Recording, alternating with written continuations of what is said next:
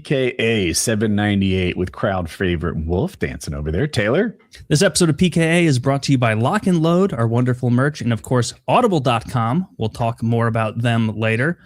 Wolf, what's new with you? How are you doing? It's been too long. It's been a while, guys. I've been doing the paintball thing on tours and stuff. It took some time off to deal with some family stuff. I've been traveling, and our production company made a couple movies, so I've been doing that stuff. And life is being freaking crazy, and I'm enjoying it. What kind of movies? Like made a couple of movies just slipped under the radar there. Well. My family, most of my brother, we run a company called Fella Productions, and we came up with a movie that just came out a few months ago. Came out called 40 Acres. Okay, and it's now on Hulu for free. And apparently, what some people thought is that when they heard 40 Acres, they thought it was gonna be like some weird slave movie, like 40 Acres and a Mule type of scenario. Or reparations. That's what I thought. Yeah. But it's not. I thought it was about a paintball course. Coming soon. Oops. But it's actually about a family who has to survive the apocalypse and fight off cannibals. Well, that title kept that a secret. It did. And it got good call. I wouldn't have guessed that in a million years. I don't want to spoil, but they have access to 40 acres to survive this apocalypse. Well, that's part of the thing, right? Like it was like a hidden farm, and I don't want to give too much away. It got 94% on Rotten Tomatoes. That's awesome. Whoa. It's gotten a whole bunch of awards and stuff. I mean, not Oscar caliber, but it's doing pretty good. And very proud of that and stuff. And it stars Danielle Deadweiler. Danielle Deadweiler. She is actually going to be the new Scully in the new X-Files TV show, and she's a black girl. So little people, when that happens, people get a little scared about it. So, but she's an amazing actress, and she's doing her thing. So the dead press for that and everything, moved around a lot, and we just had a indie film come out called Sweetness. It's kind of like a teenage what's a movie where she kept the writer in bed and like broke his legs to keep him prison? Misery. It's like a teenage Misery, but it's with a rock star. And we just released that on independent small films and stuff, but 40 Acres is our biggest one right now. And I'm just leaving that world again and getting back into my paintball tour. That's huge. Don't know how to ask politely, but do small movies that don't do like theater runs national, are they profitable? How does that work? Where does the money come from? No. Okay. I mean, once in a blue moon, you'll have something go crazy, like a Blair Witch Project type of scenario, right? So, but it's more to expose the production and the actors and give you more, show the director what they're capable of. It's almost like a expensive reel that you send out to distributors. This is how you make a resume. Yeah. So it lets you know that what we're capable of and what people can do and stuff like that. All right, Sony and Paramount, check him out. He's 94% on Rotten Tomatoes. He's willing to do the next Spider-Man, I'm told. I'm just a guy in the background. I'm just the old guy who just stays quiet and shows up on set once a blue moon. You need that for Spider-Man 4 or something. Oh, don't get me started. First of all, I'm not. Yeah. I don't know if you guys are into the whole Marvel universe thing world, or DC, or Kyle and I like it, or DC. What? I'm not happy with it. But what are your thoughts on the new Gumball Superman? I'm a Snyder Superman guy. I like when Superman was dark, along with Batman, like the Frank Miller type of Batman and Superman. I'm not a big fan of the new Superman because it's it's nice and light and cute and fluffy and nobody dies and he's saving squirrels and rabbits, and I don't know. That just really pissed me off. The new Supergirl thing. I mean, so I have a question. Yeah. Is it because it's not dark or because it's not good? Because I love Dark Knight, for example, which is pretty dark, right? Yeah. It sort of started, it kicked off the whole movement into like darker comic based movies. All right, cool. But I also like Thor Ragnarok, which was kind of silly. I know him from work and okay, you didn't. Okay. So you're just not into funny one's it's not your cup of tea. Is that the one that TT produced? It's the first one he did. The first one he did, yes. Now he did the next one too, I think, with the goats that kept screaming. Oh, that was awful. Shite. Yeah, all right, so we're aligned on that. But listen, I thought Thor Ragnarok was the strongest Thor. It was the strongest one, but I am an old school Thor dude. Like, Thor is supposed to be a serious, god-like, egotistical character. You know what I mean? And to take him and make him funny, and it just ruins it for me. Like, I mean, a couple of small things when you make it funny here and there, yeah, that's cute. But when he showed up in the original Avengers, and he jumps out of the plane after Loki, and Tony Stark's about to jump out after him, and then Black Widow goes, "Oh, those are gods. You don't want to mess with them." You know what I mean? Like, and it was like, serious Thor is like what it should be. What did Captain America say? Like, there's only one God, man. Yeah, he jumps up the back of the plane. Exactly. Love that. Yeah, it's only one. Yeah, that's the Thor. That's how Thor should be. It's like hardcore serious. And yes, it's comic. They're comic books and not supposed to be serious, but it's like. The Frank, for instance, Frank Miller's Sin City. I don't know if you know the whole comic book world like that. Hardcore acting, hardcore comics, like rated R stuff. When you saw the full Snyder verse, what is it? Was that DC group? The Snyder Cut, director's cut, Snyder Cut of Justice League. Thank you, Justice League. That was hardcore. Like, it was 10 hours to watch, but you saw Wonder Woman's people dying and going in the ocean, and you saw that was one of the better scenes in the whole movie. Was the whole beginning when the Amazonians are fighting with fucking CGI man. That was a cool. They're on the horses. They've got like the MacGuffin, and they're passing it from one Amazon to the other. Yeah, they're like giving their lives to get it a little further. It was reminiscent of that scene from Andor or whatever, or Rogue One when they're trying to get the Death Star plans down the hallway. Yes. That was a cool scene, and they're getting expanded crushed on all the characters, and it made them. It made, you got some time with The Flash. You got some time with Aquaman. Everybody got developed a little bit better. But they shot themselves in the foot by not starting with the individual films the same way that Marvel did. They wanted to catch up in 5 years instead of 15 years. And they ended up having to do a full reset with your gumball Superman, as you called him. I don't think I like Superman. Like, I just don't. I don't think I've ever liked any version of Superman that I've ever seen, really. He's so vanilla and right down the middle and really doesn't have anything distinguishable about him. He's good old American farm boy, pure at heart to a fault, and he's not even all broken up about what happened with Krypton and his parents or whatever. That doesn't really haunt him or affect him.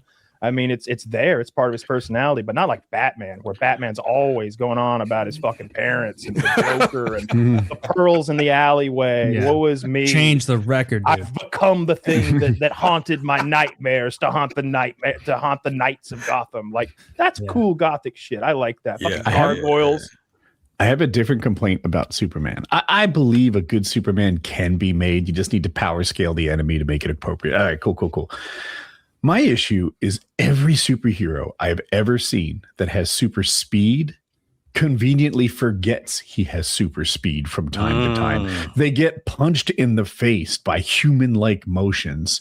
And I'm like, what are we doing? This guy is faster than light. This guy reverses time. This guy moves so quickly that I can't even perceive it. There was in Invincible, there was a character who was talking to his girlfriend, and it's hilarious because he's like, this is so intensely boring for me.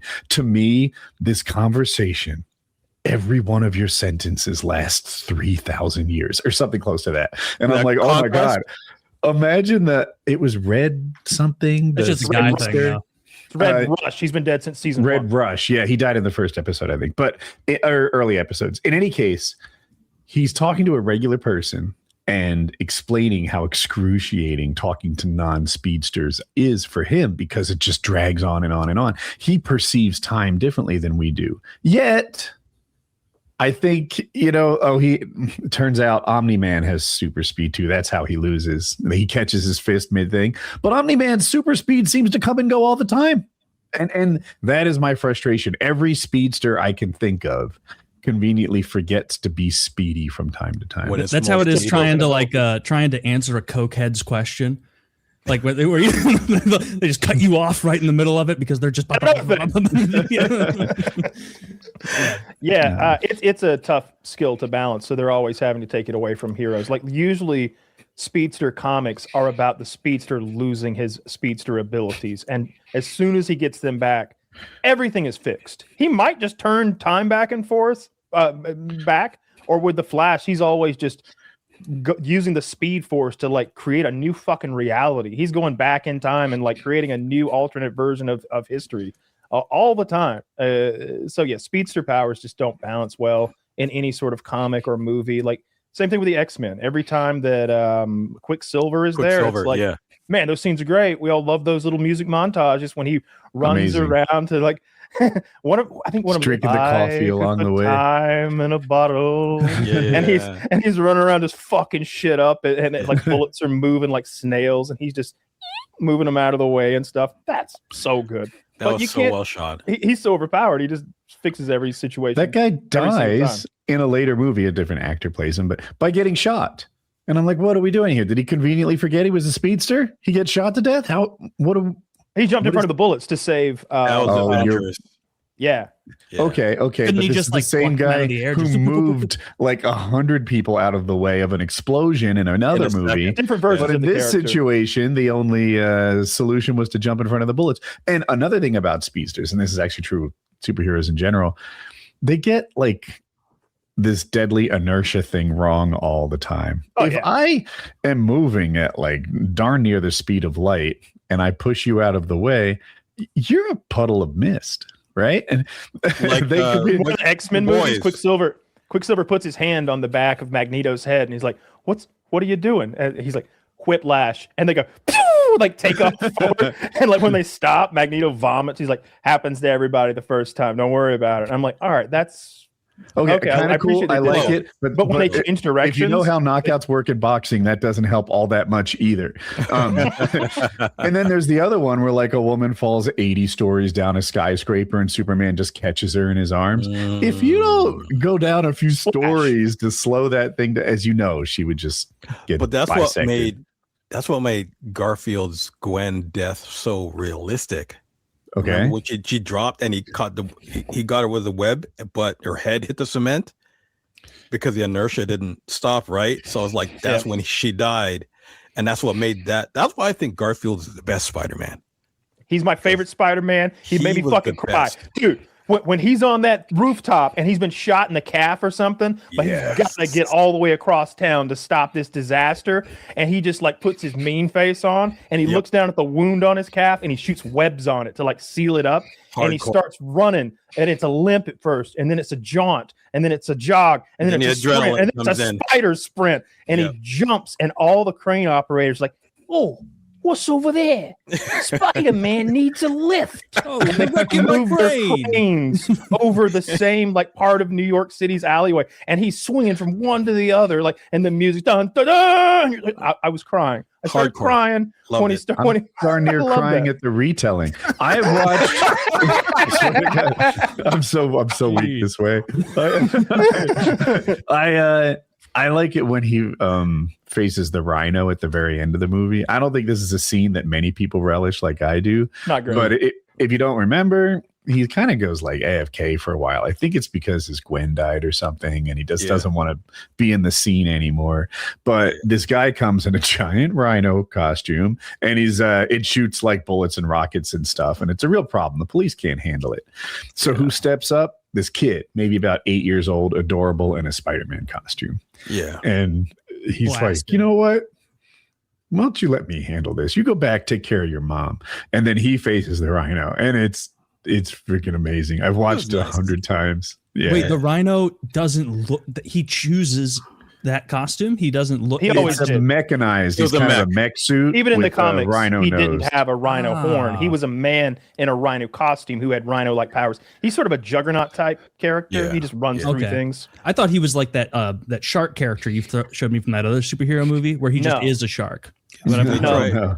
They tried to embody King that. Shark. He's like a Hawaiian or Pacific Islander shark god personified. He's a bit like Thor, but like a low-rent Hawaiian Islander version of him. They have this shark god there that like they actually do. I mean, he's not real or anything, but They attempted to do Rhino in Kraven the Hunter. we solved that one. That didn't work out too well. Yeah. No, those moments get to me. Like even in the Tobey Maguire Spider-Man when he's on the train and the New Yorkers are like stepping in front of him, like, you want to mess with Spider-Man, you got to go through me first. That's fucking Joe Rogan's buddy. Fucking what's it? Joey Diaz. That's Joey Diaz. In From that I'm telling you, Joe Rogan, I was on the shit ton of edibles. I actually stood up. I said, go through me. My God, can you imagine? Like, this guy would have fucking blasted me. Then these two little and the New Yorkers don't fucking take pictures of Spider-Man with his mask off. The little boy just says, "Here you go, Spider-Man," and hands him his mask back. The little boy is Tobey Maguire's brother. Those are his two real life brothers there that are handing him his mask. I like it when that You guys happens. know all the fun facts. Was he the gay yeah. one in Sopranos? No. Okay. All right. That would have been funny if Oh no. You're Vito talking stood up. about Isn't it Vito?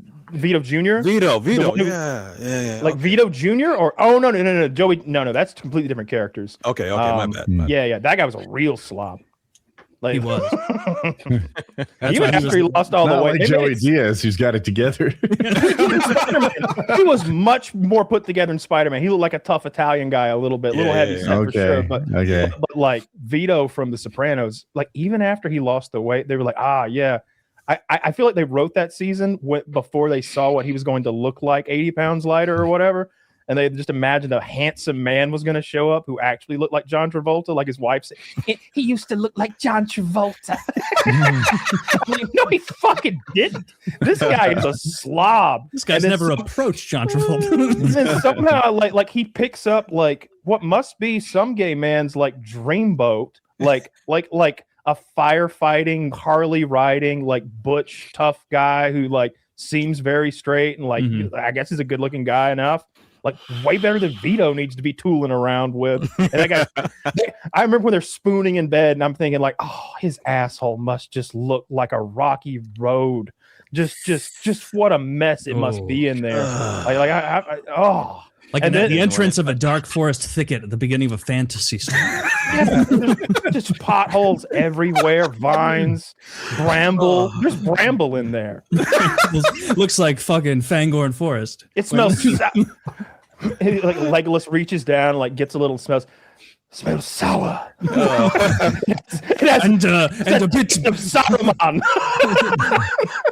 Gimli's like smells a bit smells a bit bleachy to me, Elf Lord. Jesus. We touched on Invincible. Yeah. I don't know if we want to give spoilers, but have you guys seen that new episode? I'm current. Yeah. Oh, it's Jesus. My friend said it was the single best episode of Invincible ever. No, I don't know if I agree with that. What's the best one ever? Scene was the best episode. The conquest fight. The conquest fight is for me. The first conquest fight is the best episode in all of Invincible. I was nauseous by the like 3/4 of the way through it. He's like when he's fucking Oliver up, and then Mark keeps getting more and more fucked up to the point where you're like, he's out of commission. And then he comes back and he's just like compound fractures attached to a torso, and he's screaming bloody murder. And then the fucking the magic hits Conquest and melts his skin off. But all of those Jeffrey Dean Morgan lines, it's something like, "Stand ready for my coming, worm." Fuck, what did he say? Is that what he says? Does that mean something different than he might have gone for? I don't know.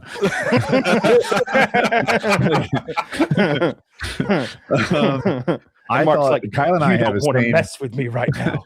I just want to hit something as hard as I can. Great. I was watching the last one, though. Not only did it have a really good fight scene, which I enjoy, but I had kind of wanted to see. I can't remember her name. Mark's mom talked to Omni-Man again. Debbie, thank you. Yeah, that scene where Debbie and Omni-Man talk about realistic. The past. It was, and I wanted to see where that would go. I always kind of wondered like how Nolan would handle this. And Invincible spoilers, by the way. Sorry, guys. Yeah. Light. I was light spoilers, right? We're keeping the details out, but to me, that episode had two major things. We got to see Debbie talk to Omni-Man, and we got to see another big fight. The chick, the girl with the mech. She's new to me. Where'd she come from? And why do they think she's a threat? Like she's not. She doesn't do anything that great, dude. She's like me playing a shooter on my worst day. She does nothing but miss with her bullets, and they don't like do anything. You know the circus thing where they throw the knives next to everyone? That's all she did her entire fight scene. Missed by a little. Out of all the people they could have gathered for that army, why? It didn't make no sense to me. But it's funny because I was watching when the new season started, I was watching it, and when you saw what happened to the Viltrumites, my son goes like, "They had it coming." I don't feel bad for them. They had it coming. All those billions of bodies in space, and I was like, I totally agree. Those Viltrumites are just jerks, bro. It's like they had it coming. I'm sorry, I don't feel bad for them. It says something to me when a person, or in this case, a race of people, is awful when they're on top and have everything. And then they're awful again when they're on the bottom and don't have anything. Like there's no situation in which these aren't terrible people. All right. That's all I need to know. I, for one, welcome the Viltrumite Empire. They're literal space gods. They fly from planet to planet. They don't even have spaceship. Well, they do, but the spaceships seemingly are further like minions to use. Yeah. They don't need them, apparently. They can just fly wherever they want. They're space gods. Why do they have Why minions? not allow them to rule our planet? I would absolutely. I'd be a collaborator. I would absolutely be like, I'd be wearing like an Omni-Man fucking shirt. Everybody be like shitting on me in public and stuff, calling me a traitor. I'd be like, you don't get to choose. You'd be wearing latex and a ball gag. They're here to breed. Whatever they want. Whatever they want. Like whatever they need. You know, like I feel like we're only going to benefit from bending the knee to the Viltrumite Empire. Did you wear underwear under your chaps? This is the last time I talked to you about this.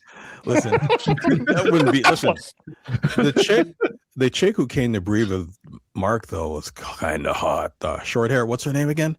Yeah, I can't think of her name, but Anissa. I don't know if you've read the comics, but she's coming. I back. know what happens in the comics. Okay, yeah. what do you? I wonder if that's going to happen in the show. No, pretty hardcore. You say no? I think her time has passed. I don't think they're. Are we going to get Fat Eve? I wonder about that. I'll give it. They call her Fathom Eve. This I will spoil for people. It's not a big spoiler, but people who watch the show know Eve is pregnant. That happened a few episodes ago. Catch up. And she gets fat while she's pregnant, and then she struggles to lose the baby weight. But Mark fucking digs it. Mark's into Fat Eve. And I wonder if that whole thing will play through on the TV show. Despite the fact are you talking about the comic? Yeah, I think so. Well, I've watched YouTube videos about the comic. I'm not an actual comic reader. Okay. Yeah, despite the fact that her powers are seemingly magical and allow her to like rearrange matter and energy itself. Like, I feel like she could slim herself down. She'd give herself a BBL if she wanted. Yeah, I always thought that about the heck is Elastigirl? Elastigirl. Oh yeah. Elastigirl could look any way she want, and she chose fucking thick. Yeah, booty is crazy. Jesus, well, there must be a relaxed state for the stretch people, just like how like Mrs. Incredible, like she snaps back to the normal. Or do you think she's always spending 2% of her powers? I think she turns into like a puddle when she falls asleep. Oh, that is worse. Yeah, like a big bowl of spaghetti. She's just everywhere, and then she wakes up and she sort of puts it all together. But hold on, they don't. The thing is though, like it's like mutants, right? Some of them have to use their power to look human, and some of them just look human. It depends, right? So it's like the Elastigirl. I think they don't tell us how they get their powers, but Elastigirl is like, I think she just stays in her normal state until she wants to change. I don't know. I never saw that movie. You never saw The Incredibles? You're just saying things. The Incredibles was that might be my top all time. I don't watch it. Amazing movie. That was a good Incredibles movie. is good. Have you seen Incredibles 2? No. Yeah. And I saw the first one when I was much younger when it came out. But I remember the beginning of that movie when it's Mr. Incredible, Jack, huge, yoked, and he's like working at some bullshit like call center or financial firm, and he has to go in, and then like that actor who's in Princess Bride, who's like, "You can't outsmart a Sicilian!" Like he's yelling at him and being like, "Get your shit together!" It was such a comparison of like how, this is really terrible. He could just kill this guy if he wanted. Like get back in the mix. Yeah. to me as a kid that delivered like oh damn, this guy's life sucks. He's got to stop resisting who he is and dive back in. Shout out The Incredibles, solid movie. It's especially when you had kids at that moment and you had to see a whole bunch of crappy movies. That's one of the movies you loved watching time and time again. Because kids like to watch movies 100 times, right? Like The Incredibles is one of those movies that you didn't mind if the kids wanted to watch it again because it was kind of dope. Another one I didn't mind. It wasn't superhero related, but my youngest brother, about 7 years younger than me, was the perfect age to rewatch Ice Age all the time. That movie with like Ray Romano, who played the woolly mammoth, and then there was the saber-toothed tiger, and then Sid the Sloth, and it was all that. How do you not know these movies, Kyle? You're missing classics. I don't watch modern animation. Oh well, this is from like 20 plus years ago. I guess maybe that's still. I consider modern. that modern. Yeah, but like that was a movie he would always put on over and over, and I never like. Every time I'd walk in, I'd be like, "Oh, yeah, there's always a good scene coming up." At Kyle, have you given anime a try? Probably, yeah, I have, but nothing that I can like remember the name of. I watched a bunch of the 1990s anime movies that are like R-rated, the good stuff, like maybe Appleseed, and then maybe like something suit like Gundam Suit or something. There's like hot people who are like created. They're like cyborg / people, and they're in suits, and they're always stripping down naked, and there's titties all the time, and it's like in a good old days. Japan maybe.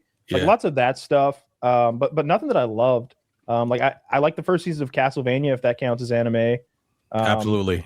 I don't dislike animation. I don't like the family Pixar stuff, like Disney, like new age stuff. Like I know it's like Toy Story, food, Bugs Life. All right. Those I've seen, and those are that's very good. different. The 3D, that's different from anime, right? Like I'm talking, like Kyle's talking about, like Ninja Scrolls, old school Akira stuff, right? Like I watched Akira. When anime was hardcore type of thing. I watched a bunch of that stuff. Solo Leveling is the newest one I started watching, and it's like rave reviews. I thought it was kind of boring, but I guess the new kids, are they Gen Z now? I don't even know, but they're like too offended for the hardcore stuff like we used to get, if that makes any sense. Like we used to get some brutal half hentai porn stuff and killing, you know what I mean? So it's like the new nudity stuff has very... left all forms of media almost, except for male nudity. I remembered John Krasinski has a show called Jack Ryan on Prime. Good show, but they ruined it.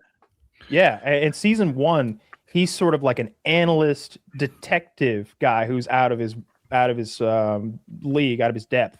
And then by the 3rd season, they just turned him into another Jack Reacher type character. He's just a badass assassin man now. Yeah. And it's like, well, you lost the whole spirit of the show. And not only that, I think it's the 3rd episode of the 1st season.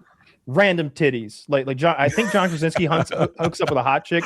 Great titties, and I was like, oh my god, finally a show with a little bit of nudity to keep just sprinkle a little bit of that into those boring scenes, and you'll tide me over to the next interesting plot point or whatever. And I watched a couple seasons of it. There's no more nudity, and I thought about that like a week ago, and I googled like Jack Reacher nudity, and there's all these articles. Distasteful scene that turned viewers off, like out of nowhere for no reason. Breasts. I'm like, yeah, exactly. That was exactly. Point. That's the point. Remember the Steven Seagal movie when she came out of the cake on the ship? Yes, I do remember that. Huge, Under Siege. Was that Tracy Lords? Like it's a porn star or something. Oh, is it? But it's a pivotal scene in the movie. I mean, we didn't need it, but like we needed it. Day, it was I remember necessary. that scene. Yeah. And that was like crazy. It's by Erica Eleniak. Here's the scene. How many of those articles that are like, this is a despicable display of female, how many of those authors do you think are fat women? Like 100% conservatively? Like 100%. Like 100%. It I don't know who, and horror movies are the same way. Like I've been watching a lot of like 70s, 80s, 90s horror, and it's like, oh my god, this is half a fucking porno. There's titties every third scene, there's some big old titties, and then they kill her for pulling them out. In the horror movies, like the 80s horror movies, at some points you're like, we got to get back to the monster because I'm starting to feel the danger level lowering. Like my idea of how dangerous this is diminishing by minute 6 of her naked in a bedroom. Listen, Hellraiser had like a hardcore sex scene in it, bro, and it's like, damn, they don't make them like that. The first Hellraiser, when they're like on the dirty mattress and all that stuff, and I like showing my kids the old school horror movies to make sure they have some culture. Yeah. But sometimes I forget there's a scene in there. It's like, hold on a second, hold on. I feel worse for your kids than you in those situations because there was nothing worse than when your dad's like, "Hey, you're 10 now. You're old enough to watch this." Just something he remembers from like 1980, and then you can feel him tense up when he's like, "Oh, I forgot there was, 5 different 3-minute long scenes of this happening throughout the film." But I'm sitting there and I'm like, should I like give a frowny face and shake my head to show that I know I shouldn't be seeing this, or do I just kind of like ride it? All movies had titties. It was Under Siege is an action movie with Steven Seagal and Tommy Lee Jones. Great titties. All those horror movies have titties. Comedies had titties. National Lampoon's Vacation with Chevy Chase and Beverly D'Angelo. Beverly D'Angelo gets naked in the shower randomly about a quarter of the way through the movie with her big old nice titties. All right, let's not forget Christy Brinkley. She doesn't get naked though. She just kind of shows her thighs off in that red car, that Ferrari or whatever. Well, there's a swimming pool scene. Are you sure she doesn't go skinny dipping? Is that her at the swimming pool? I don't think it is. I think that's a different lady. Okay. Are you thinking about Christmas Vacation when he imagines the lingerie woman like getting on and diving into the pool?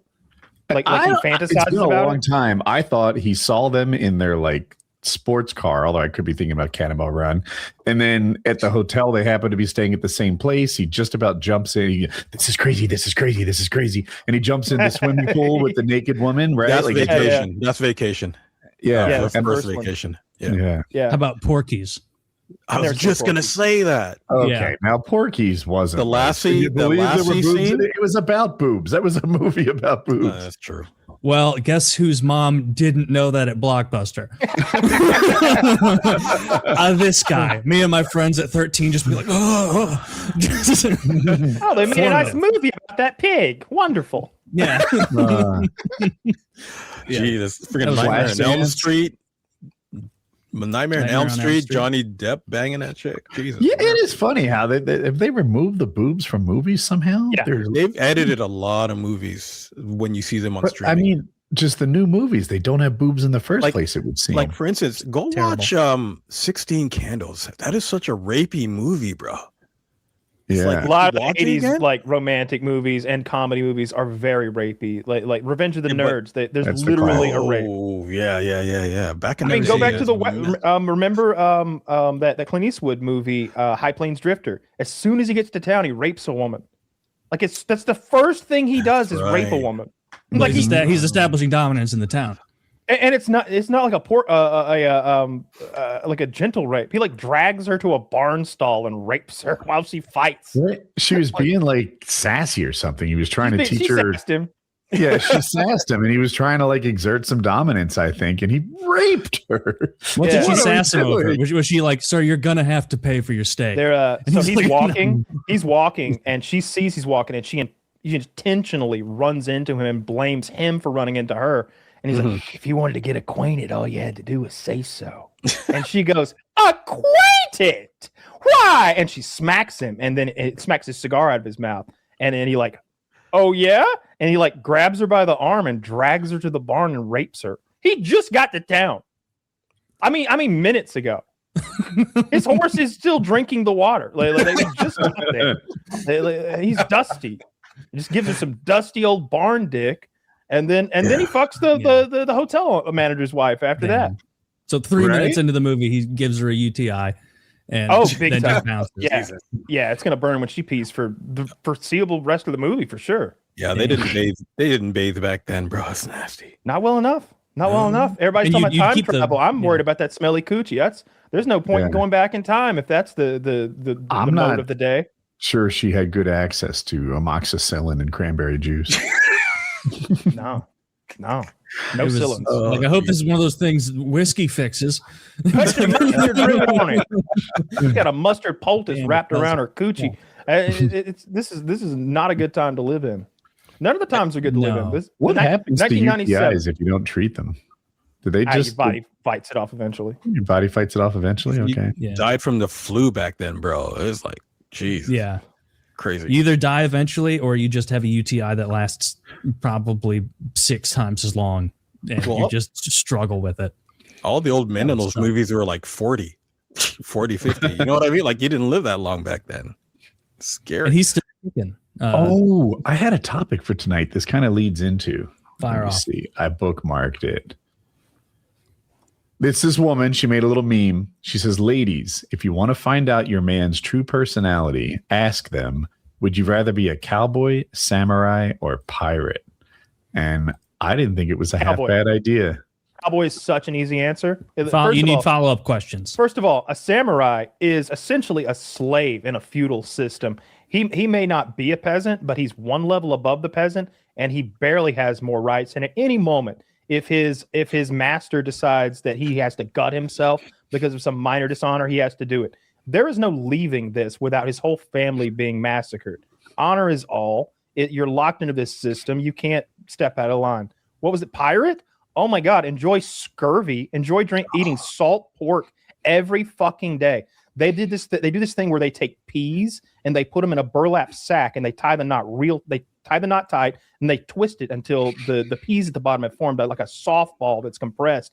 They boil that and then serve it unseasoned. That's the main thing you eat is boiled peas with nothing on them, salt pork, and that bread. What's it called, Taylor? The Hardtack. Hardtack. Hardtack is flour, water, salt if you're lucky, and then they bake it not once, but twice. They remove every ounce of moisture. It lasts for decades because there's nothing in it except for the mealworms. There'll be plenty of mealworms in it every day. You'll think of those as protein after a while. Protein. I was just gonna say that. Let's not forget that like you are basically, you said pirate, not privateer. You are a wanted criminal. The crown has a bounty on your captain's head and on your head. You will be hung on sight if you approach civilization. Yeah. Cowboy, you've broken free from the system. You are a hired gun, if you will, for any cattleman service that's out there. Mostly what your job is riding cattle and escorting cattle from Texas to Montana and back on repeat over and over. It's rough, it's tough, but you're free. You have money and you have pussy every town you hit. You got guns? Anyone have a different answer or a different reasoning? I you know what? I was thinking about the samurai thing, but he mentioned, being under a shogun your whole life, which it really sucked. And if someone screwed up, you might have to commence seppuku. So not cool. Did you know? By the way, did you know why? Don't change the topic. No, same topic, kind of. Did you know why pirates wore eye patches? Wasn't it like a I'm going to depth preserve perception night thing? vision, I'm guessing. Okay. I just found that out because night vision. everyone I thinks just made it up. it's because really. Yeah, I guess. Wait, Yeah. get the hell out of here. Okay, I guess. it's because going from above to below deck, you wanted to keep your night vision, right? So you'd switch them over when you go below deck when it's so dark underneath, or vice versa. If it's lit underneath and you want to go above deck at night, you can see better, type of thing, right? Okay. So that's why. But I think I have to go with Kyle with regards to the cowboy thing now, because that kind of makes a little bit more sense. I went with that too. It wasn't for the exact same reasons. It was mostly the sweet spot, I think, of how honorable I aspired to be, right? Cowboys literally rape and pillage for a living. I meant to say pirates. Nobody wants them. They go from, I guess, location to location, stealing, raping, and then running away. Like Kyle said, they're always, on the lam. They're from authorities. Nope. That's not the life I want to live. And they're terrible, awful people. The idea of sailing and the adventure appeals to me, but the downsides are too much. On the samurai thing, very little adventure as far as I can tell. I think they mostly kind of like protect a town.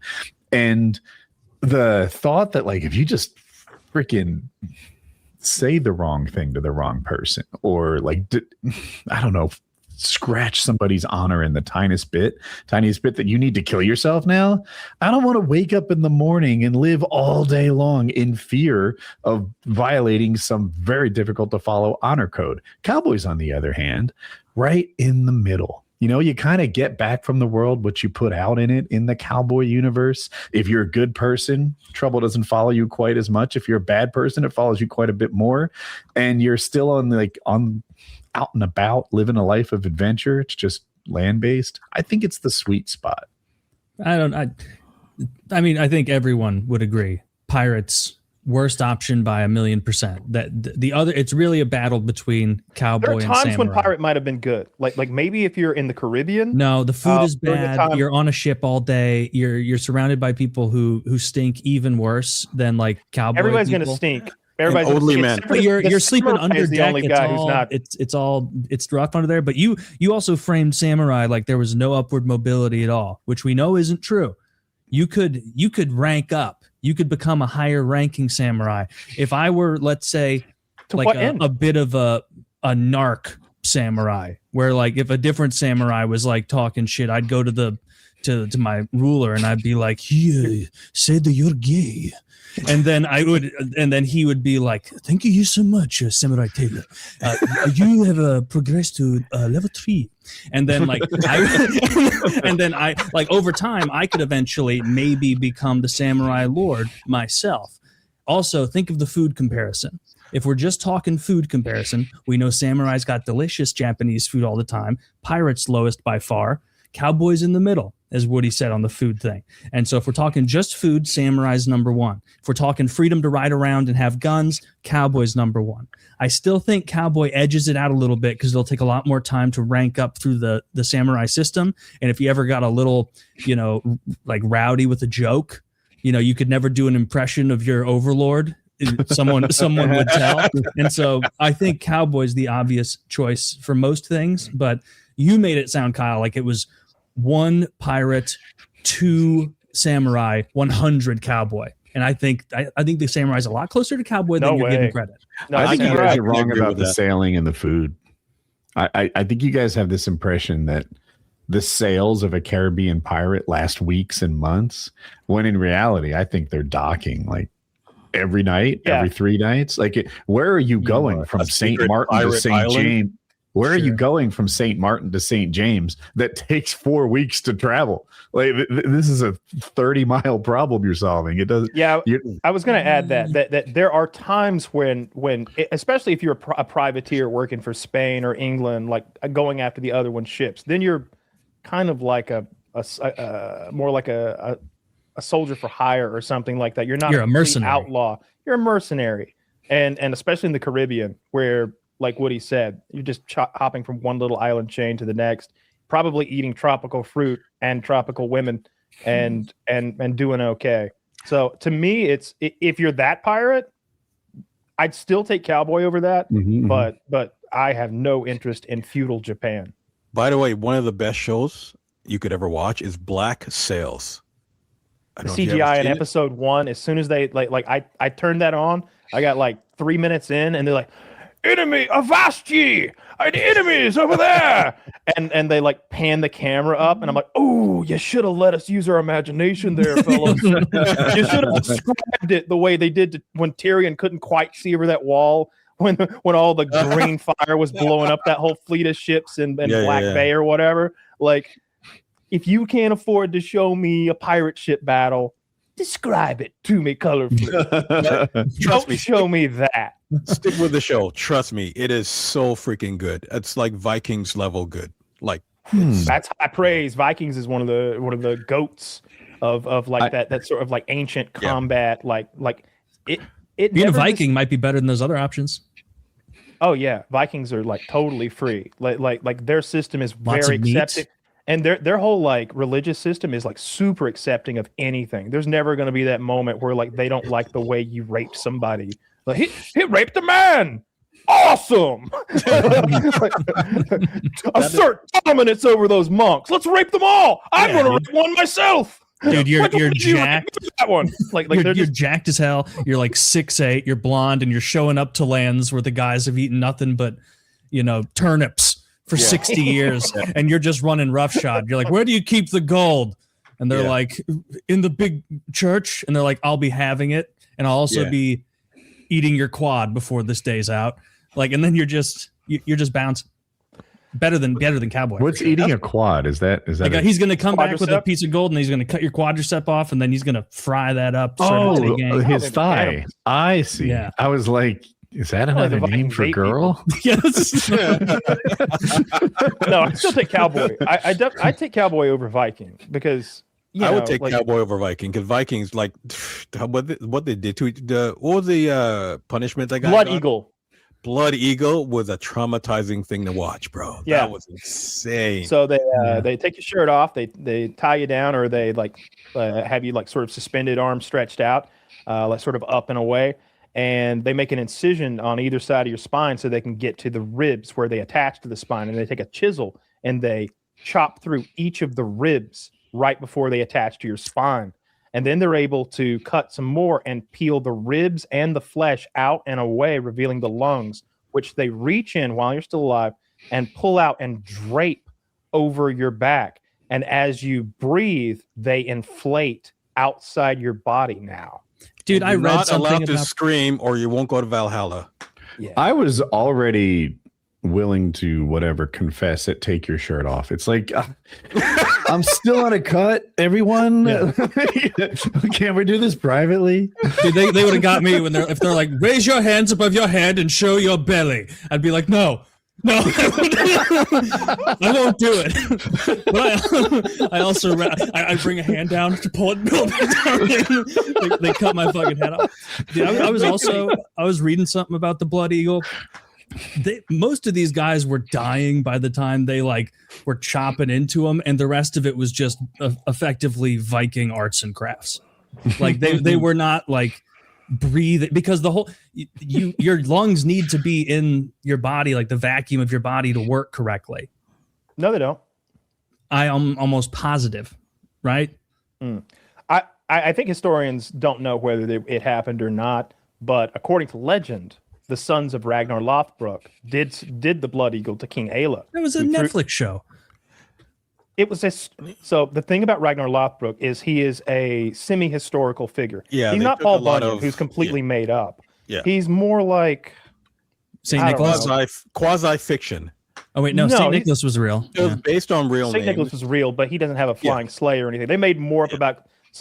The only thing is there is a myth about Ragnar Lothbrok slaying a dragon. So like when you like salt the rest of his stories with that on the side, you're like, did he really do that other stuff? But seemingly he did do some of it, and he was at least a real person. The the TV show is tremendous. It's pretty entertaining. Yeah, I like it. I played Ragnar. I can't see him in any of their. Well, Raised by Wolves was good, but he was so intense. Yeah, well, he was so good in that role. Like it's hard to see him do something else, because like other Viking show with his mannerisms. Are you talking about Last Kingdom with the one that one guy whose voice is so oddly cadenced? He speaks for like 6 different seasons. He talks to everyone in this way, and it's like that must be exhausting. Like just you mean his son, the boneless Ivar? No. This is Last. That's Kingdom. a show called Last Kingdom, which takes place. It takes place within the same time period, roughly. They overlap as Vikings, so you get some of the same characters, some of the same regions of Wessex and Northumbria, ancient England, and such. And then the third Viking show, which I think is also good, is Norsemen, and it is a comedy. It is a Viking comedy that takes its Viking stuff very seriously, and it's that like it is funny. It's humor, like a little slapsticky. The humor is weird. The humor is that what's that region called as a whole? Nordic. Yeah, it's like Nordic humor, I guess, and it's very dry and dark. Dude, they're all standing around after a battle, like they just won, and one of the guys is like, Jeff, how do you know you're killing the right people? I saw that. Yeah, I saw that. And he's like, what do you mean? He's like, well, we're not wearing uniforms or anything, so how do you know? He's like, well, I think I know our guys. He's like, 20,000 men. He's like, I think so. Yeah, I can tell our guys. He just points to a guy immediately, and he's like, "Did you know him?" And he's like, "Or did you kill this guy?" He's like, "No." And he's like, "Because that is my friend. We grew up together." Childhood friend. Yeah, my childhood friend. That is Honus. I know him 28 years. You slashed Honus's throat. You're wearing his penis. You cut off Honus's penis. Yeah, Didn't the woman rape him or something? And she just like, this one's been raped, and she's like, they defiled his corpse or something. The woman was always raping monks. Like she would ride monks and fuck them and then cut their dicks off and make a dick necklace that she wore around all the time. Oh, It's Jesus, great. Murphy. Yeah, It's a stinky necklace. and she gets home and her husband is like hearing her talk about all the monks she raped, and everybody's having a big laugh, and he's like, "Those are enormous penises. These monks must be half horse." And she's like, "These are kind of pretty average, actually." This is actually like about 5 weeks of salty air, shriveling them up. Yeah, that's a funny show. Yeah. The Vikings were a pretty intense culture. That would have been the worst thing ever, to just be a monk trying to do your prayers, writing stuff down, copying things, and then you see those fuckers. They're just gigantic, and they're not into farming for themselves. They figured out a little bit. Take other people's stuff. Turns out Norway not as sick as the United Kingdom. Rocky soil. A little tough. Yeah. Harsh winters, rocky soil. They rape and pillage because it's all there is for them. Yeah, I wouldn't want to be a Viking either. That seems like a rough life. That seems like a really rough. I'd put Viking between cowboy at number 1 and samurai at number 3. I don't want to be on that uncovered boat, like just sailing to England. You know what? Yeah, but you know what changed your mind about the cowboy thing? Did you watch? Is it 1923? I've seen all. Yeah. Yeah, that's like a hardcore cowboy existence. It'll be fine as long as you don't drink crick water or be a whore across half of Montana. Like, keep your legs closed and you won't get shot with a doo-doo arrow. That's the way what I took. No. You're on 1823. He said 1923. Oh, well, you know what? 1823 can count too. That was even worse. You know what I mean? Like, they're both the survival was crazy. Jeez, especially having to travel. Like, Jesus, that was like, what was that series on Netflix? Okay. Primeval. You knew where I was going. Yeah, like that was so hardcore, bro. They arranged this before the show. They arranged it. Doesn't even make sense if I did that, does it? Kyle, what was that one on Hulu? It must have not been that good. Well, I know the one that I would mention. I'd mentioned the one about with Ethan Hawke is that like evangelist with the 2 pistols. I said get. But you've never seen that, so you're not referring to. I know the one you're talking about. I knew he was referring to Primeval because we were talking about dark westerns, and Primeval is the only other one, and it's on there, and it's very dark. It's more about crazy. Yeah. That's that. I don't know if I want to live that existence because that was hardcore, bro. Kyle will know this too. What's the name of the really slow burn with Kurt Russell Indian movie? Bone Tomahawk. Bone Tomahawk. Do not watch that if you have a stomach issue because that was messed up.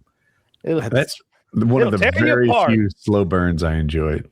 Oh, that was that show took like 90 minutes, or that movie, to go 0 to 1, and then like maybe 15 seconds to go from 1 to 60. Where it was like, oh man, we're done with dialogue, I guess. Like, we're just they told you that we had a frightening problem to deal with, and then suddenly the problem's here. Yeah, that's a tremendous movie. I love every moment of that movie. Really, I can't love all that dialogue in the town. The guy walks into Kurt Russell's house and he's, "Why are you in my breakfast?" It's like such an odd way to phrase it. And the backup deputy, like his memory's failing him. He's got his sad old dead wife's grave he's visiting. I like all that. I even like what's his name? That goofy guy that used to be married to Courtney Cox and does WWE now. Like his goofy like running around and stuff. All that's good stuff. Yeah, nobody was safe in that movie, bro. That was insane. Yeah, I like movies that genre switch, like at some point, and I love when I don't know it's coming. Like from Dusk Till Dawn is the greatest example of that. You start off with like a slick crime gangster kind of movie, very Tarantino, very violent, and then out of nowhere, Then Vampires. the middle third is a lot of toe sucking, and then and then you get to the vampire part. I went to see that movie in the theater, and we didn't see the trailer for it. Oh, that's tremendous. So we thought it was a gangster movie starting out like Reservoir Dogs or something like that. And then it just went left field. And I'm a huge horror fan. So it was magnificent. Loved it. Crazy. I had never heard of it when I watched it. The people like Tarantino and his bunch, who were the guys who were being harassed by the vampires, they weren't stupid. I'm so done with the whole so 3 of us got murdered, but maybe we can just start kicking back, watching TV. Yeah, Harvey Keitel gets him going. Harvey Keitel's like, all right, listen up. First of all, I don't want to hear anybody say that I don't believe in vampires, because I don't fucking believe in vampires. But that's a fucking vampire. Right? And they're like, this guy's a priest. He has a weapon of mass destruction or something like this. He can turn any water into holy water. You get cooking on that. And I'm like, we're putting a plan together. Everyone's on the same team. No one's a complete moron. That's my favorite part. It's hard to find a horror movie that's not dumb teenagers doing stupid stuff. Yeah, you got different levels of horror movies, right? So you're gonna have that, and then you're gonna have the hardcore, and you know what I mean. So we like the B ones, the B rated ones. I like gothic horror, like village horror. I like stuff like Midsummer, Blood on the Devil's Claw, Wicker Man, that Netflix movie where he goes to the island looking for his sister. I really love what's the one where the 4 or 5 guys go on that like Icelandic hike in the woods, and some bastard son of Loki has a cult out there. Yeah. Oh, it's on Netflix. Are you making this up? No. It starts with the R. Ritual. Is it the Ritual? Yeah. It is the Ritual. The Ritual's very good. I've actually seen that one. I've seen it. I watched it this month. I've seen it 3 or 4 or 5 times. I love that movie. It's so good. There is there's a Spanish director who's made some of the best horror movies that exist. One of them is called When Evil Lurks. Yeah, I've seen it. Yeah. So freaking good. I've seen fucking every movie. Yeah. So freaking good. And there's another one. What's the movie? I sent them a clip of from When Evil Lurks, and they were freaked the fuck out. It's with the dog. The dog. When that dog is sitting there, and the camera keeps cutting to that pit bull, and you're like, man, that's a scary dog. Keeps cutting to it, and you almost forget about it, and then it grabs that fucking toddler and fuck. Yes. He wrote another movie you must see called Terrified. I've seen it. It's the best one. It's the best one. Terrified is scary. Yeah. Terrified upset me. Bro. This guy's basically being haunted, and he doesn't know what's happening. So he sets up a camera to watch his bed while he sleeps, so he can see what the hell's going on at night while I'm asleep. And he's watching that footage back, and this creepy fucking like pale naked man crawls out and is like looking at him and like studying him in his sleep and being weird. And he's horrified watching that this has just happened to him recently. And then I think the thing like crawls under his bed, and then he like realizes it's under the bed now. It didn't leave.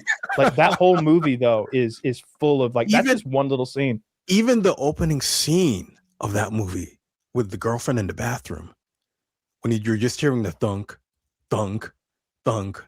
I haven't seen it in a couple years, but I remember thinking. I don't know if I want to give it away, but it's Terrified, right?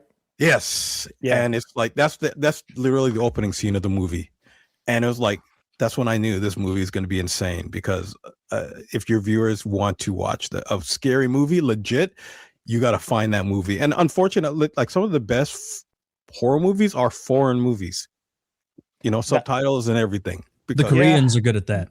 The Wailing is very good. Insane. And then you'll have like American producers come and steal their ideas and then put it in English and screw it up, like The Ring, and what's the other one they stole?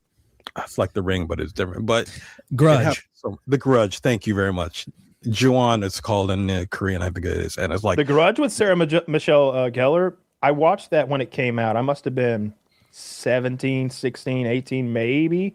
And I watched that at my cousin's house at like 3, 4 in the morning. We popped that thing. We went and rented it, popped it in. And man, that was the scariest movie I'd ever seen at that age in my life. When that little thing is going, Yeah. Grudge sucked. I did not like that. I thought the Ring was way scarier. I wasn't scared of the Ring. Well, it's because I put myself in that situation, and if somebody gave me a VHS and they were like, "Don't you ever watch this," I'd be like, as soon as I get home, like I'd be like, "All right, what are we?" Because I know what I'd think. I'd be like, "There's gonna be tits." Yeah. 100%. What was the one with the in the Japanese house and you see the little kid all in white looking down the stairs? Oh, I think that's the Grudge. Is that Grudge? Maybe it's one of the that Grudges. cat-faced boy with very pale skin. Yeah. He's always popping up he'll like be under the covers with you, or he'll be under your desk. Yeah. You know, my problem with the Grudge is I saw Scary Movie first. Oh, Or a Scary Movie or Scary Movie 2, whichever one lampoons the Grudge, and I couldn't really think of that little Asian boy running around acting spooky. I can't watch those movies, but I can't watch those. I can't watch the funny movies like that. It kind of ruins it for me. Yeah, when you're like 14, though, those are all. I like Scary Movie. Bad. I like all of them. They're making a new one. The preview looked terrible. I like the Wayans brothers enough. Yeah, but it looks like they went back to their old tricks and don't have it anymore or something. To me, that's what the trailer looks like. Like that's supposed to be some of the best content in the trailer, and I was like, that's kind of cringy. That's not really funny. But those especially the first three, are really fucking funny. Like they take my strong hand. Yeah. Go take your other hand. No, it's not strong enough. And he starts like hitting his face with that weird. He's like, and he just lets go of the gutter and falls down. Like, love that.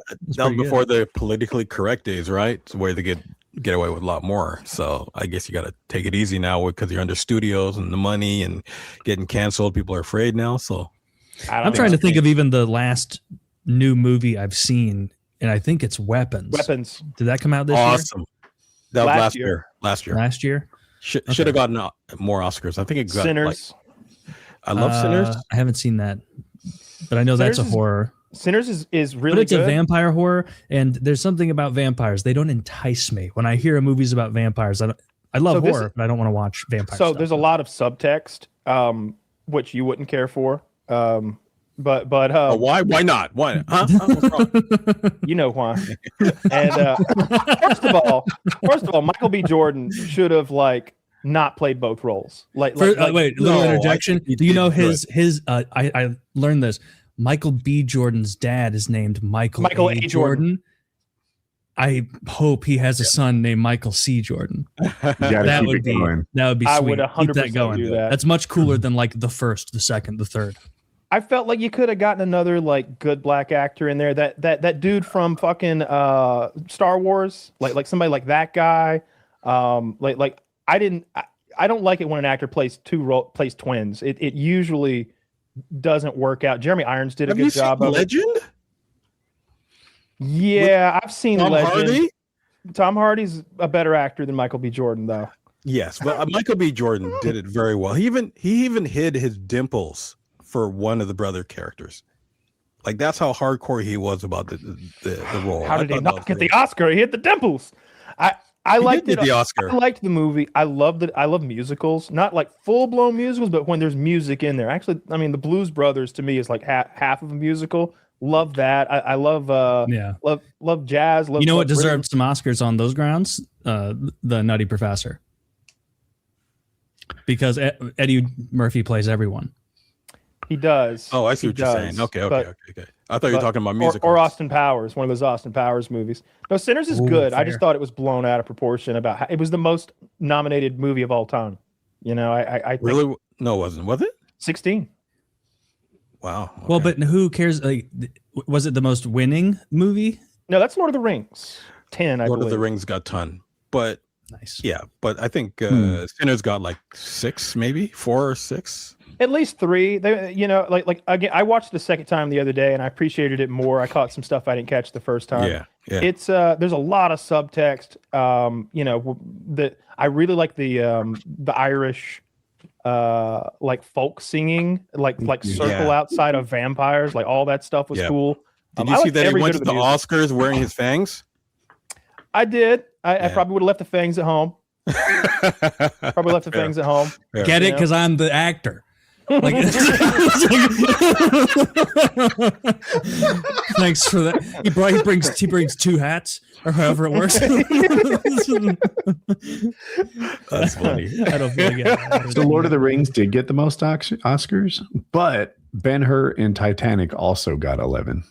They all got 11. Yeah, I thought Titanic was up there. That's just for Return of the King, right? Just the Yes. Okay. Yes. Yeah, but combined, they I don't even know how many. It's a bunch. I've never watched the Oscars, but is there any sort of like You've never downgrading? ever watched the Oscars? I've never seen any of those award shows, but I know like people will say like Oscar nominated, but if something gets nominated for like 15 and then they only win 3, is there a little post-game analysis where they're like, I guess this movie wasn't as solid as a lot of us thought there were, whereas if it got nominated for 15 and it won 11, it's like, okay, this really rocked, all-time movie. The Oscars are known for missing the ball a lot. Like the year that Saving Private Ryan was nominated, is that Shakespeare in Love movie won. Yeah. You know, yeah. they're known for Sometimes sometimes some years they'll get to like artsy, way too artsy and have movies people never watch. You know what I mean? And then some years they get it right. It's weird. Who chooses it? Like who's on the board of Oscar? They just have instituted a rule where you have to watch all the movies to be able to vote. That was this year. This is the first year where you had to watch the movies you were voting on. So just discount the Oscars entirely. You know? So the neat thing about Oscars, like for the past couple of years, Polymarket have nailed who's going to win the Oscar nominations, and it's suspected it just gets leaked, and people are printing free money by betting on Oscars. Well, if I've been to a couple of awards shows, and it's weird because some awards shows like the Grammys are pretty fixed because they'll let artists know who are performing if they're going to win or not, or they want certain artists to show up and be How did 50 not get album of the year? I mean? Like new album of the year. Like the year that 50 Cent, the year that In the Club came out. Yeah. That was the biggest record on the planet. And he didn't win. I listened to that. Yeah, everyone listened to that. But look at how many times. Talking about. Look at me. Eminem got ripped off. Especially me. I can just imagine. Kanye got ripped off. Club, bottle full of bub. Eminem got ripped off. Kanye got ripped off. Like there's a lot of artists who should have won it who did not at certain points, right? So it's a political game in the music industry, just like it is in the movie industry, where movie producers have to you send gifts to who's ever voting, and you try and grease the palms, and you send out invitation. You know what I mean? Like it's all that type of political stuff, and I guess is all the work. Are you as big of a fan of 50 for his like Spike King status as I am? Like the way he goes after Diddy. I think he's funny. I like that. He did that interview because he knew that station plays at the prison. He's so spiteful. He made that whole documentary about him. All that stuff. A lot of those guys have it coming though, because those, like for instance, why he's on Ja Rule so much, right? Because Murder Inc. tried to stop his career, like end his career, period. So you hold on to that, and he just keeps it going, and he's at a point now, he's making so much money with his TV shows. He's got FU money right now. So he says, why not? How many times did he get shot? Fun. Was it 9? 9. Yeah. And he lived, and it's like bad shot. Terrible. Yeah. Gangster shooting, baby. Gangster shooting. Just was that like 3 in both forearms? Like, one in each quad, maybe a toe shot off. God. But it's like, I didn't think it was a good movie year. Weird. Like last year wasn't a good movie year. Weapons and Sinners were my 2 favorite movies. I really liked Weapons. That was bizarre. Did you go to the theaters yet? No, I don't think any of us had been to the theaters in really, really long time. It was so much better at the theater because the end scene where she's being chased, like the whole audience, the whole theater was just losing it. Like there's certain I want to avoid that though. Really, because it was dead silent at my house because my girlfriend knows better. I was rushing back in with snacks. Yes. The right movie theater, like cheers and excitement, can add to this experience. We loved it with the UFC. I know it's a different thing, but it added to it. I've seen some Star Wars movies. I've seen some Marvel movies in theaters where we are all of the same like nerdcore mindset if we're watching it on opening day. and there's no like little children who are distracted. There are no people on their phones. There's none of those old people who are just killing an afternoon or something that you get in matinees sometimes. Everybody's a fucking Star Wars nerd. So when they see Darth Vader, you hear everybody gasp. Or when Captain America they didn't expect him to show up. When Captain America got Mjolnir, yes. This sounds terrible. Movies I want to watch in silence at my house. Sporting events are objectively better. Took that energy. Those movies, there are a few moments that can capture the energy that you get with watching a sport with a group, because you're also same mind. We all want that guy who's down and out to land that punch and win it. And when he does, we are all feeling the exact same emotions at the same time, and we're all cheering the same way. And you're one with the audience and the crowd. You can get that concert sometimes too, especially if we're all singing along to lyrics that we've all like heard in our car 1,000 times. Like everybody's of one mind. You can do that in a movie. When you do 27 Marvel movies or whatever in a row, and then it's go time. We got 15 minutes here, something like that. And then Captain America picks up that fucking hammer and he. That sounds just terrible. I don't want to hear people cheering during a movie because I'm going to miss stuff.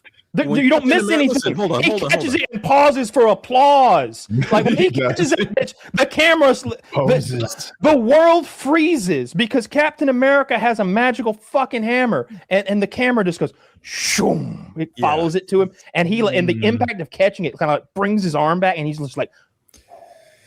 No, hold on. And then the first thing he does is use it.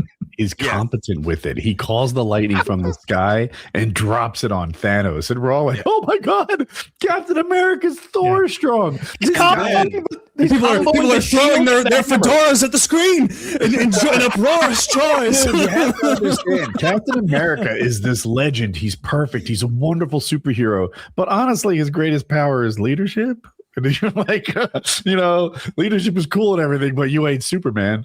But now he's Thor with leadership, and it's dope. When the theater went quiet, right, and then you hear on your left, in the end of the theater, and then you see the circle start opening up, and the whole crowd in the theater just freaking loses it. That's a moment you keep. And while the crowd's losing it, he's like, "Is that everyone?" And they're like, "You wanted more?" And then comes Ant-Man with the Incredible Hulk in his palm. It's like, holy shit! Ant-Man gets big. You know, it would be better than leadership as a kind of ethereal skill. I'd want to be a master of assumption, where I could just look and I would be like, "That guy's got a gun." And then, or I could see like people are getting excited at Chevy's. The food's getting brought out, and I'm like, "That's not ours."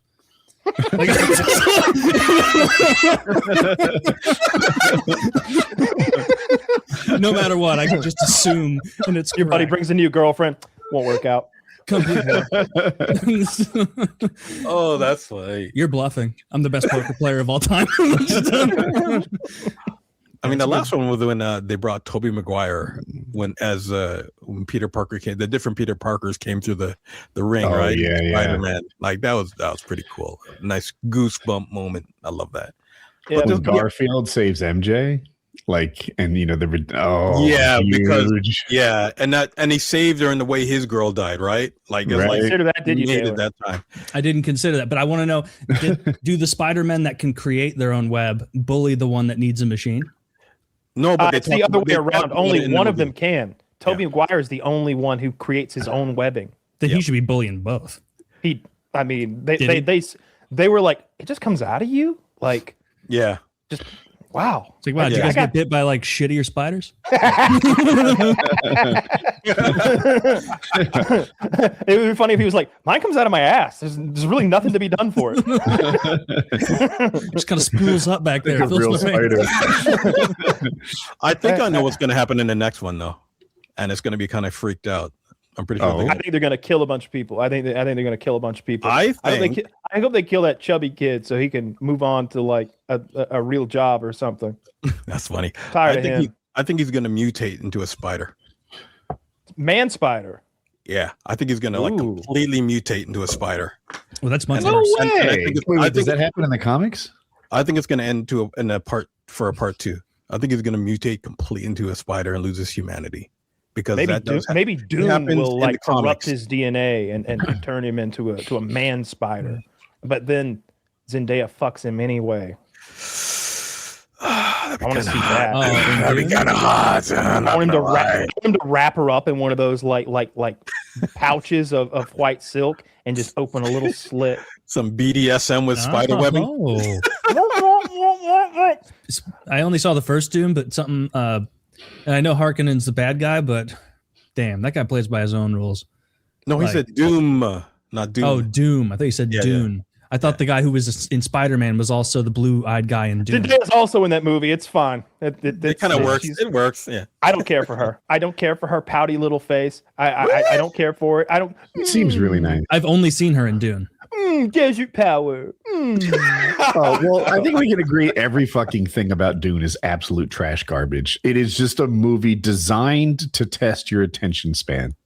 I like Dune. Why? A test that I fail repeatedly. Oh my God. You see the original with Sting? Yes, I was young though, and I had just read the book. We've all seen the original. Yeah. But the new Dunes, Jesus. Is it even a movie or is it just CGI? I don't know. You're just watching. Here's a showcase of architecture. Just room after room. I like the first one a lot. I thought the first one was tremendous. Like a solid 8.5 out of 10 on the Kyle scale. He's agreeing with me, not you. The second one, the second one definitely should have been at least 30 minutes longer. Like the second one, CGI architecture shots. I like all that architecture. I liked it showing the magnitude and the scale of just how massive. Like we didn't just show up with our family. Like a planet just moved to a new planet. Like everybody just moved here. Like the whole royal family. I love how massive those ships are. Like the scale of it all. Too. I just scrolled Zillow for hours to get ready. The second movie needed to be longer. It felt like they were big plot points chopped out, and it felt like we were just like this happened, and then that happened, and then that happened, and then that happened, and I'm like, whoa, there should have been like some buffers between each of those that happens. Like one of the characters, like one time you see her and she's like, I'm going to the south to rally all the tribes to your side, Paul. Okay, Mom, great. And like we see her like 6 minutes later, and she's all like tatted up. And all the tribes are assembled in a massive room. Like she didn't just get the tribes together; she assembled like the Congress of tribes people. And also, it's like all these desert people. Either all of you should have British accents, or none of you should. Like, don't have. Like, come on, don't mix and match it. Different parts of the desert. I can get over the space Muslims. Britain that doesn't has bother different me. accents every few blocks. Why in Dune do they need to be more consistent? Because I thought they were in the same clan. Well, it's all stolen from like Lawrence of Arabia, right? I don't know about that. I know that they're all like space Muslims, and it's got to be some allegory for the colonization. But that's Lawrence of Arabia. He left the Brits to go fight for them with and for the Muslims. Like that's the whole in the desert. Yada. Boo! I haven't seen that. Yeah. You haven't seen Lawrence of Arabia? Goodness gracious. Okay, that's all right. I've seen the IMDb on it, and it's like runtime 368 minutes. It's like no. I got things to do. I like long movies, especially if they're good. But there's a lot of kids nowadays who can't sit still for 3 hours. It has to be an hour and a half nowadays, which is sad. But everybody will sit there and watch 6-7 episodes of a 30-minute show. Right? I think what movies need to do if they're going to be long, like throw that intermission in there like Tarantino does. Like show a little style, give me a little break, let the screen go black and say, part 2, the beginning. You know who else might like that? The theaters. What if there was a break for like bathroom and popcorn? Refills. Yes, 100% refills, because That's they what give they you did that with Hateful giant Eight. bucket, and then they just bank on you never leaving because you care so much about the movie. Guess what? You bet wrong. I'm gonna leave. Honestly, but I'd probably refill the drink too, or like I don't know. I guess I'm saying I might spend more if there was an intermission. The Hateful Eight had an intermission. They stopped in the middle and were like, that movie kind of stunk. I didn't like the new Hateful Eight that much.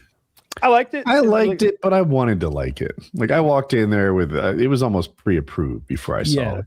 I think you put that well. I liked the setting a lot because those kind of very isolated in one setting, or one set, I guess, with the same or introducing new cast of characters. That's fun.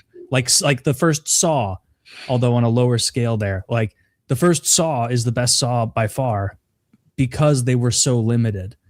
And they had to really, and they had Carrie Elwes. I don't know who that is. See, but look, when you take it old school, guy. Can you see this? Okay. Ooh, I've seen that. Seven Samurai, 2 VHS tapes. Right? Like that's when you had to have an intermission in between the movie because it took so long to watch. Like, you know what I mean? Like at the end of part 1, you see intermission and you put in the second tape. Like that's so let me ask you, are you rewinding the tape before you watch part 2, or are you going to handle it all later? Well, it belonged to me. It's not a blockbuster, so it's I'll fix it later. Yeah. Later. Okay. But, okay. I don't have time That to be was kind. the movie where there's like little fun facts and clips occasion online where it's like they were shooting real arrows at this guy. Yeah. I think Akira that's it. Kurosawa. Yeah. I had to watch that for a film class in hih school. And it was the He only invented- like old movie we watched that I like, because we watched Casablanca. We watched what's the Rosebud one? Is that Casablanca? Yeah, it's no, that's No, that's shoot, Black and White. It's about the rich guy. the rich dude. Kyle, you should know this. That famous movie where he's like Rosebud, and then he dies. Citizen Citizen Kane. Citizen Kane. I didn't think. I mean, 17-year-old me was like, "This is fucking boring." But Seven Samurai, I liked that one. That was a good one. So that guy invented the American Western essentially. When you look at like the American Westerns, Last Man Standing is like the latest version of it, but the story of like the guy who comes into it's for a few dollars more. The Clint Eastwood movie, when he comes to town, there's 2 gangs and he pits them against one another back and forth. First he works for this one, then he works for that one, and everybody's trying to pay him more because he's such a badass gunslinger. That's Yojimbo. That's Akira Kurosawa's 1961 Yojimbo, I think.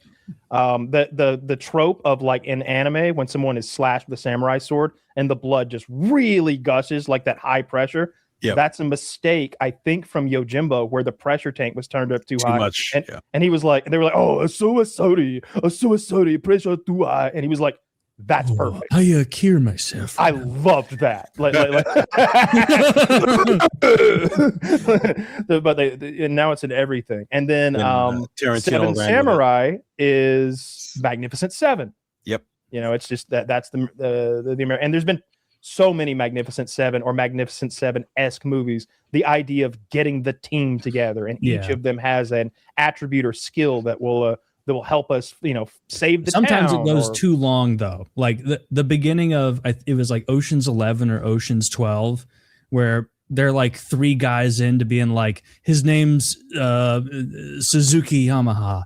He's the most impressive contortionist to ever live. And this guy, Joe Schmo, he has the deftest hands to ever. And it's like, my God, we're 31 minutes in and they're introducing the 9th guy. Like, let's get moving. And then you got to build it up though. You got to build. You want to care about the characters, right? And that was Ocean's 11 was cool though. I don't do heist movies. The original black one, the original black and white one with Frank Sinatra was like dope, right? So it's like heist movies are the same thing over and over, and I'm not impressed by your twist. Like I felt like Rick and Morty stuff. Rick and Morty, that's not true. Rick and Morty did a really good job of showing like why heist movies are stupid. And why why you should even bother. They're always the same thing over and over. The same like A, B, C.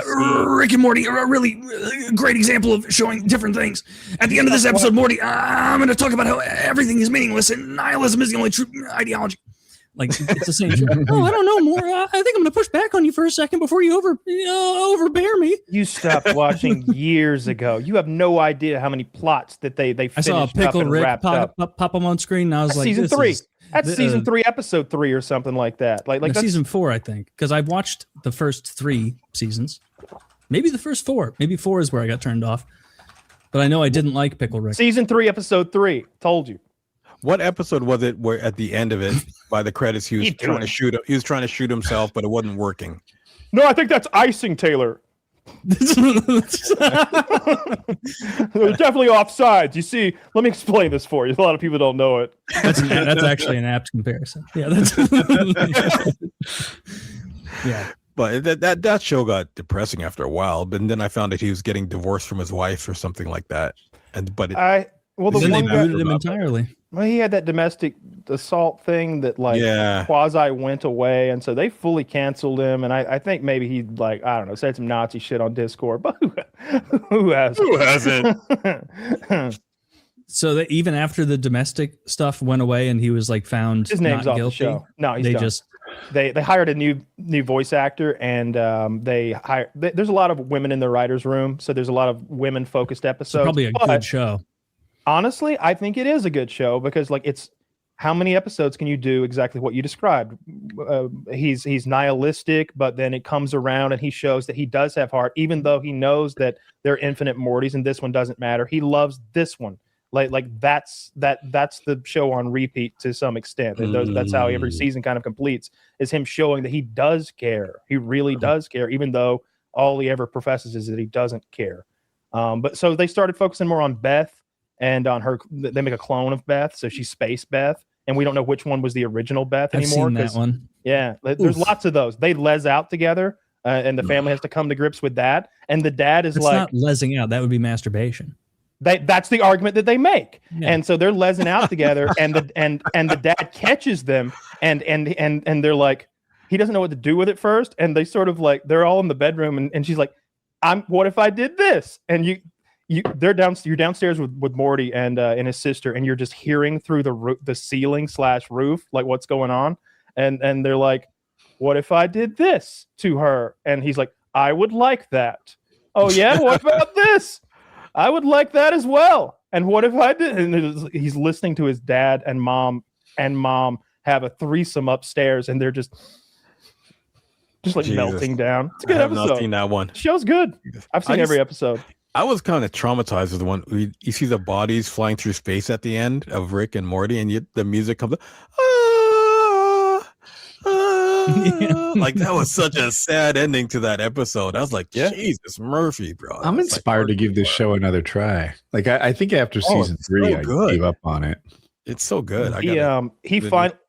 So the fans were complaining that hey, you've left all these plot threads out there. What's this do with Evil Morty?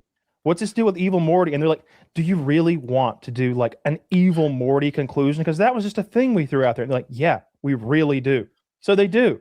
They're like, do you really want to see Rick catch the guy who killed his wife in every reality?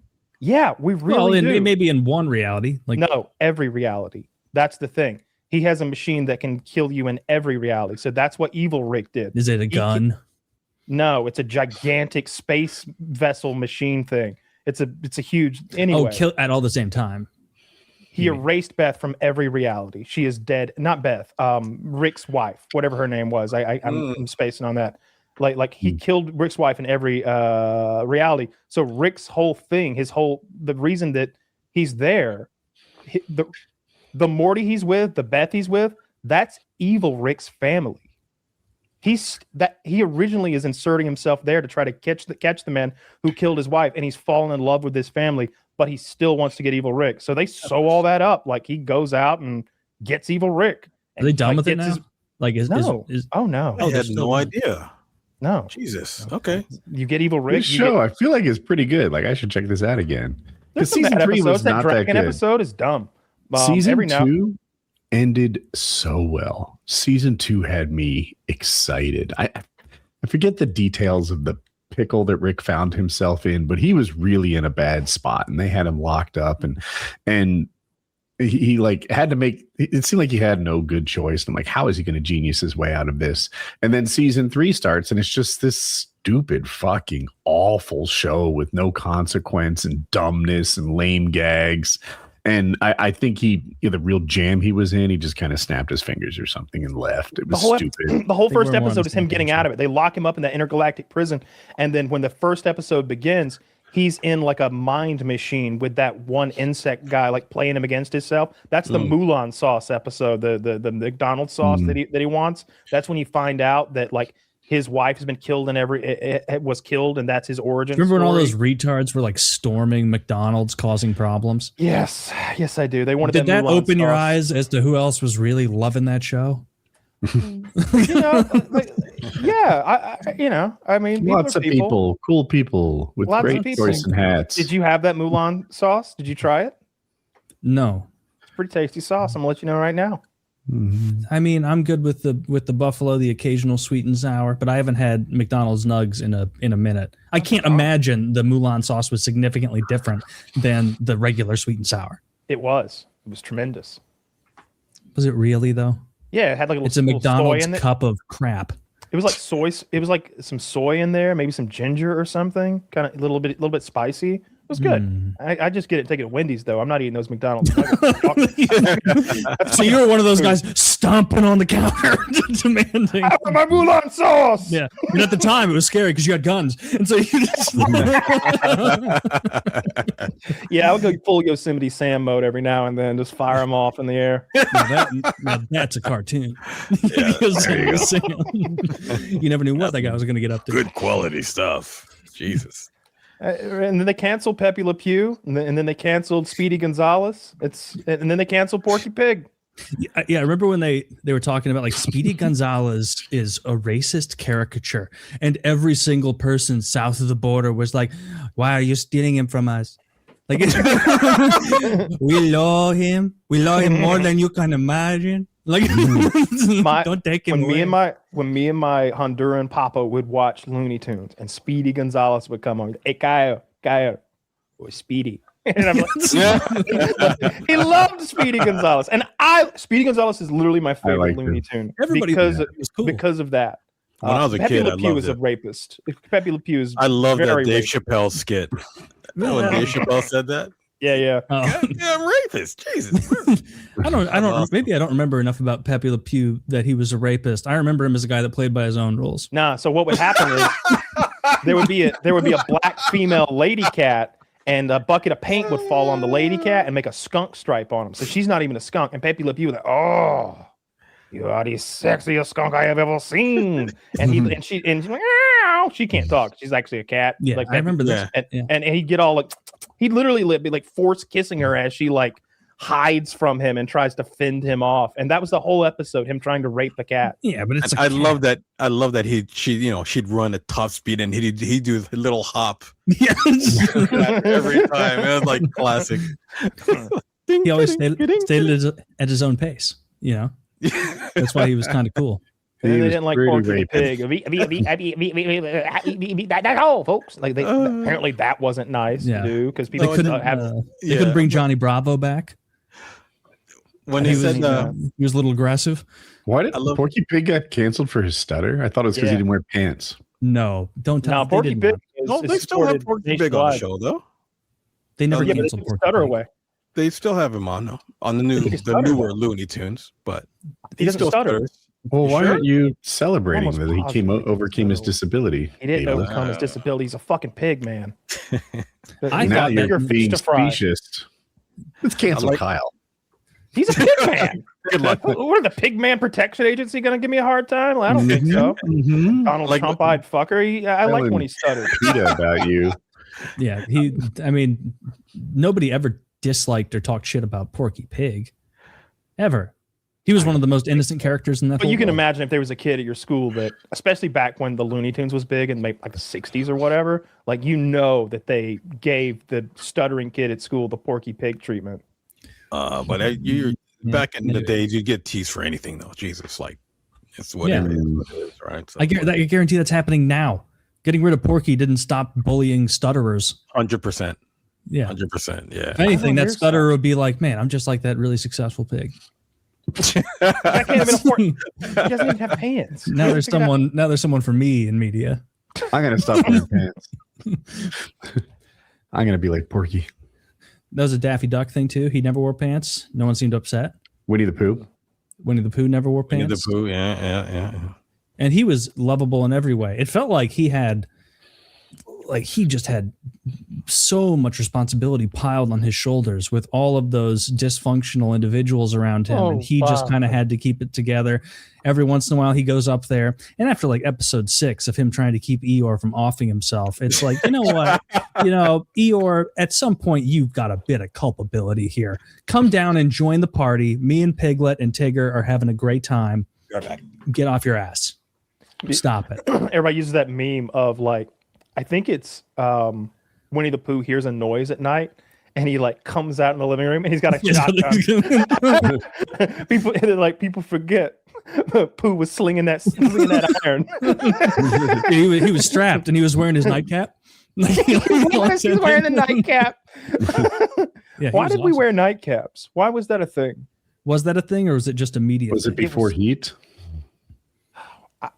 I don't know. Why did Ebony? Right? No, it was like the Old West when the fire dies down a few hours into the night. Yeah, for warmth in unheated, drafty homes before the 20th century, they would wear these elaborate hairstyles and keep oily hair products off. And it was to keep the oily hair products off the bed linens and protect the scalp, especially from those with receding hairlines. I guess nightcaps were a whole thing. Interesting. I always thought of it as more of a Scrooge thing. Yeah, big nightcap wearer him, always. Yeah. I always respected Scrooge for how many ghosts he had to meet before he was like, all right, like I'll pay. I'll throw a little money in the communal pot next year. It took 3 ghosts. If I met one ghost, I'd be like, whatever, man, whatever you need. I'm your man. Like, just tell me. I think it'd be easy to convince. Yeah. I remember him being like absurdly cheap. Like I remember him being like a millionaire and not giving the poor child like half a penny or something like that. Yeah, he was a dickhead. No one's ever argued that. Like he was kind of like the Pharaoh. His heart was hardened. When are you going to come back and play some Phasmophobia? I'd like to play some this upcoming week. I've got a bunch of family coming in tomorrow, and so I probably won't be able to this weekend evening. But Monday, I think everybody's leaving, and so I want to get back on Phasmo, whatever the slur or slang is for the game, because this game rocks. It's so fun. It's also wonderful that you have done what you do with games where you are introduced to it and then you decide to just unilaterally master it by yourself. And so next time you'll be able to give me guidance, like don't pick up the EMF, don't pick up the scroll or the writing tablet, just grab this, that, and the other, and then we're popping in and we're figuring this out. Because I'm sick. My death rate in that game is so high because me and my buddies have played at this point 2% aggregately of Kyle's entire experience. And so we were just trying to piecemeal it as we went. And so often we'd get so obsessed with like, we've got to get a picture of the EMF. All right, go back in there and just wait for it. But because all of us were so low level, we didn't have that sage to burn. We didn't have the cross to hold. We didn't have the salt to drop. We didn't have any of those things or any defensive measures at all. You don't have the same tools. None of you know how to play the game. None of you know how to play the game either. Mm-hmm. Well, we were all beginners. Yes. Even after, but none of you played the tutorial either. Like I was joining them for a game. Didn't know there was. They would. At the beginning, it says start multiplayer tutorial, and I was like, "Fucking tutorial! I'm a ghost hunter. What? I don't know how to do this." And like I assumed they all knew how to play, and I joined them, and they're all just like wandering around. I'm like, "So we're gonna need to find the ghost room, guys." And they're like, "That's what we're trying to do." And it's like no one knew what they were doing. I've got 45 hours of Phasmophobia in now. I am a ghost hunting master. It's been 2 days, chat. 2 days. You've been playing this game. It is Thursday evening as we record. The first time Kyle played was Sunday evening. So put in a solid 40-hour work week. Yeah. You're working overtime. Yeah, and it was late Sunday night. It was like 8:30 when I started or something like that. I'm glad you know. Don't make it too easy though. Like because I know you're already at the level where you go in with no material at all. That does not sound fun to me. I want to get to know all the different options. Yeah, it's more fun when you use all the gadgets. The highest difficulty I play removes one of the clues that the ghosts provide. For those who don't know, Phasmophobia is a ghost hunting game, and you go into these homes that are haunted with your van, and you bring all this gear, and it's like all sorts of Ghostbusters gear, and you try to determine what kind of ghost is haunting the place. And there's 25 different ghosts, maybe 26 or something like that. And every time you either detect or rule out a specific piece of evidence, like an example of evidence would be like temperatures are below zero, or or it's talking to us through the radio, or it's giving off like luminescing under black light when it touches stuff. Like every time you detect or rule out one of those pieces of evidence, it narrows down the list of ghosts you have to choose from. And you're trying to figure out what kind of ghost is haunting the house, and then do all the side objectives, which would be like get 3 unique photos and 3 unique videos and detect a ghost with a parabolic microphone or something like that. And I play on a mode where it removes one of the pieces of evidence. So you only can narrow it down to like 5 or 6 ghosts. And then you have to determine which of those it is based on like how they act, like their vibe. I don't want to do that. I've never seen one of them move for more than 4 steps before I've been killed. Oh yeah. I got that part taken care of too. I'm having a good time. I don't really die very much anymore, and I almost always get the ghost right. How much money are you up to? So there's a money sink in the game. Like at first, upgrading items cost 3,000 each, and then it's 5,000, and then it's 10,000 each to upgrade. I think I'm sitting on like 5,000, but I just spent like 30,000 or something like that. I make like 2,000 a game or something. The most I ever made on a game was like 350.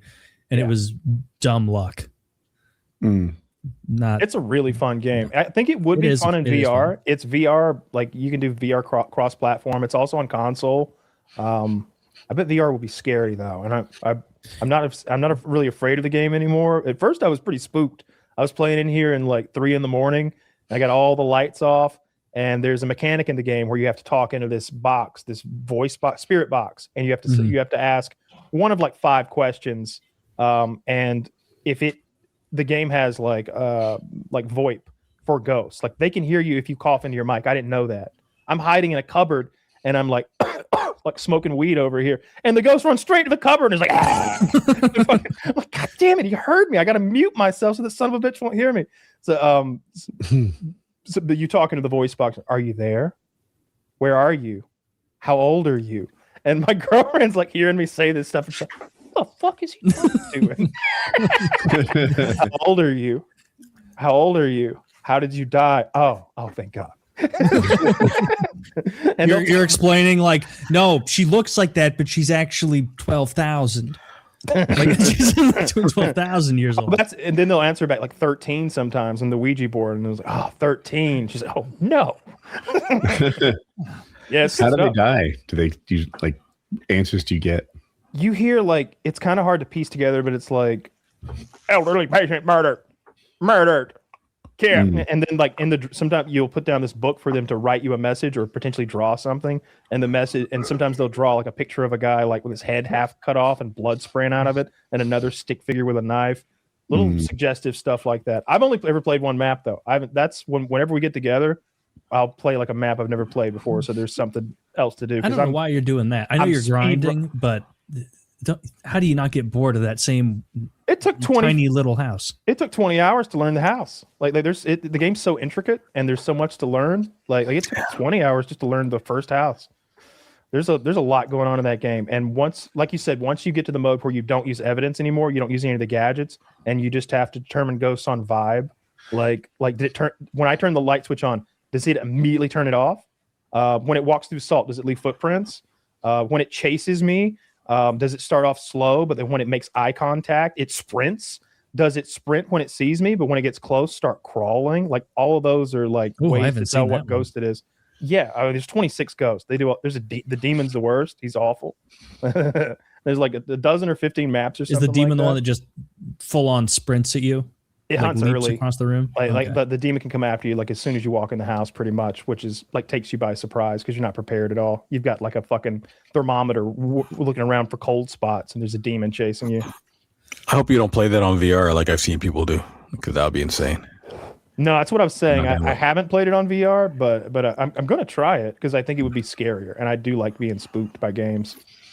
Sorry I left earlier. I had a leg cramp occur and I had to run out before I screamed on friggin' mic because it's the most painful thing for me in the world, where my thigh cramps up, and it's like I had to go and lie down on the floor and like wait for it to cool down for a second. It's like I shouldn't have done leg day today. That sucks. Oh, leg day. I was going to ask, is this like a war injury style thing? Just from the great paint battles? Old person. No, I've had it since I played soccer for some reason, and I just didn't have some electrolytes earlier. It's all good. Have you played Phasmophobia, or you just watched a couple clips, Wolf? I watched a couple clips. I'm just a Battlefield 6 guy right now. That's like do you play the BR or the multiplayer? Multiplayer, and I'm doing quads BR. Yeah, it's a lot of fun. Quads BR is really fun. Yeah, especially if you're with a good crew and people are talking to each other and stuff. It is the best. I don't even mind. We don't even need to be the best. Like, if we win 1 or 2 a night, like I'm thrilled with that. Yeah. I just like, and I haven't played in months, but when I did play, I really like just working with them. It takes me back to playing PUBG back in the day. I don't know if you ever played that, but oh yeah, I got like 2,000 hours of PUBG or something like that, and it's just every night me and like 3 guys in some yellow Russian sedan cruising across the wasteland, and then you see that one solo player who the rest of his team's died, and he's just trying to walk toward the circle in a cornfield, and you're just like, hang on a minute, I'll make a little detour. It's so satisfying when you run a man over in that game. He tries to shoot you, but the cars move fast, and it's just thunk. You just got him. It's funny because the same loadout I use when I play Battlefield is the same loadout I play in paintball. Like I have I use an LMG in Battlefield with a thermal, and on paintball I've got a thermal on my paintball gun, and I use a box mag on it and everything, and I have rocket launcher. What kind of thermal do you have on your paintball gun? Goyojo. Goyojo. I don't know that. How do I spell that? Just how it sounds. Goyojo. And they actually hooked me up with it to test for paintball. And I'm playing in Portland in the 1st of May weekend, and we have a night game coming for that. Does it help a lot? The thermal and paintball? The long rifle scope, or the one that looks like a 3 the shorter one. It looks almost like a bigger ACOG looking one. Yeah, 55 hertz. I got it here. Yeah. $800. It's so affordable. Yeah, and it's I've got one up. I'm gonna be playing a night game with it. It's gonna be freaking crazy. And there it is. But yeah, the exact loadout I use in my BF6, I use in paintball. So it's like, how well does it work? Like at what range do you cleanly detect a person? I can zoom it in 6 times, and it's pretty darn good. It's pretty darn good, as long as I'm not on the run type of thing. And for the price you pay, bro, it's pretty cool. Yeah, cool. Yeah. I didn't know they got that cheap. I was just talking. Our friend Scum is about to buy this long range. He's thinking about buying a long range rifle, and he was like, "I want to put a suppressor and get a 338 Lapua and put a thermal on it." I'm like, Jesus Christ, that's tens of thousands of dollars. Like each of those things that you said is like $10,000. Yeah, like every step of the way. You told him not to. You're like, honestly, that's not a fun gun to shoot. No. Like, don't get a Lapua. Yeah, it's just unnecessary. I just got a new setup from this company called Night Operators. All right, they're affordable optics. This is NVG, regular night vision, and I've got a thermal one that goes on the other side. And it's the latency is pretty good, so you don't get seasick. You know what I mean? So I do. I've been walking around the house with these for like the last month, and it's been pretty darn good. You have an IR laser for your gun? Yeah, might as well. Absolutely, because it's going to suck to try and ADS see through the sight at the same time. Right, the best thing you have to do is IR laser. The only thing bad about this is that the IR light is really bright. So if someone else has IR, they're going to see it easy. Oh yeah, right. Yeah, that's why that's why I would switch over to the thermals, which are not going to indicate that. So hilarious. It's paintball. right? Like that's how crazy it gets now. Sneaking up on this idiot with a Tipman he rented. Dude, shaking his gun. What he's over there. Tango down. Oh, this 10-year-old's gonna remember this birthday. Timmy's gonna be traumatized. How fun would that be to like send like 10 kids out into the woods at night and like Wolf's out there waiting with his thermal. You just got to make it to the You have to retrieve the flag and get it back over here. Iced tea. Nothing but fear. I'm what you fear tonight. But no, that's cool. That's a good time right there. Yeah, thermal's very, very cool stuff. I remember looking through a thermal monocular at a trade show, and you could tell who had fake tits. And a lot of they've always got like I guess that makes sense. They've got like booth girls. If you've been to like anything ever, and they've got like hot models there to sort of like, do you want some Dunlop tires? And what do you have to do with Dunlop? I mean, I do. We look through this literature that you've got. You know, I actually could use a few dozen of these. You know, you can see the cold spot where the boobs are. Yeah, they're different temperature. Yeah, you could tell their implants are like gave off a different, and you could see through them. You could see through like one layer of clothing. So like, you know, there were $40,000. The thing I was holding though, it was something from Knight's Armament. No, it was either from Knight's Armament or some other company. We were doing the SWAT roundup thing down in Florida, where they have like the SWAT teams from all over the world come and like compete doing SWAT stuff, like putting ladders up and climbing into buildings and lots of shooting and running and shit. Like when the Chinese girls beat the American team. At what? Did you see that? One of the SWAT challenges. I don't know. Chinese girl team beat one of the American teams like last year. It was crazy. Huh. But yeah, go on with what you're saying. Oh, no, that was it. The thermals are fucking cool. As I think about it, like if they had beaten the American military, I'd be like, wow, those guys are elite. But when they beat American policemen, no one thinks that. No one's impressed by American cops. Hang on a minute. Look, if we're having a battle royale and I have to pick a cop from one police force to represent me, like I'm going to be their patron. I'm going to pay like the Hunger Games price to have a little bird flutter in some fucking like ammo or something like that for them. I'm picking an American cop. Like I watch enough police activity videos to know those guys shoot. They shoot first, then they shoot a lot. Yeah, right. Some British Bobby over there with a taser and a club is just gonna. No one's picking England. Yeah, I feel like Brazilian cops. You know, you just see a lot more action. Oh, those Bope guys are crazy. Those guys shoot. They shoot first, and they shoot to kill too. You know, I've seen so many videos of like apparently in Brazil, motorcycle robberies are. Yeah, I've seen commonplace. Yeah, and the guys try to jump a cop, and he just like doesn't even hesitate to murder them all. He's doing that thing where someone's crawling away from you, and you're slow walking toward them, like bang, bang. He shoots them down like dogs in the street. Yep. Oh, they're running away. They're 30 yards. Dogs way better than that. In America, they're like, all right, we need to have a whole court process, this and that. In Brazil, they just go up and they're like, officer, were you spooked? And he's like, yeah, I was pretty spooked. Those guys were coming at me, and they're like, all right, back out on the force. Listen, stop another one of these moped guys from yanking purses from ladies and walking on sidewalks next to poorly paved streets. This guy's gonna need 17 more bullets. Yeah, get him right there. Brother, I've been to Brazil, and I would not step close to those favelas. I was in Rio, and I would not go close to those favelas. They make the Mexican cartels look like child's play, because those things are just massive cities of crime and I played the map. Yeah.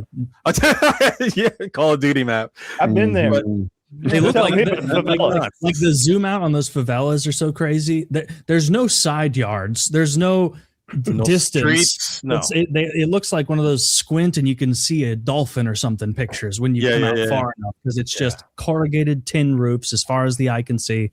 A million people are living there, and it's just criminal after criminal, violence after violence. The women most beautiful on the planet without even coming close to anybody else.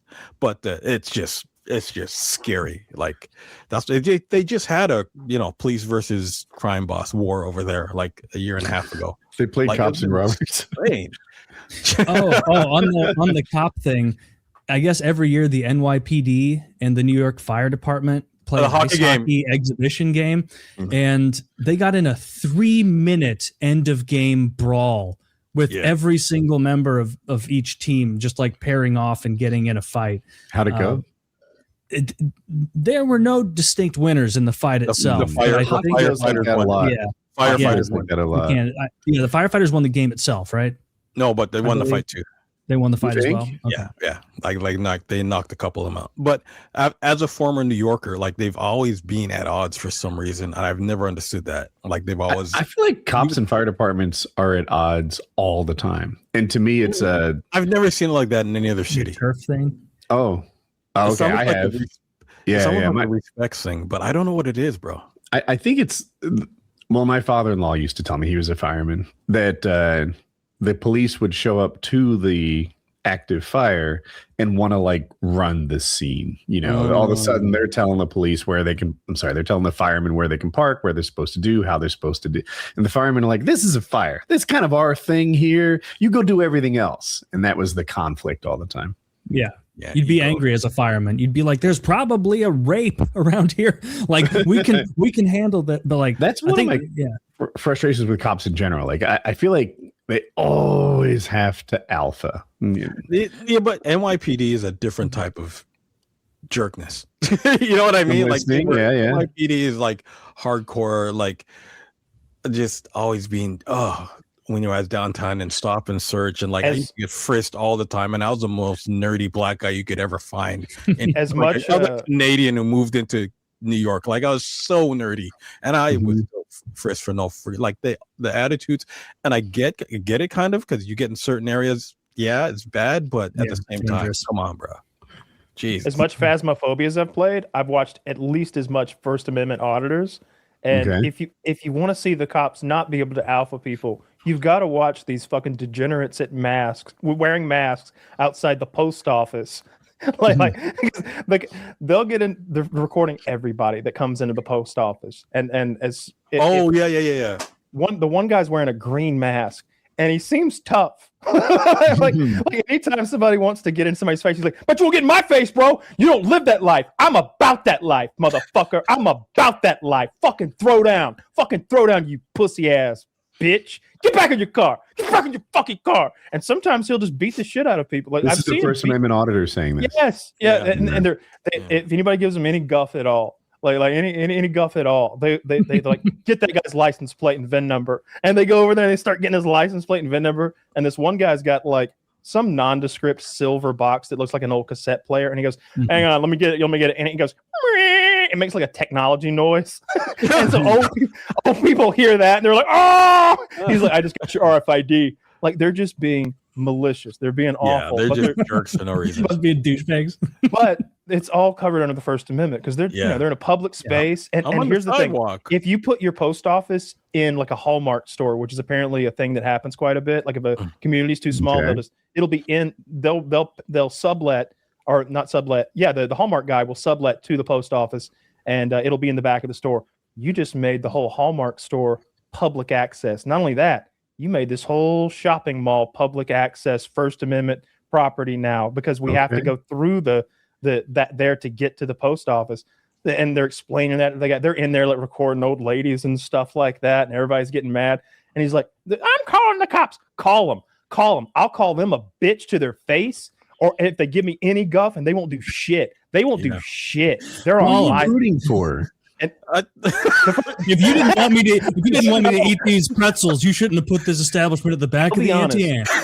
I'll be honest, Woody. Like you're rooting for the really tough guy who's about that life, bullying old women.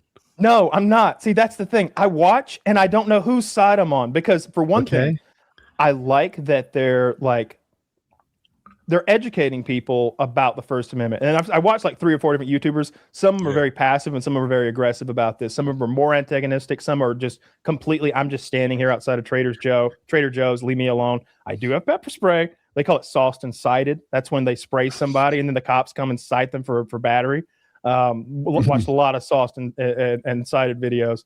I'm not on anybody's side because I understand why you're upset that you're being recorded outside Trader Joe's. However, the end result is often that person will call the cops. The cops will show up and they'll be like, "It's covered under the First Amendment. That's the sidewalk. He can record, and you can't touch him. And if you hit his camera, you have battered him. And if you act like you're going to hit him, you have assaulted him. And he can and will pepper spray you in the post office in front of all these people, ma'am. And I'm not on anybody's side, but I'm there for the show. I don't know why they do it though. Is it just for the YouTube views or what? People need hobbies. That's part of the revenue process. The other part of the revenue is the suing of the city. If you can get a cop to detain you or something, you have a lawsuit for like unlawful detainment. Is that what it is? Sure. Yeah. Yeah. Or, unlawful arrest. And they arrest them or detain them, which is basically kidnapping, for filming in public, which you're allowed to do. I don't know who's more annoying, those guys or the sovereign citizen guys who get pulled over and taken into court and stuff, and just like the sovereign citizen guys are just goobers, and they're funny, and like it's funny to watch someone be like, "I'm an admiral on the high seat," being torn through their window in the middle of a highway. This is not a naval tribunal. You cannot order me around. There's a cop being like, "Sir, take off the trifold hat." Dressed like Captain, dude. I want a guy dressed like Captain. Shiver me timbers, officer. He's just making me way down to the coast. Am I really drunk or am I pretending? I'm not drunk. It's the vessel I'm in that's drunk. I wasn't crazy. We're being boarded. You're being torn out of your bed. But you see them in I hate court. those guys. Those guys never win. They've never won a case ever. The only times those guys get off is when there's some like issue that didn't have anything to do with them being a sovereign citizen. Like something else crops up and they get off. It's never that they get off. So it only works on morons who can't afford license plates. The one that I don't know who to root for. Maybe you've seen this too. Imagine this. There's a property owner, and on their property is water that I don't know what the opposite of a peninsula is. What's water? The inverse of a peninsula. Inlet. Nope. Right? That is the entrance between like two islands to the bay. But picture like a finger of water or something like that, like the opposite of a peninsula. And this is in the landowner's land, but they don't own the water itself. So people come fishing in basically someone's backyard. It feels like an invasion of privacy. They may even own like the mud under the water, but they don't have the right to stop people from using the water. But it almost feels like socially they bought all this and they deserve to have the right. Sure. And they're, call the cops. I dare you. And it just feels like you're in my case, on the property owner. I don't actually have this situation, but like in my imagination, I'm like, you're in my backyard though. Like, come on, bro. Like clearly you see you're invading my sense be a of dickhead. privacy. 100%. Yeah, I've never seen that. I've only seen them. I've seen people who are in their own housing complexes fishing in like the pond that's there, but it's not like in a backyard. It's like part of the estate that is the housing complex, and because I've seen that. That would be wild if like you use some weird right to fish on like somebody's lake house, like water, like you go down because there. The water is accessible from some larger body. But this little finger of it seems to belong to a home, right? But they still go there and do the thing. What I have seen is boaters will like boat up to someone's dock that like that's their house and that's the path down and this is his dock with his boat, maybe even parked at it, and they'll start fishing his dock. And they're like, hey, this is our dock. And it's like, nice dock. Yeah. Nice I'm 18 inches away from your dock. I'm in the water, right? You fish the water there. They're in their boat. They're out in the water like that. I got no problem with. That's what I'm referring to. They might be in like a kayak, some sort of fishing kayak. Oh, I don't mind that though. They paddle into your backyard. Oh, and I don't think you can do it on foot. But they paddle into like the water part of your backyard and just start fishing it. And I'm like, I just feel like the I'm okay with homeowner. It's pretty rude. I don't. So we can see both sides on it collectively. I grew up on the lake, kind of like with Lake Hartwell right there, and like I don't know, we're in the lake. Like the fact that you live. What if you're about to go fishing later and they're ruining the day? Does that work that way? I don't know. The water.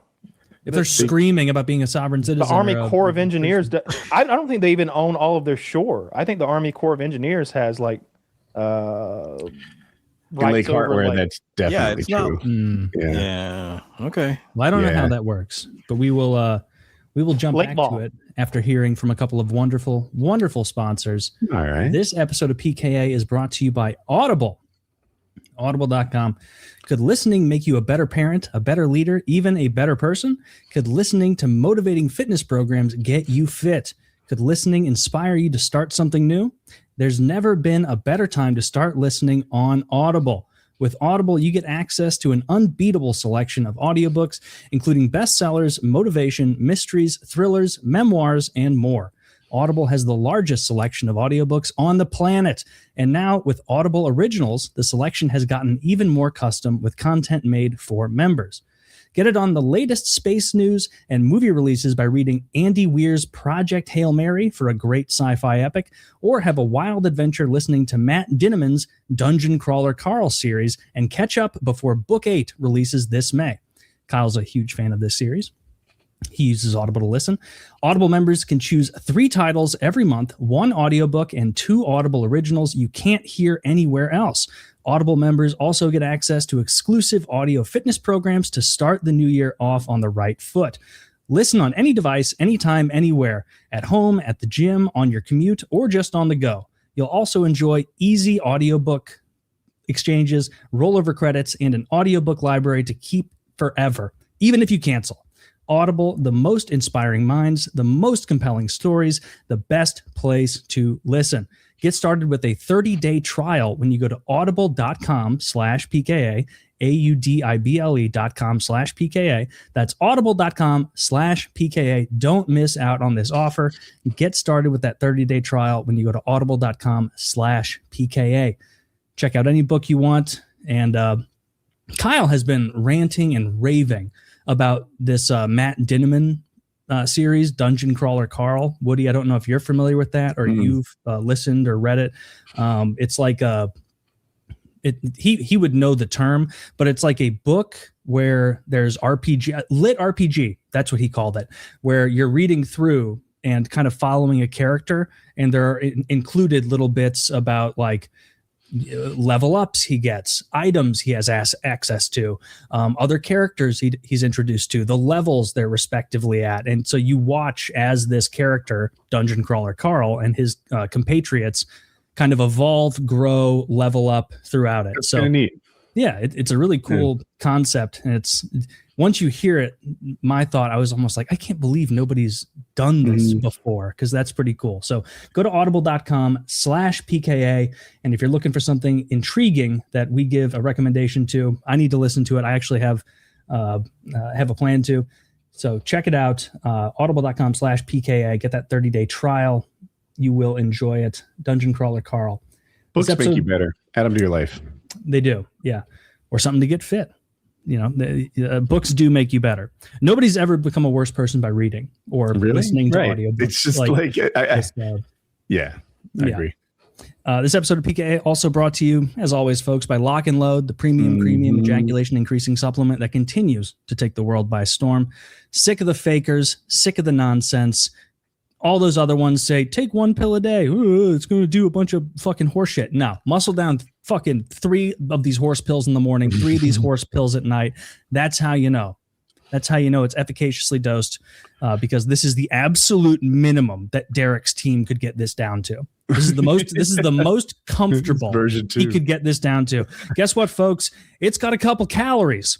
Like you're gonna, you know, if you're putting stuff in it, you might have to add this to your MyFitnessPal if you're trying to get fit. But check out Lock and Load. Use code PKA. Use code Jizz. Save 10% off Lock and Load. But of course, also save 10% off of any of Derek's wonderful products, whether it's fitness related, sleep related, anxiety related, weight loss, anything you can think of. You need efficaciously dosed by Derek and his team of scientists. You will enjoy it, and you can get 10% off with our code Jizz or PKA. Also, be sure to check out our merchandise. You can get hoodies, you can get hats, you can get sweatshirts, you can get stickers, you can get mugs. Use code PKA10 and save 10% off of each of those wonderful products. I still have my hoodie, wear it all the time. Well, I guess my wife now has kind of commandeered it and wears it all the time. It's been washed a ton of times, hasn't shrunk up. None of that nonsense you used to get with the old school YouTube merch where everything gets all like bacony and weird after a while. You know what I mean? None of that shit. High quality stuff. Code PKA10 for the merchandise. So check out all of our sponsors there. Cool.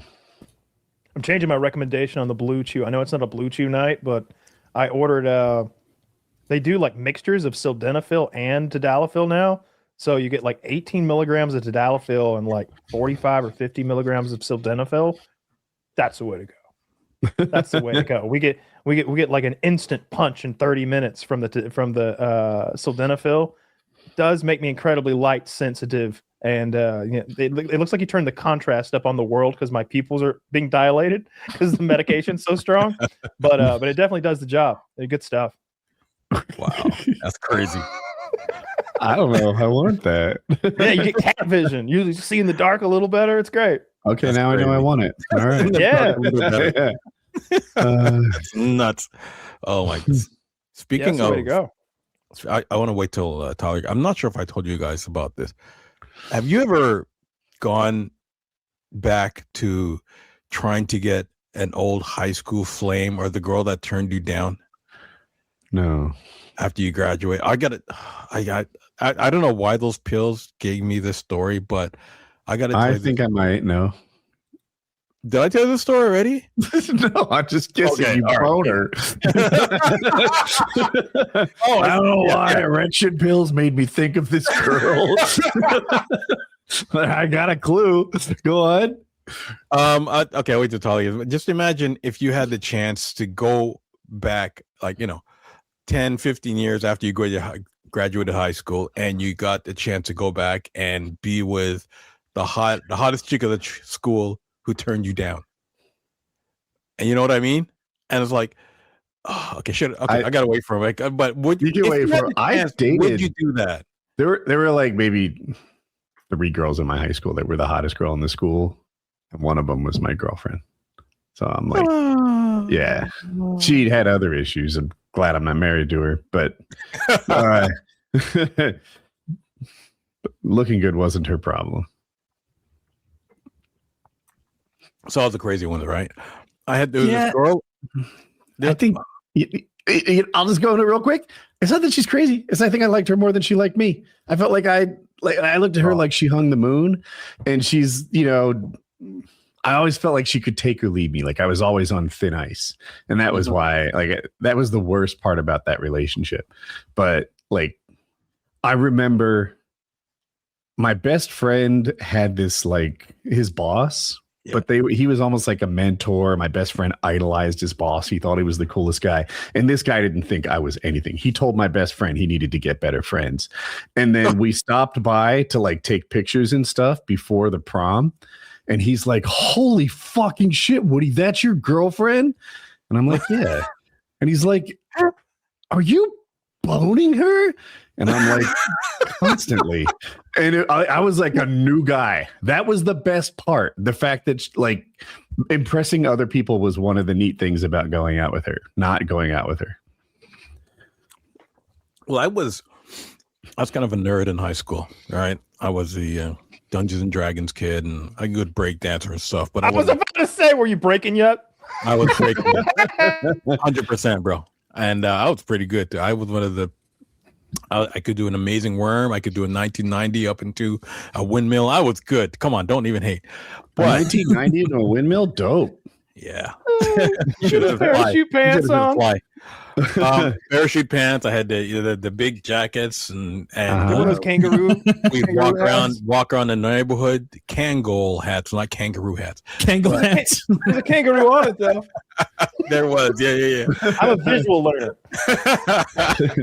Bro, trust me. And that was, I was pretty good at, but I was not the coolest kid, right? And there was this chick who's out of my league, mega hot. She looked like Linda Carter, or the original Wonder Woman back then. And that's in high school. Yeah, Heavies. exactly. So Hell yeah. I was not even close to range, but graduated. I moved to New York. I went to university, got a little cooler, got more game, became successful, worked on Wall Street for a bit, moved back. I went back to Toronto, and so I had some money, got my first BMW, yada yada yada. So saw her at I went back to my small town called Brampton. Saw her at the mall, and she's, oh my gosh, Andre, is that you? Do you still do the Donald Duck voice you used to do and stuff? And yeah, that's a long different story. But anyways, we'll call her Linda just for the namesake of the story. Yeah. I played it cool. I was wearing the cool, little boss suit and stuff. I was doing the Wall Street, like the movie Gordon Gekko thing, and I was playing it cool. Hey, let's go to dinner and let's talk. And she was all excited and stuff, and she still looked pretty good. I'm pretty sure she had a couple kids by now. So she went from like a 10 to like a 7, a good 7.5. But it's one of those missions where you never stop thinking about what if. You know what I mean? Like you just got to it's like The Rock, the movie. Go back and screw the prom queen, right? But so we arranged to go to dinner. Reference. Thank you. We You're the best. You're the best. So I was feeling myself. I took her out to this really nice Michelin star restaurant. I think it was like Danico's or something like that. And apparently this, unbeknownst to me, this Was it Dorsia? But apparently she's gotten kind of ghetto, and I didn't know until later, right? So we're in the restaurant and stuff, and she's ordering drinks and knocking them back and stuff, and I go, oh, okay, getting a little wild and stuff, and she's, we're talking, and I'm talking about my experiences and stuff, and she's not saying much, and so she's reaching under the table and grabbing my leg and stuff like that, and I go, okay, this is getting a little too much. You know what I mean? Like, this is a nice restaurant. My friend actually was one of the owners, one of the guys who run the restaurant, and I didn't want to look too bad, and it's like, okay, and she's getting a little tipsy, so we, I want to kind of finish dinner and leave. I'm like, I'm not turned off at this point. Kind of turned on. When the booze wears off. Yeah. So while I'm eating, she goes, all right, I'm going to go and use the bathroom. So she comes over to me and she gives me a kiss before she goes to the bathroom. Full on French, tongue and everything, porn kiss, like just before she walks away from the table. And I'm like, okay, damn, I guess I'm getting some tonight. Okay, I'm good. So I'm there. I'm getting some in the bathroom, but carry on. It's worse than that. So I'm ordering I'm asking for the bill and garçon, and it's the Italian restaurant. I shouldn't have that, and then I hear a commotion happening. All right, and I just you see in the back going, and women are arguing or something like that, and the waiter comes over and goes, sir, can you come with us? I think we have a situation. Apparently, she started a fight with 2 other women in the bathroom because they were looking at me. And I'm like, I don't even know who these women are. I don't know where they were. I don't know where they're sitting. And she goes, you're looking at my fucking man, and pushing around and knocking over stuff. And they had the lady that helps with the towels in the bathroom, and she's pushing that lady and knocking over. Kind of explains the kiss. She was marking her territory. Oh, it gets worse, right? But if she was trashed, these women could have been like doing nothing. She's like, you should look at my man. They were 100% innocent. They weren't doing anything, right? So she was just starting stuff for no reason. And I was like, all right, I think we should go. And she goes, you better take me out of here before I kick these bitches' ass. And then I was like, okay, this is not the classy establishment that I wanted to make this happen at. But so, I asked her, valet ticket, yada, yada, yada.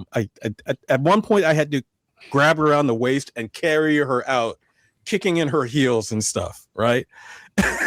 That's what you wanted a nice. Dude, you could have plugged this bitch at Arby's. Bro. That's for the TGIF date for sure. Like I like $450 worse. This woman would have been impressed by the Anytizer. No. Yeah. 100%. Anyone you want. Up to three. Yeah.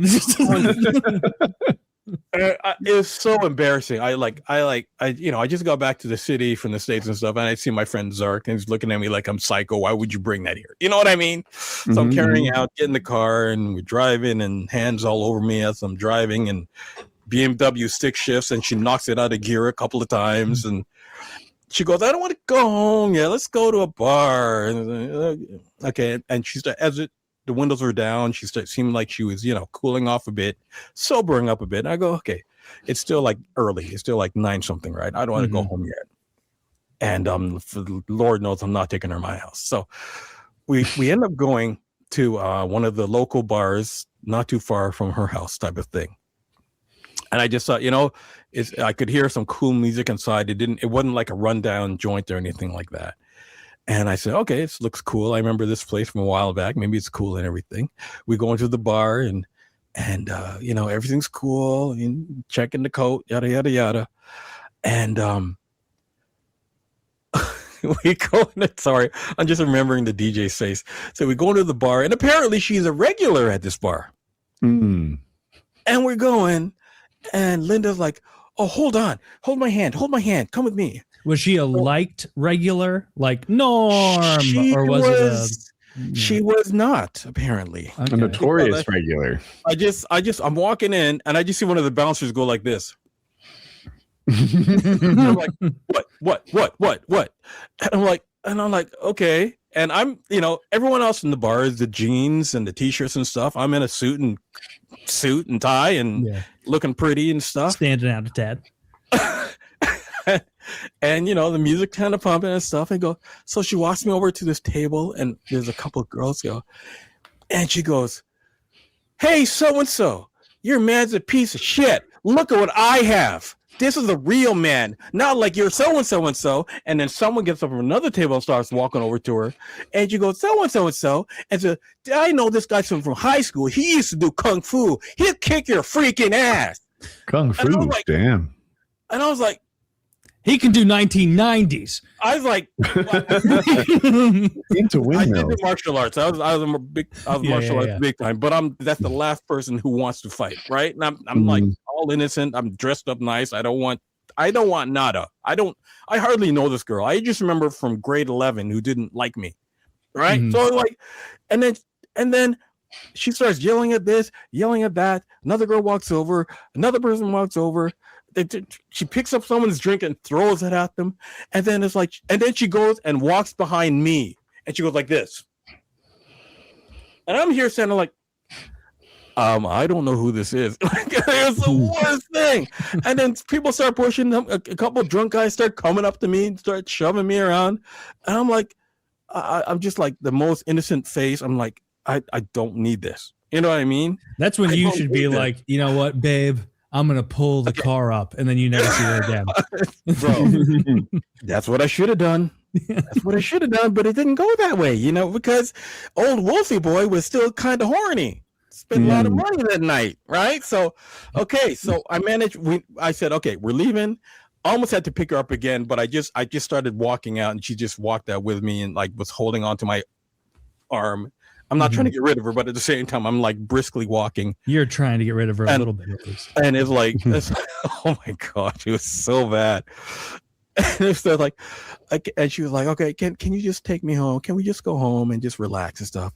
And I go, yeah, we might as well. Just let's do it. Let's go. Okay. And I was like, I don't want to walk away with nothing that night. I gotta get something. Even something sucked. Like something's gotta happen. I put too much into this night. My life was threatened. You know what I mean? Would you have settled for an OTPHJ in the car? I would have. I would have settled for anything. So now, mind you, in high school, her parents were pretty well off, right? Nice house, yada yada. They had everything going. So, Canada doesn't really have shady parts of towns. Like we don't really have hoods. But if this, so you're still not taking her to your house? No, oh hell no! Are you crazy? I thought you lowered your standards. Okay, carry on. No, you're like, oh, in my house, it's being fumigated. You're looking for an alleyway or a dirt road? What is your plan? First of all, my house was like an hour away in a different town. Okay. And the bar was closer to her house.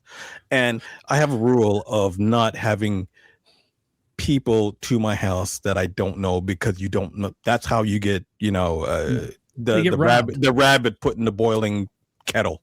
Okay. Are you guys getting that reference? I am. Sure. It's took me a second. That's is that Glenn Close? Yes, there you go. Yeah. Basic Instinct, baby. Never seen that movie. Really? Wait, Never That's seen it. insane. Yeah, that's how you get the crazy chicks who stalk you, right? You were firing back to her house. She offered, right? She offered, she insisted, and that's before. These are before Uber days, and didn't it's want to Fatal send her home in a Attraction. cab. That's what it is. Oh, I'm sorry, Fatal Attraction. What did I say? Basic Instinct. I'm sorry, my Same bad. time frame. Anyway, So, yeah, we go to her house, and it's the nest. I'm not trying to be an elitist. I get it. Not everybody lives on the same level and whatnot and stuff. Mhm. But this was like hood level shit. All right, like Yeah. it's like it's a nasty neighborhood, and it was just rough. And I was like, okay, I didn't want to park my car in the area.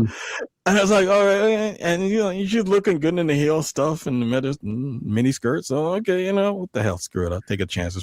I'll double click the alarm. Walk up to her house and everything, and I hear the biggest commotion in the house. So apparently, it's like it's a townhouse that have like 4 rooms, and she's got like 6 roommates. I walk in there, and it's like beer bottles everywhere. It's got the ripped up couch. It's got everyone's hanging out and smoking cigarettes and weed, and a fight starts breaking out. And she goes, "I've got effing company. Shut the F up." And then some guy goes, "Oh, you're bringing home another one, for fuck's sake. You just had another one in Mexico. Why the fuck you bringing it over here?" Another guy goes, "What's this fucking black guy doing to my house? I don't like this freaking guy. I don't like these people around my neighborhood. I don't know what the hell's he in there for." And it's like, I mean, Linda's white, whatever. It's not a big thing. The racism is not that crazy. Or at least You must have been fucking torqued because there are a lot of outs.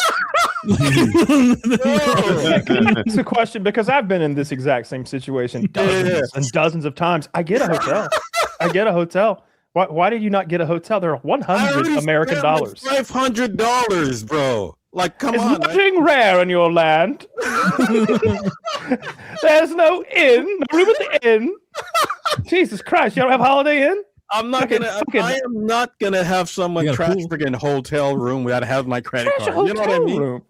If you can't trust her in a room without doing damage, we gotta leave. We gotta separate. I wasn't thinking. This was Little Wolf controlling the situation. I wasn't thinking. All right. I just was thinking quick, fast, and hurry, Yeah. Dash and dine. You know what I mean? Like dine and dash, sorry. But it's like, and then all this stuff breaking out, and the guys are yelling at me. Who does this guy bring over here? Hey, bro, you gotta have weed. I see your car, bro. You must have weed on you. And it just went up. All of a sudden, I said, okay, hold on. I just got to clean up the room a bit. And then, I'm just standing there like a moron, having these guys talk to me. And I'm not trying to be elitist. I'm not trying to be better than anybody. And I'm like, she goes, okay, let me just straighten out my room. I don't just see it messy and stuff. And I go, and I just, so I'm standing there and I just see these 2 little kids coming out and they're rubbing their eyes like this. I go, I was sleeping. And she's going, just fucking go in the other room and just go take a couch in the nap. Just go have a beer. And I was like, are those your kids? They go, hi, yeah, this is Maddie and this is Samantha. And I'm like, oh, the length I've sunk to, bro. I can't do this. And I was just like, oh, it's so good to see you. I'll give you a call tomorrow. Backing out now. This guy got to the precipice. He's about to throw the one ring in the fucking fire. And now it's too hot to handle. It's little Joey and some came out sleepy eyed. Closing the deal, boys. Bro, I'm sorry. The kids just crossed the line at that point. Yeah. Like, I'm not going to be the guy who's going to be, the therapist going to be talked about like 10 years down the line when the kids need help and stuff. You know what I mean? Well, like, they wouldn't have remembered you. It seems like there was a carousel of gentlemen. Yeah. And I'm sure at that point I was probably going to catch something anyways. So I just cut my losses and I just like wrap that thing up. You ever pull a condom all the way over your balls? You're so scared.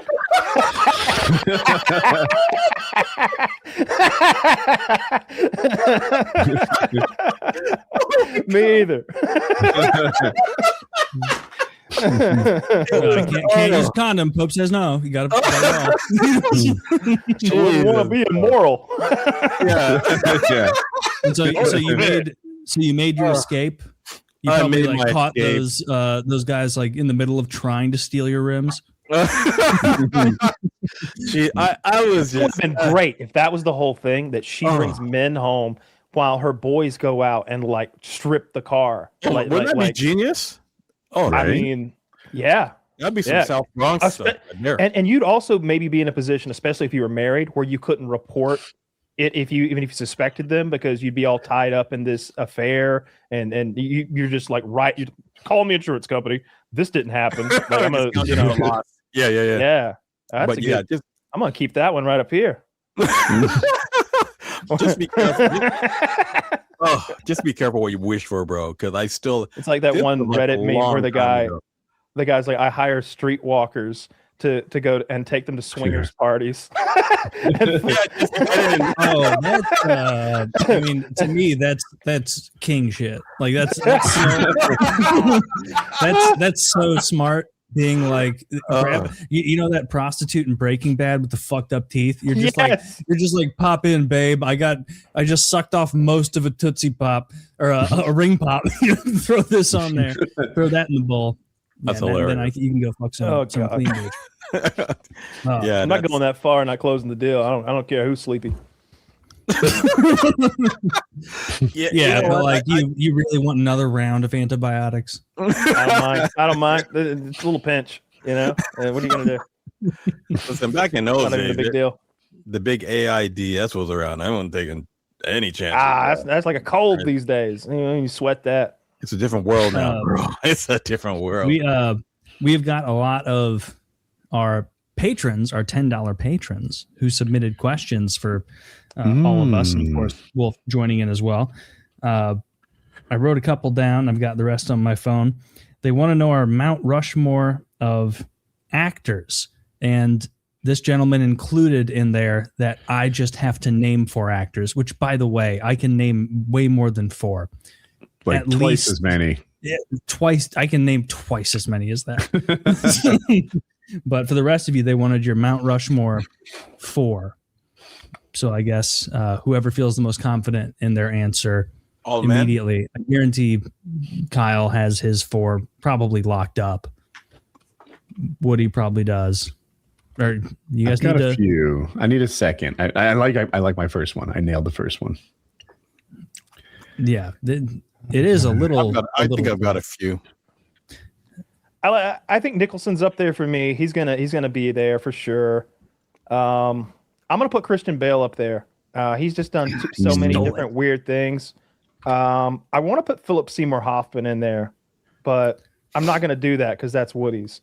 So fuck. This is the second time he's read a mind tonight. Yeah, it's easy. What was the other thing? The movie that's on Netflix? Prime. He's like, what's that movie on Netflix? Primeval. That was a good one. But mine was Philip Seymour Hoffman. Okay. I'll put Daniel Day-Lewis up there because why not? You took mine. I'm gonna put Kevin Spacey up there because I like him, and then I would close it out with who's the guy? How many did you have already? You're taking all the good ones. Oh. No. We don't. You don't have to have exclusive. Okay. I have another one that's really good. Doesn't need exclusivity. Who's the guy who just won an Oscar and he accepted it in Ukraine? Ukraine? Randall Stevens? Hang on. Fuck you.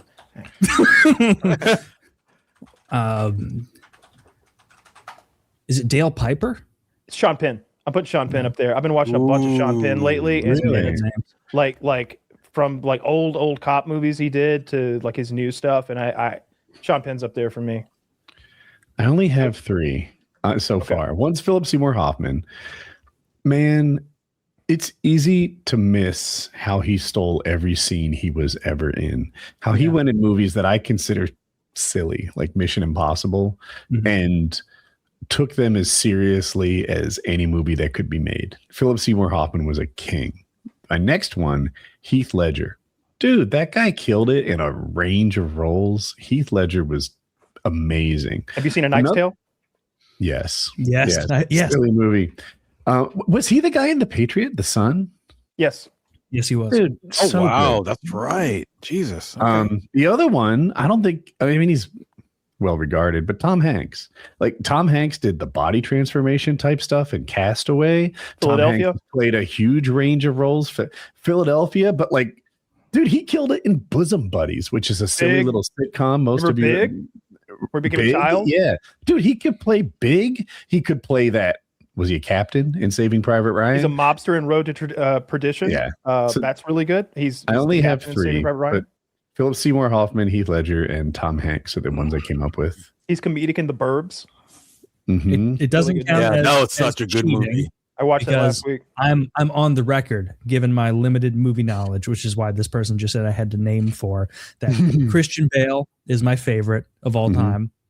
He rocks. Philip Seymour Hoffman is my second favorite. Jonah Hill is my third favorite. On the record, loving him. He rocks. Hold on. Jonah Hill.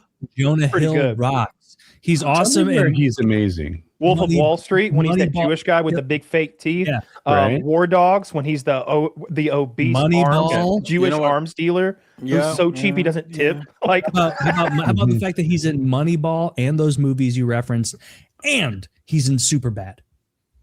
That's quite the list of excellent ones. Okay. And then I also like Ed Norton a lot.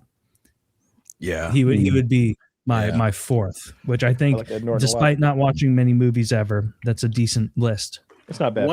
One of my indications of a great actor, and I done a little couple acting classes and a couple short movies, and it is what it is. But one of my indications of a great actor is someone who can do Shakespeare and also do regular roles, right? So I think one of my tops is Denzel Washington, because he can do everything from Shakespeare to, you ever see that movie where he's talking to having that argument with his son, and the son goes, "Why have you never loved me?" Yes. And then Denzel goes, "Loved you. I put a roof over you." Like, if you ever, I can't remember the name of that movie. It's called I can't Post either. It's or really good. Fences or something like that. He goes on a rant about everything he's Yes. ever paid for and done for his son. Exactly. Yes. like it's a good rant. That's- Tears rolling down his eyes, like hardcore acting, right? Yeah. Ooh, Love it. Yeah, he's really good. If I had to switch out Norton, I guess Denzel would be the next. Another one is Kenneth Branagh. Kenneth Branagh did tons of Shakespeare role stuff like that. He's done Inspector Poirot in the River Nile movies. He's done like tons of stuff that I shoot like British actors. I think have to be next level acting because they start out on the stage and then they go to movies, right? I think that I think Kenneth Branagh is one of those guys you don't hear about as much that has turned roles into empires that you don't know about. I think that what's his name? I can't remember his name now. What's he do? Kyle? Leonardo DiCaprio Uh-huh. Oh, he's solid. is underrated. I think Leonardo has done He's so highly rated. He won an Oscar. And before he Okay. won an Oscar, they acted like he should have won 6 Oscars. You guys didn't even think about him, though. Oh, I thought about him and I rejected Okay. him. Okay. He's so thought about- fucking overrated. He overreacts. That fucking Are you movie where he crazy? just crawled in the dirt for 3 hours was Revenant. such bullshit. That The was Revenant? the biggest shit ball of fucking boringness The ever. No, I'm sorry. I think every Leonardo DiCaprio. What's the one Remember deal? when he was Hold on Quaaludes and Wolf of Wall Street? Jesus Oh. fucking Christ! Can I go to the that kitchen now? was That took hilarious. so fucking long. Leonardo Hold on. DiCaprio is Are you the most talking about when overrated actor. Here's No, what I'm I sorry. want. I want- Leonardo. Listen. We haven't named a single girl yet. Who's the Yeah. best I'm not done. girl? I'm not done. You just did you Oh, hear me say? you've been Can we going for say 20 women minutes. too? Carry on. You guys keep going. Okay. Yeah. Sorry. From Gilbert. Once eating Gilbert Grape, Great. all the way to when he did the remake of Romeo and Juliet as a kid, friggin' genius. Do you remember? Did you see that one when they remade Romeo and Juliet, but with like new guns and stuff like Yeah, that? I saw it. Genius way to do it, and to the way he pulled off Romeo, fantastic. Anthony Hopkins, That's a good probably one. one of the greatest who's ever done it. Right? How many people are you on? He's on. Three. This is, That's his this is third. three. You asked when I say it, and then you didn't ask when friggin' Kyle said it. He did. He said, I said, Okay. he was like, how many are you? He thought I was on too many. Now he thinks you're on too many, and you're on 3. Just because we This know is three? movies, bro. Look at me. Yeah, I no, banged you named mine- I that banged obscure mine actor. I out. didn't know. Yeah, but we're supposed to do their entire filmography with this. I'm giving you reasons A little why. It's not an supporting empty argument helps. question. Yeah, Okay. exactly. Okay, Mhm. and best female actor. Okay, and I'm not going to remember. Glenn Close. Okay. Glenn Close is the best female actress who ever existed. Oh, you know what's funny is I thought Ed Norton was the guy from Moon. That's Sam Rockwell. Jesus, that's Sam Rockwell, dude. Okay, That's not well even then I close. like Ed him. Norton, you're thinking of American History X. American That's History Norton. X. No, I didn't think that movie was very Fight good. Club, And Ed so, Norton. Fight Club. Fight Club was all right.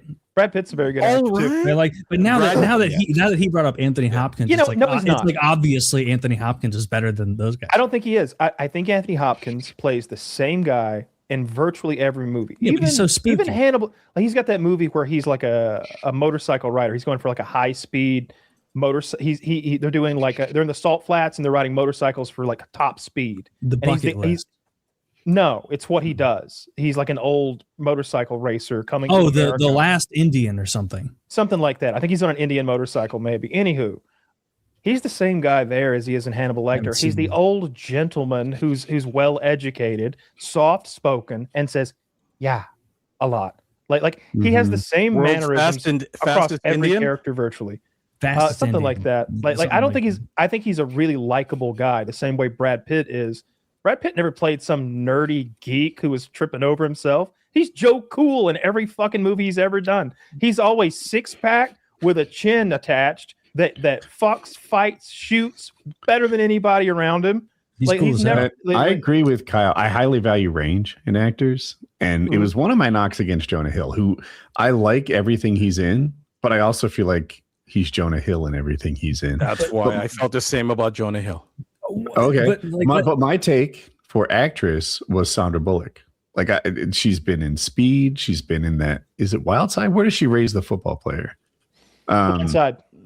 Blindside. Thank you. She was Maybe okay. she's not great. Maybe she's. But you have to.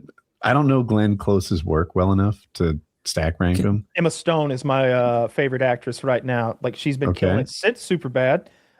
In everything she does. She does all these serious, dramatic, weird roles, and she's got tons of range. She can be likable and she can be bizarre and threatening and off-putting and everything in between. She's not overly concerned with being pretty in her movies. She's Emma Stone and she's got tons of range, and I like her a lot. Can I defend my Jonah Hill Sounds take? like I'd like her too. Because my Jonah Hill ahead. take is absolutely under assault right now, being bombed from all sides, and I need to defend it because Superbad is hysterical.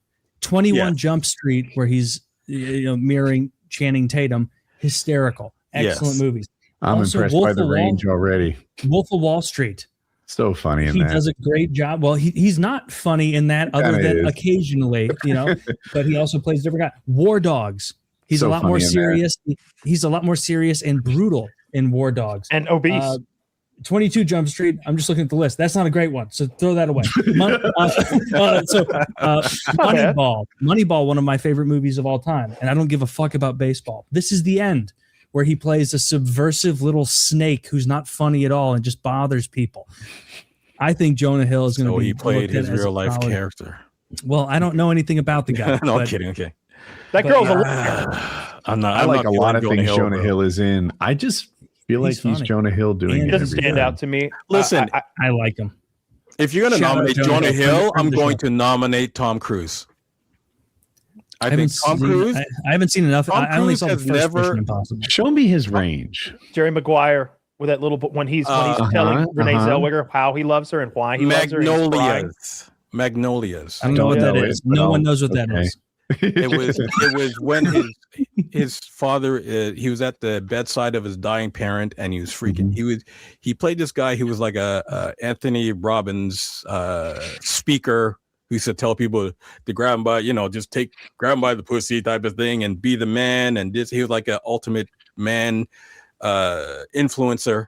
And then, he had to go and face his demons when at his father's bedside, and he was crying, and it was insane artsy movie. Vanilla Sky, Eyes Wide Shut.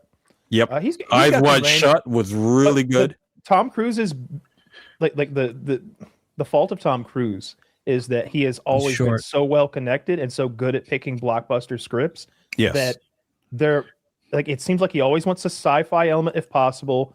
He wants lots of CGI, and he wants a heroic type character. But he probably never heard of the movie Oblivion. Oblivion's like a multi-hundred million. You have a multi-hundred million dollar movie where Tom Cruise is like the last man on Earth. Like the humans have all left, and him and this woman are staying behind. Are we an effective team? Yeah, is it good? It's okay. Minority Report, Minority Report, I thought was amazing. That's when they've got the cognitive police force where they have these psychics who pre-visualize murders. They record like what's coming out of the precog's minds, and they have evidence of the murder and where it's going to happen. And then Tom Cruise's team are the cops who enforce. So they come dropping out of the sky, out of like helicopters, fast roping in to stop some husband from killing his wife. And like they're having to take the video that came out of the precog's mind and like break it down like Bolt, what's his name, Bolt Rain or whatever, Rain Bolt or whatever. All right, I see a tree outside. They're like pinching and it's it was in the earlier 2000s. There's not a screen. It's all in the air. That's the director of that. There's a scene in that movie where he has to lay in a bathtub and hide from some robots. And he taught himself how to breathe out of one nostril so that a bubble only came out of one nostril for that shot. Like, he's so hardcore with it. It's not even just that he does his own stunts, which is kind of campy, but it looks good on camera. But he's almost never. The only movie that I haven't liked by him is like the second Mission Impossible movie. Agreed. So let me hit it back. I like Tom Cruise, and I like most of Tom Cruise's movies. And while my perception of him might be a little inaccurate, it's a little like the Brad Pitt criticism. That is, when I see Tom Cruise, he's usually playing Tom Cruise in every movie. I acknowledge that we have some exceptions there, but the Tom Cruise movies that I know him for, whether it be Days of Thunder, Mission Impossible, whatever hero he's playing, it's him doing cool shit. It's him being Maverick. And I'm like, he may have more range in that, but he didn't use it very much in his career. He didn't have to. That's my whole point. Is like he was always so well connected. All of the biggest directors always wanted him in their movies, and their big blockbuster movies are going to have a hero saving the day and doing the big thing. They're not going to require him to. But that's an gain argument 40 pounds for his acting, right? The thing is, like, George Clooney didn't have to, but he chose to do something that would show him in another light, so that he wasn't typecast as the same thing all the time. There are a lot of guys who don't have to. McConaughey too. Okay, that's a great example. When he stopped saying no to played that gay guy, and he didn't work for like 3 years. Yeah, he almost went broke. Yeah. Well, I'm stone solid on Christian Bale, Hoffman, and Hill. And for the woman we were asking, you guys can tell me because I haven't seen a tenth as many movies. But is Kathy Bates a really good actress, or do I just love her from Misery and Waterboy? I think she's very good. I think it's very good. Because Misery and Waterboy, I think, are so different, and they're so good. I like actors with Southern accents, like anyway. Like, I'm like, oh, good representation. We needed that. Yeah. So like I appreciate people like her, and so I've always liked her in everything. She did a season of American Horror Story. I saw her do that one movie where she takes her tits out with Paul Giamatti. That was decent. That's many years ago. Yeah, that's like we should have done early 2000s. Jesus, all our that's way back, female actresses. Like, I like Sydney Sweeney. I like unironically, I would have. You know who's talented? Christy Brinkley in vacation movies. You know who's talented? Daddario from that scene of a movie I haven't seen. No, she's from the first season of True Detective.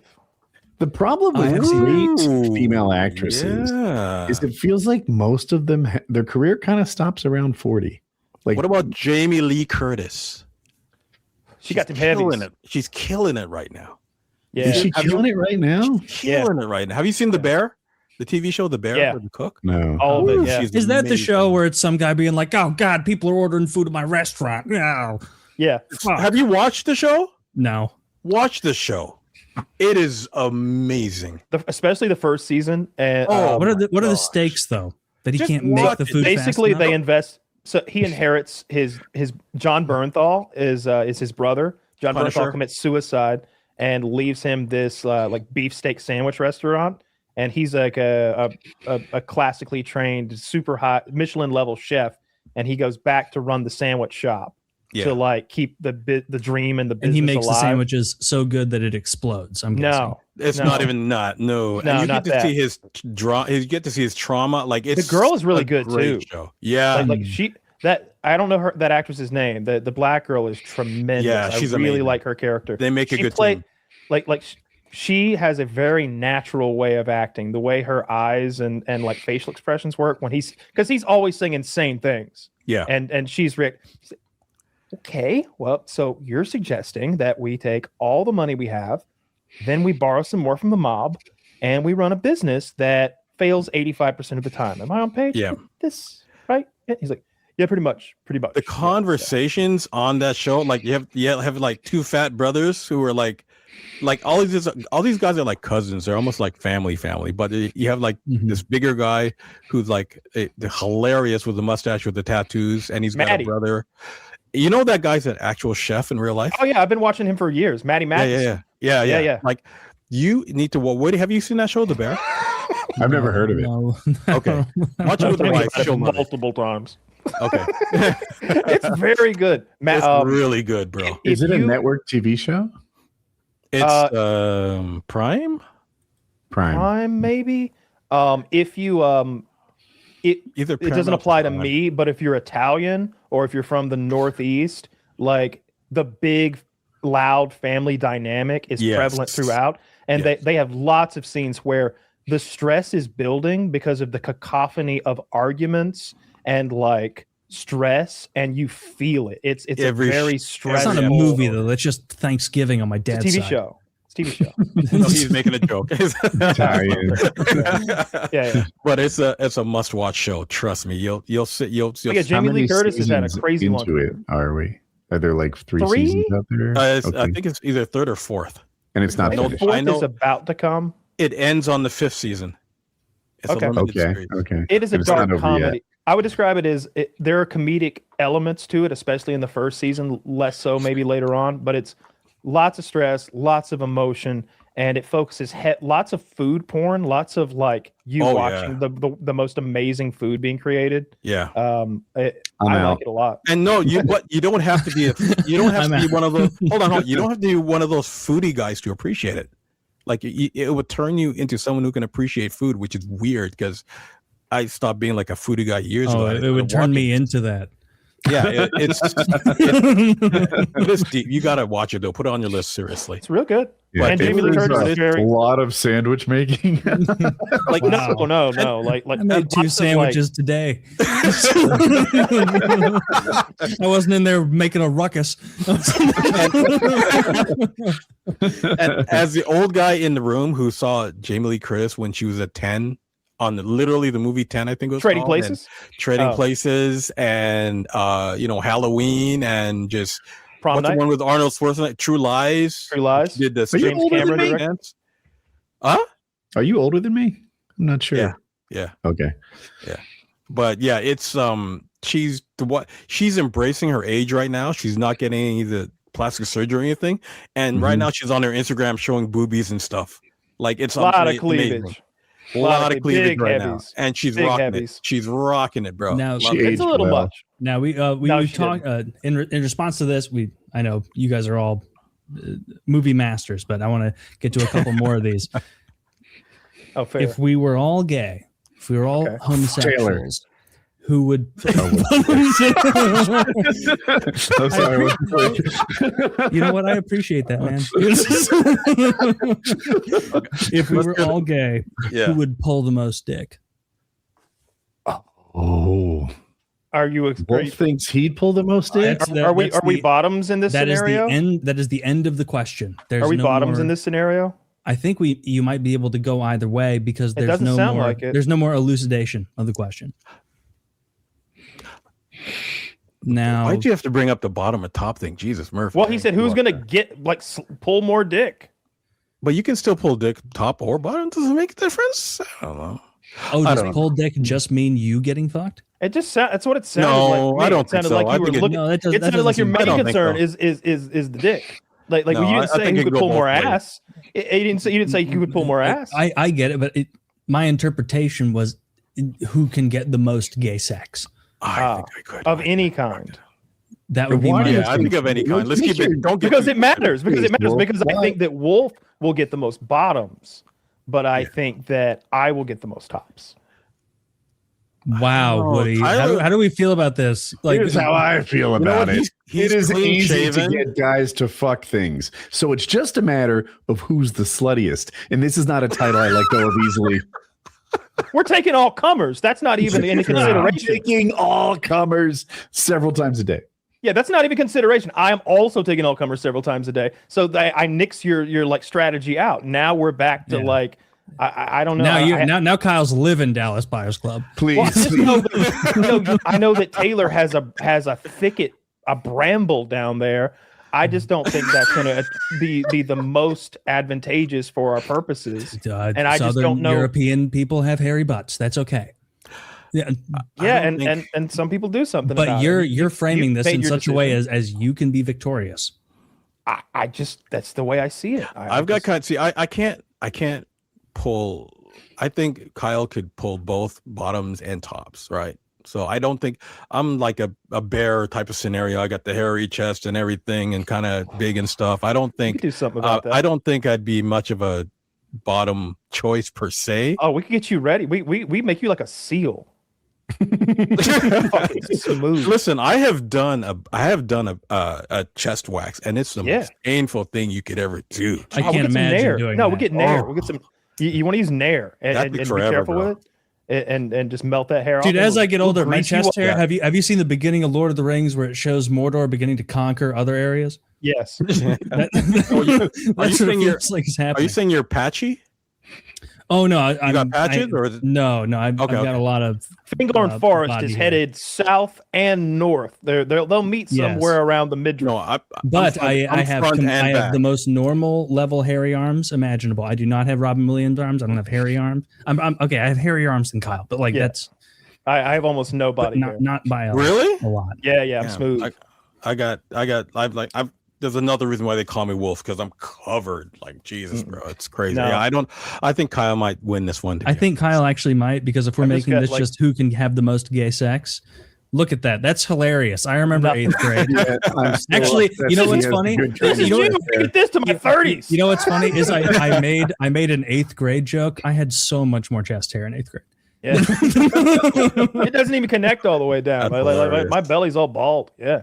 Oh, it Really? does. Oh yeah, like Yeah, mine- above my mine belly button connects. and below my like chest. There's no Dude, hair the there. chest hair used to come down into more of a line, but it's become just like dun dun dun dun dun dun. I It's more of the music. I like that. The chains pulling the mine cars and stuff. My lord, there is no such army. Yeah. No, I don't think That's I hilarious. don't think I'd do well with I the could put gays. an afro pick in my back hair and it would stay. Oh god damn! Do something about that. That's then. I shave No, it. let Like, it ride. I shave dude. it Let now. it ride. No, Yeah, it, he's it's, shaving it, You it got a gets big- crazy. Do you have a razor with like a big handle on it? I'm gonna use No, it as a I'm handle. flexible. I'm flexible. I use Okay, the electric. two I can handfuls reach. of lat. Yeah, but that can't touch equals my out because if cigar. Woody's doing the fucking and Wolf is taken, you guys both get one. So Well, but together we could be Kyle. I don't know, man. Will you Yeah. make? Could you be a good wingman for me? Because Tyler's got that little like The cute best bearded imaginable. look. I think he'd be a great bottom. I think Tyler could like a lot Oh, I of don't- bears I don't would like think Put so. him. it back too. You know what I mean? He's got the baby face, back even is though not he has that the hairy. beard. it's not that Mhm. hairy.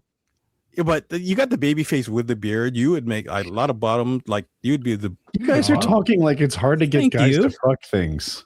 We're went talking there. about. We're talking Competition. about numbers. You're like we're all Numbers. fishing in barrels. It's just who can fish the best in the barrel. Exactly. All right. No. When we're all fishing in barrels, it's about who has the appetite. It's Kyle. Kyle's gonna win the gay sex Nah, off. Kyle will have like 2 phones on Grinder just going at it. Just Ding, ding, ding, I'd ding. be like Tom Cruise in Minority Report. I'm fucking. The VR setup. All right. This guy's an AIDS super spreader. I'm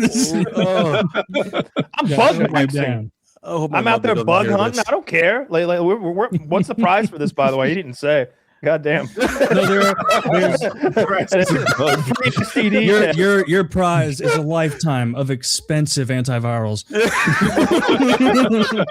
Over this. They're incredibly affordable. I saw some lady in Uganda and she was like, the United States cut off all of our aid. Now I cannot survive without my AIDS medicine. And I was like, oh my God, how expensive was it? $25 American every month. Every month. Oh, It doesn't sound that bad when you look up how much it is locally. It's crazy how much it goes up. Oh, if I were live, if I weren't like a big guy and like a larger person, I think I might be able to compete with Kyle, other than the hair thing, because the hair thing can be corrected. But I don't think these gay guys want to look down at like wide shoulders and but Kyle's in shape too, though, right? pretty good. Yeah. Kyle's in shape too. Like that goes a long way. I'm in shape as far as prizes for this. Like, we all jumped for the. We all like committed ourselves so fully, and we never asked what the prize was. there was never a prize. All right, give me another one. I mean, apparently you're the prize. All right. You have to pick 2 out of the 4 major American sports: hockey, baseball, football, basketball, and you have to replace 2 of them with sports of your choice. What's out and what's in? I'm getting rid of basketball and I'm getting rid of baseball, and I'm making paintball like a global sensation because I have a magic wand apparently. That's cheating, bro. You took my fucking. And I'm also I did it on purpose. And I'm also taking I'm making cornhole like the way to get pussy. Like the guys who are best at drinking a Miller Lite and being like a cornhole champion they're like the F1 drivers. That they're the Max Verstappens, these 100 millionaires with model wives in Morocco on vacation because they can throw a fucking hacky sack or whatever into a hole. Hold on. Well, the 4 again: hockey, baseball, football. Hockey, baseball, football, basketball. You have to get rid of 2 and replace them with any sport of your choice. And again, there is no prize. You don't win anything. Woody, what are you I don't going even want to for? play. Say that again. What are you going for, Woody? All right. So out is baseball. Obviously, it's incredibly boring and the games take 19 hours. Who cares? Also out is football. Now, while I'll admit it's a pretty good watching experience, if you really break it down, they play like 6 minutes. It's boring. Like it's mostly interruptions and ads and stuff. And also, I don't like sports with big helmets. I don't connect with the players. So big helmets. That's your point. Okay. Get up here. If you wear a helmet, I swear you're not even famous. You know, like these guys, I bet a leading running back can walk through the streets of Philadelphia and it'll take a while before he gets recognized. Try that with LeBron James. That guy will get swarmed immediately. Right. Yeah, but try it with like the 5th player on the Lakers, whose name I don't know, and compare him to a running back from the Giants. I don't know what either of those guys look like or their names. I have no idea. I know like the face of maybe 5 football players, and they're all quarterbacks or like fucking Taylor Swift's husband. You know, but that was my take against football. I won't take long. I feel like modern sports are enjoyable, not just for what happens on the field, but all the drama around it. The players like being hot, being cold, being angry, they're on Instagram now. I like watching Jimmy Butler fall out of a canoe. That's fucking hilarious. Like I have a good time enjoying the players aside from their sport and in their sport. But football doesn't give me that. So they're out. In MMA, because I like it a lot. And the other is rock climbing. Everyone talks about how hot the girls in beach volleyball are, and they're not wrong. They're just second place. The female rock climbers are the hottest women on the planet. We need to see them climbing, bouldering inside. I haven't even. Hot take. I didn't know rock climbing was even a big enough thing that women Zach, show did. us some hot female rock climbers. I want to see their calloused hands and their powerful forearms. because that's what gets me going. Also, Okay, that is funny. Oh, dude, an activity that's mostly done in a fucking out in a natural forest somewhere, far from running water or razors. So this is a real This is hippie indoor dippy rock sport. climbing I was thinking of. That's what Okay, the sport okay. is. The Do you- kind or like traditional? Do you think it sank? Oh, look at her. Gross. I don't even believe that this is a real photograph. Like why is her ass out? Zach, no AI. Yeah, that's not a hardcore climber. That's not the hardcore climbers are a lot rougher looking than that, bro. I can see the ground. I mean, you know what I mean? Like That's I'll climb that. No, I don't need them to go high. I just need them to look like that. This is Look at more those- impressive, I Look suppose. at those feminine hands. Those are what you call unicorn.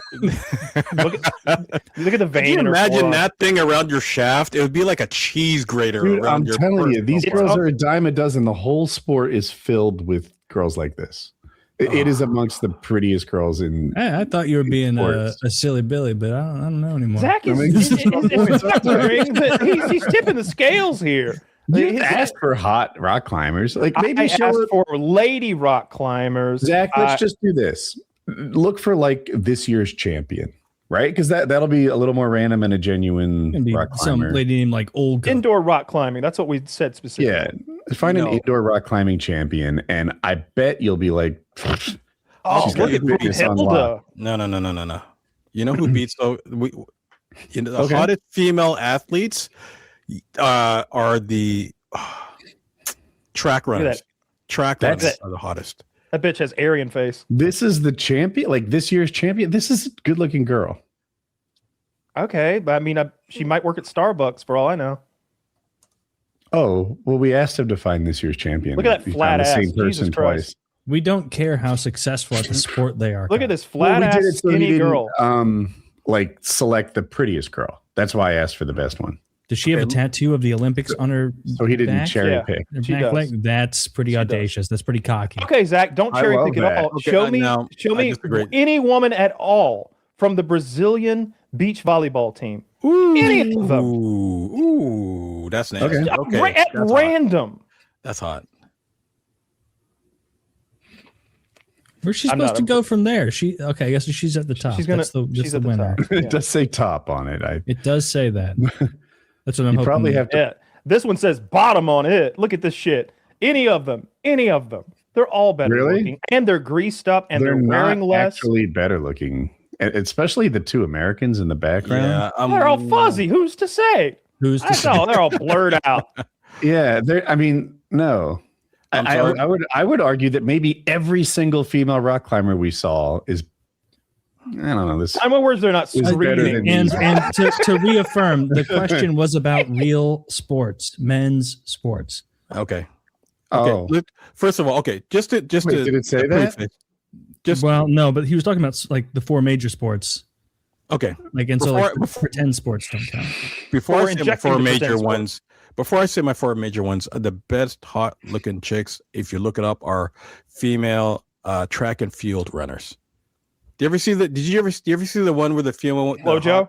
chick goes, no, the Yeah, the blonde chick, Australian and one. she's doing that bounce before she runs? I've seen that. I've seen You know that. what I'm See, talking about? but you need to clarify All because track- that's sprinters. You look Yeah. at the long distance runners, Okay. it looks like fucking No, Smeagol not slapping long his feet distance. out No, there. and he no, literally no. said track and field. So that Track brings and the field. hammer throwers, the shot putters. No, okay. Mhm. I'm talking sprinters. Those are some Let's go monsters. Just sprinters. track. Just track. Sprinters. Just track. But only parts of Okay. it. See, Yeah. now, look, I'm sorry, I don't want to take your time, but No, it's okay. the hottest runners, I'm with you. The hottest runners are super duper hot. But I would say the average and it's hard to find an ugly rock climber or beach volleyball, really. They just don't get too low. But I would bet in the track world, there's a lot of ones that are just olive oil. No, are you looking. crazy? All of those girls. That's why there's so much Really? screwing going on during the Olympics, and they were passing out friggin' condoms like they were going out of style. Well, Everybody was smashing it. Well, that's every Olympics, right? But It's a bunch yeah, of like but I'm saying- 20-year-olds in the he's saying peak the physical female condition of track their lives on girls. a foreign The vacation female away from their track- countries. just Google hottest And remember, female you don't, track you, runners. you don't get to change all four sports. You have to pick two. Okay, We did. here's my two. I'm keeping hockey because Canadian and basketball. I will add football footy, soccer, because It's already the number one sport. greatest sport in the world, biggest Not in the sport in the world, Oh, okay. and most paying sport. I said the world, not the U.S. Sure. And the biggest paid sport in the world. No one gets paid more in soccer. And other than that, I would choose F1. I see Lewis Hamilton does. I see the cars they race. I see the people around. That's like the most expensive atmosphere to be in, period. So F1, be an F1 driver is a next level amazing opportunity. So So I have price a comes question into for play you. for you a lot. Okay. How long have you been an F1 fan? I'm an F1 fan too, but not super long. Not long. I'm new. Yeah, I'm new. I'm like a Drive to Survive fan, and I've only been through two like really new cars. Right, there was the last generation and the one that started this year. The last time they brought out the new car, you might remember there were all the porpoising issues, and Yeah. they acted like the sport was going to be ruined, and it wasn't. Now, again, if people don't know, this year's car, half of the power comes from a battery, and that battery drains in like, I'm going to make up numbers, but 5 seconds, something like that. So it's really about who has battery right now when you pass. And the drivers think the sport is ruined again. And I'm like, is it ruined this time? Are they going to fix it? I don't know. But everyone seems to think F1 is awful. Better yet, every F1 driver seems to think the sport It's getting is terrible. worse. Yeah, it's getting worse. But the thing is, it's technology, right? Like these guys have like literally rocket scientists in there trying to make their cars better. You know what I mean? And it's like, it's neat. It seems like it's 30% person, 70% car. You know what I mean? And it's like a lot of people see it that way, and that's what it's kind of becoming. It's becoming the technology, and it's like, how far do you go until you got to limit what they do with these vehicles to make it enjoyable for the viewers? Yeah, it's like, and it's like when you see when Hamilton left Mercedes and went to Ferrari, and he was complaining that the Ferrari team was screwing him up, and he proved it right and everything. It's like it just entered a whole new spectrum as to how much technology is screwing up the sport, right? But do F1 fans follow racers or teams more? So are they like, I'm a Ferrari fan, or are they like, I think it's a big Lewis team Hamilton thing. It's because you'll see people buy the merch of the team, but not the racer. And I would have. Okay. I'm sorry. I thought you were finished.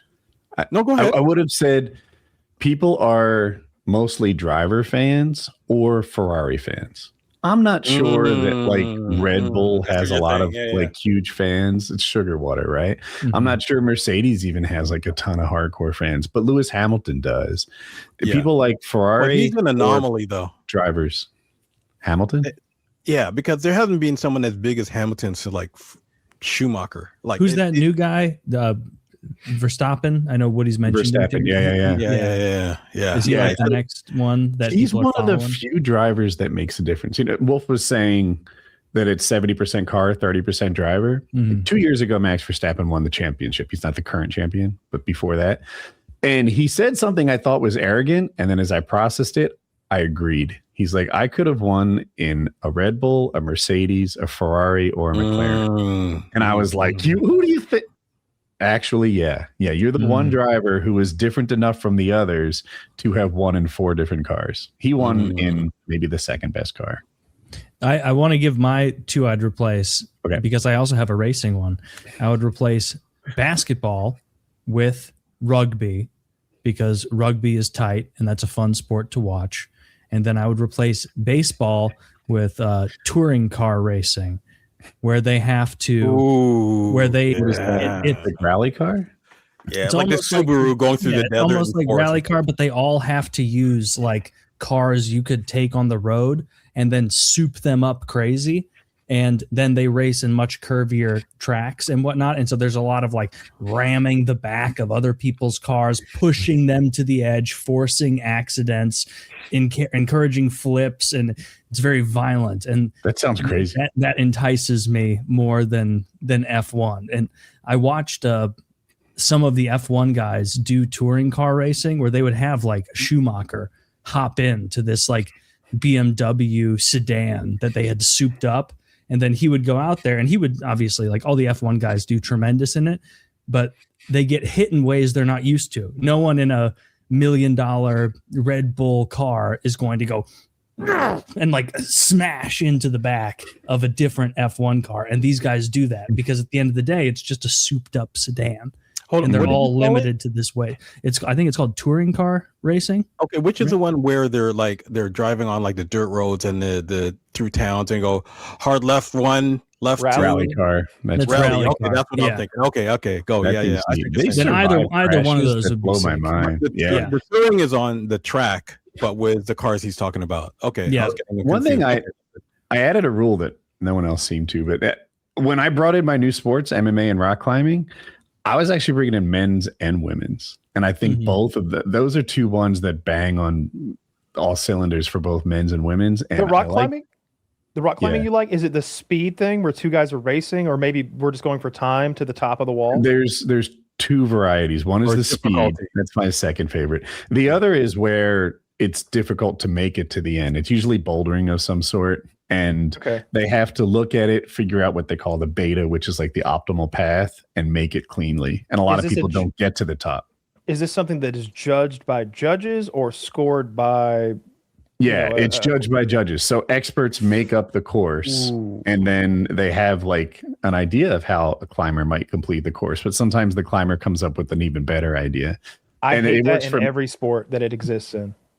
Don't they have spotters? But I want to get this point out. I thought rugby was a really neat choice because women's rugby is dope too. It's neat to see the different body types for the different positions and like how they match up. And I also get a kick out of seeing women. This is sexist, but I'll say it, with the spirit of a man. Like you know, it's clobbering time. And this woman was not, but she was just born to fucking hit There's shit. a word for that. I don't know what the word is, but a woman with the spirit of a man. Okay. Like, yeah. So some of these women in rugby, like they've got venom in their hearts, in their veins, and I'm here for it. I like the big hits. It's dope. Yeah, it's a brutal sport. Aussie football is like a brutal sport. I've seen clips that are really interesting. I see those like Samoan girls that have like just crazy powerful thighs and glutes and calves, and it just seems like through sheer like lower body strength, they drive themselves through these skinny. It's like, why did the other team bring all these skinny bitches? Right? You see the speedster women and the Samoan women, and every so often the Samoan gets a line on the speedster, and you're like, oh my God, here comes the boom. Like, I love it. They just blow them up. And I've also seen like in men's rugby, they like somehow get under the haunches outside the clothes and lift them up when they're trying to like do that maneuver. The women's rugby will just grab those pants and just wedgie them to victory all the way up, like as high as they can. Which to me seems almost aggressive. They got a built-in handle. You just puppeteer that bitch. I know. So they call me Jeff Dunham. Watches the show. Hey, Mom, we're on Spotify now. Everyone saw that. I'm gonna Jim Henson this bitch. I don't like judging in any sport. Like it, you're inevitably because when fighting is the number one that like has affected me the most because like when my guy wins but I know he didn't win, like I feel dirty, like, and I'm like, I hope he feels dirty too. I hope that like he knows that he got away with one just now. I hope he doesn't like talk shit after this. Like Paddy Pimblett lost one that was clearly a loss. I think Merab Dvalishvili, like no, it wasn't him, it was Petr Yan. Petr Yan had a right. Petr Yan had a loss that was like a ridiculous loss. I think maybe to Sean O'Malley. I thought O'Malley lost. Like, and then when it goes the other way, when your guy fights the fight, and you're like, man, they're both beaten bloody, but my guy definitely won the first round, the third round, and the fifth round, and that's the one that fucking matters. Because if we're on the street, the fifth round's the final round. If that judge does, if nobody steps in, he kills you, motherfucker. He was on you, and then they give it to the other guy, and your guy's beaten bloody.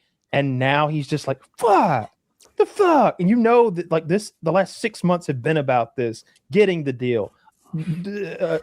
arguing over the numbers, signing the deal, the fight camp, the weight cut, the training, his family's there watching. His children just are picking his teeth up out of the corner, and some dumbass slimy boxing judge just gave the other guy the victory because he doesn't understand jujitsu.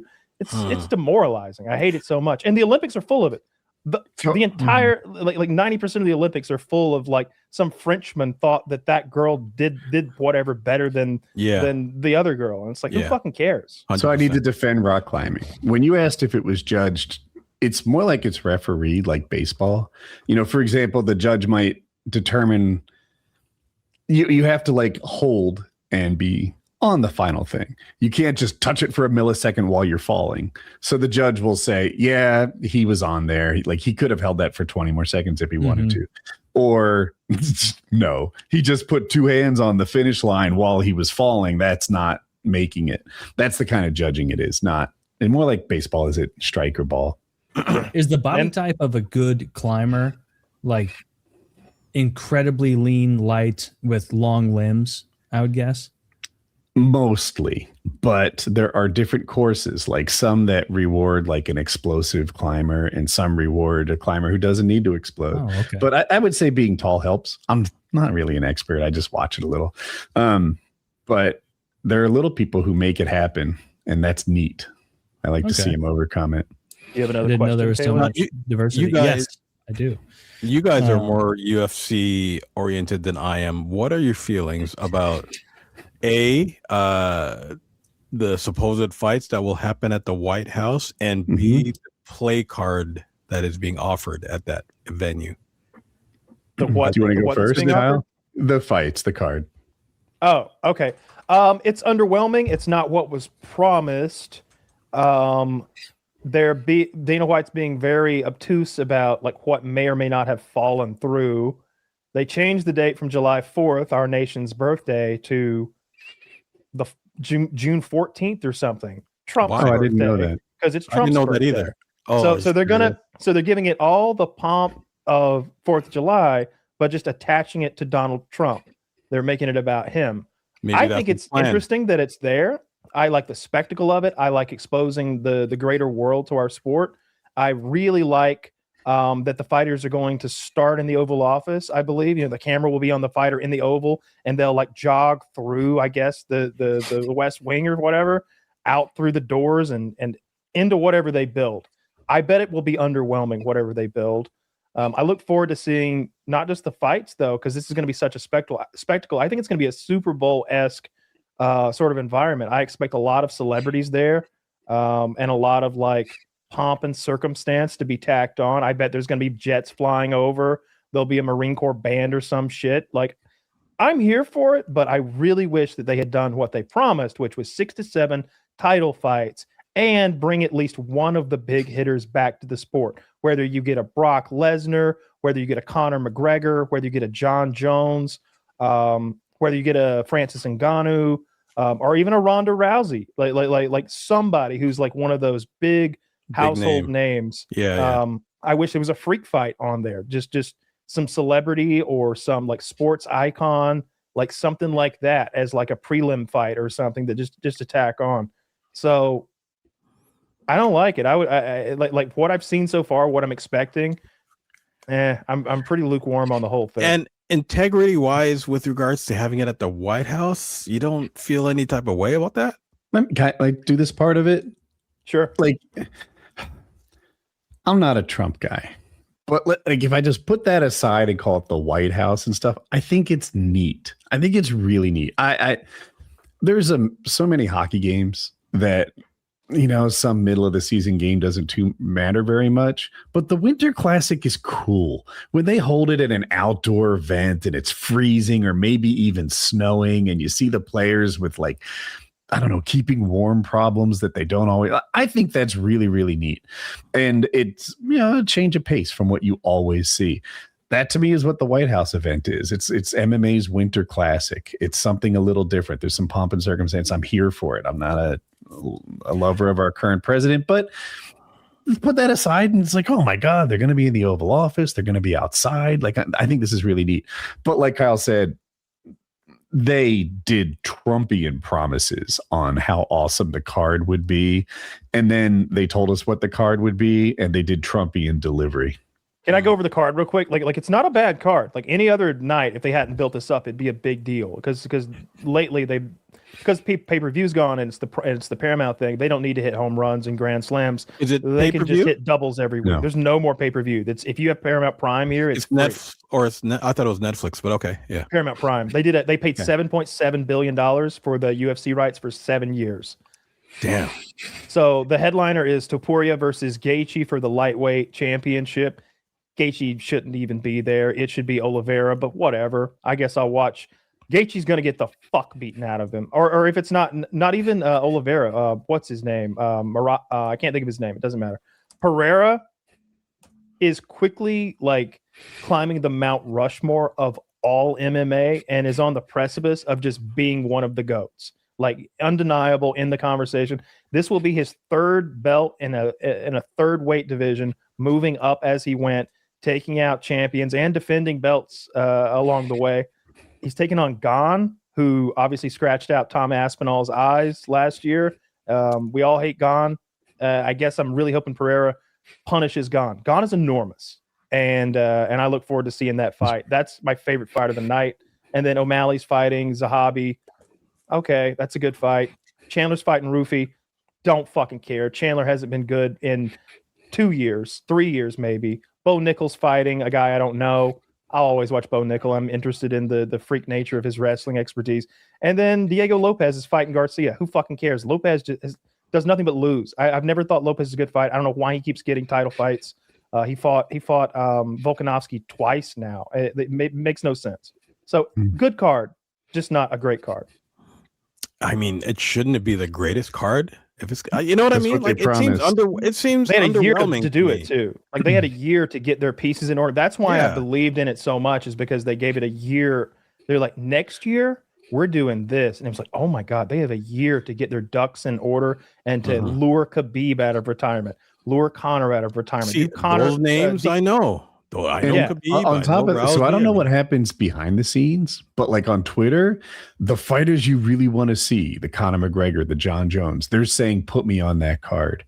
Now, if in private they say I don't want to be on, or another way of saying I don't want to be on is pay me $250 million. Yeah, I was gonna say maybe You they're not know, getting the money. Right. Well, I think Dana White has a point when he's like, there's more than one way to turn down a fight. And one of them is to ask for $200 million. Like, just say you won't fight. Jesus Christ. You know, like, so I don't know what they were asking for, how unreasonable they were, or what happens behind the scenes. But on Twitter, John Jones is like, I want to be in there. Conor McGregor says, I want to be in there. And then we get Bo Nichols versus Mysterio. Whatever, no wiki page, dude. I don't know. It sounds like Dana's being greedy to me, bro. It sounds like Always. these guys are making more money fighting YouTubers than friggin' fighting UFC. Like it, you know True. what I mean? Well, Like he so needs to. you may step not up. know this. So Dana White launched Zuffa Boxing. He's taking on the boxing game. They signed some guy that was like 1-3 in his last 3 outings, and it was $10 million for one fight. You know, like that's the higher echelon of the UFC stardom. I think John Jones probably is making like $15 to $20 million, like these last couple, something like that. And I think he was probably asking for like 30 for like Aspinall or something. I think they agreed. Isn't to that 30 what even. they're making at what's his name? The YouTubers Jake fight Paul?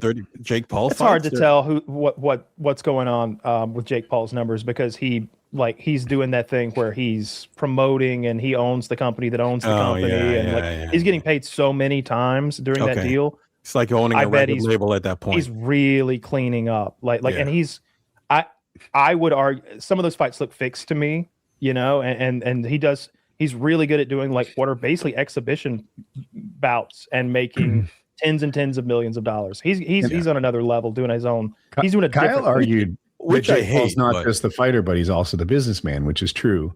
Yeah. But another thing is, I feel like they lie about the money in an effort to promote the fight.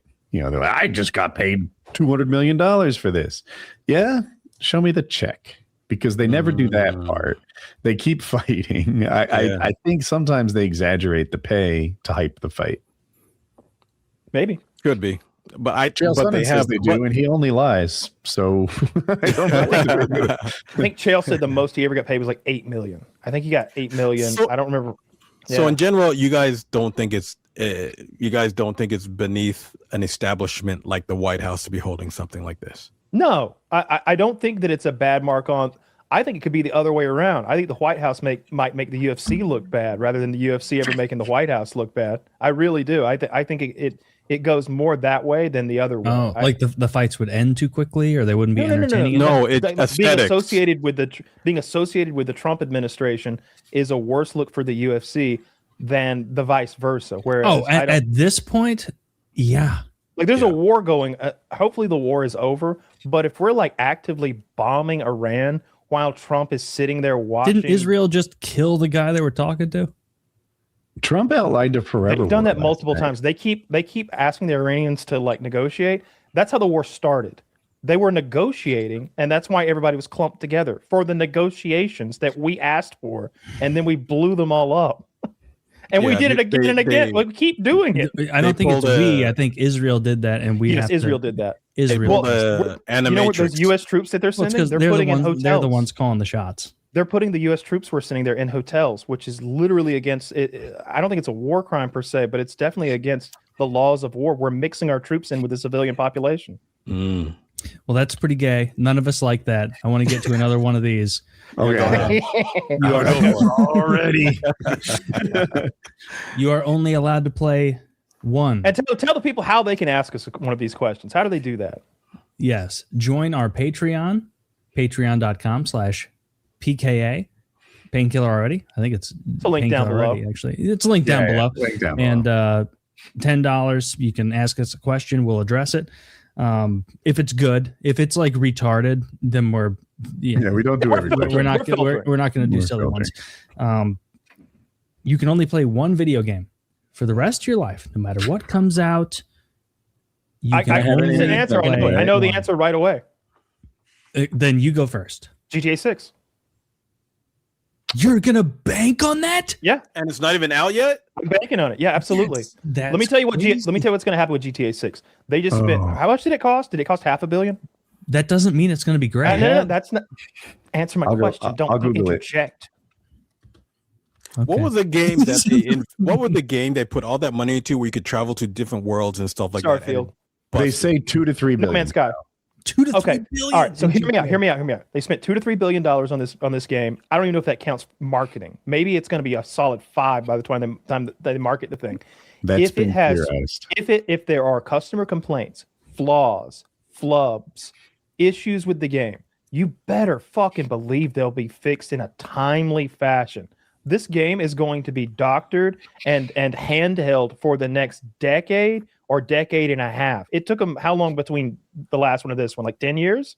It's going to do that. 15, right? It's going to be at least that again. They are by the time they're done with GTA 6, it is going to be such a massive, all-encompassing role-playing, multiplayer live experience. It's going to be the shit. I'm not saying it's even my favorite game, but it's going to be the biggest, most expansive, most content, most things to do, most repeat action of any game there's ever been. Just So the many role-playing mods, such a huge world. The role playing. But will you like it that much? Yeah.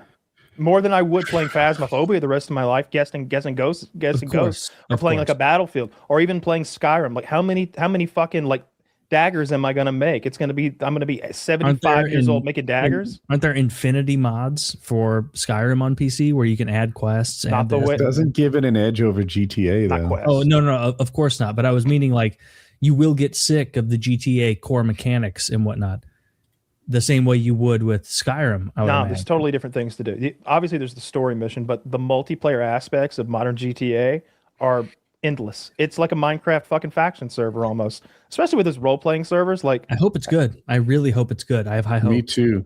But I low games expectations. that entered my mind were Escape from Tarkov, right? It's very deep, it's very complicated, takes forever to master. I feel like if you're a 2,000 hour Escape from Tarkov player, you're not particularly high hour.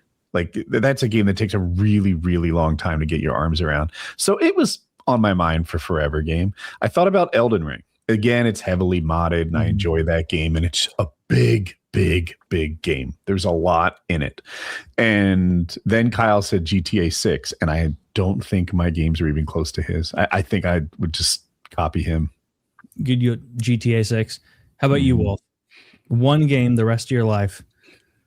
These two are going GTA 6. That's really, It's tough. Come on board. The water's fine. Yes, there's room on this We don't know bandwagon. how the water The is. game 'cause costs it won't $3 release for billion 2 years. to make. If I like it's not a good, they'll make it good. tactical shooter game. Like, I mean, I love GTA. GTA 5 was great. Driving around, doing the heist and all this stuff and everything. But like, I can play a Battlefield for days and not even think twice. But like, I have to stop myself because I feel like I need to do and I don't want to be like everyone else and all choose the same friggin' game either. No, you're fine. And for the sake of argument, assume that like the player base of this game does not dry up, like that it will be that robust. I'm going to go with Battlefield 4. Ooh. Battlefield 4. Battlefield 4, because I could play that game forever, and you don't need any crazy graphic cards or anything like that. And just the different types of wars and scenarios, and just to be different from the GTA series. That's what I would go for. But on that note, I miss the days, and I might be showing my age again, but I miss the days when you could buy a game, not even need internet, no updates are needed, there's no glitches, perfect game out the box that cannot be redone again. Because in the old days, you could only make a game once, and if that's all you had, right? Like Isn't that a Halo. multiplayer game? Yeah. Yeah, but You grabbed didn't need Halo the as your no to play internet it. game?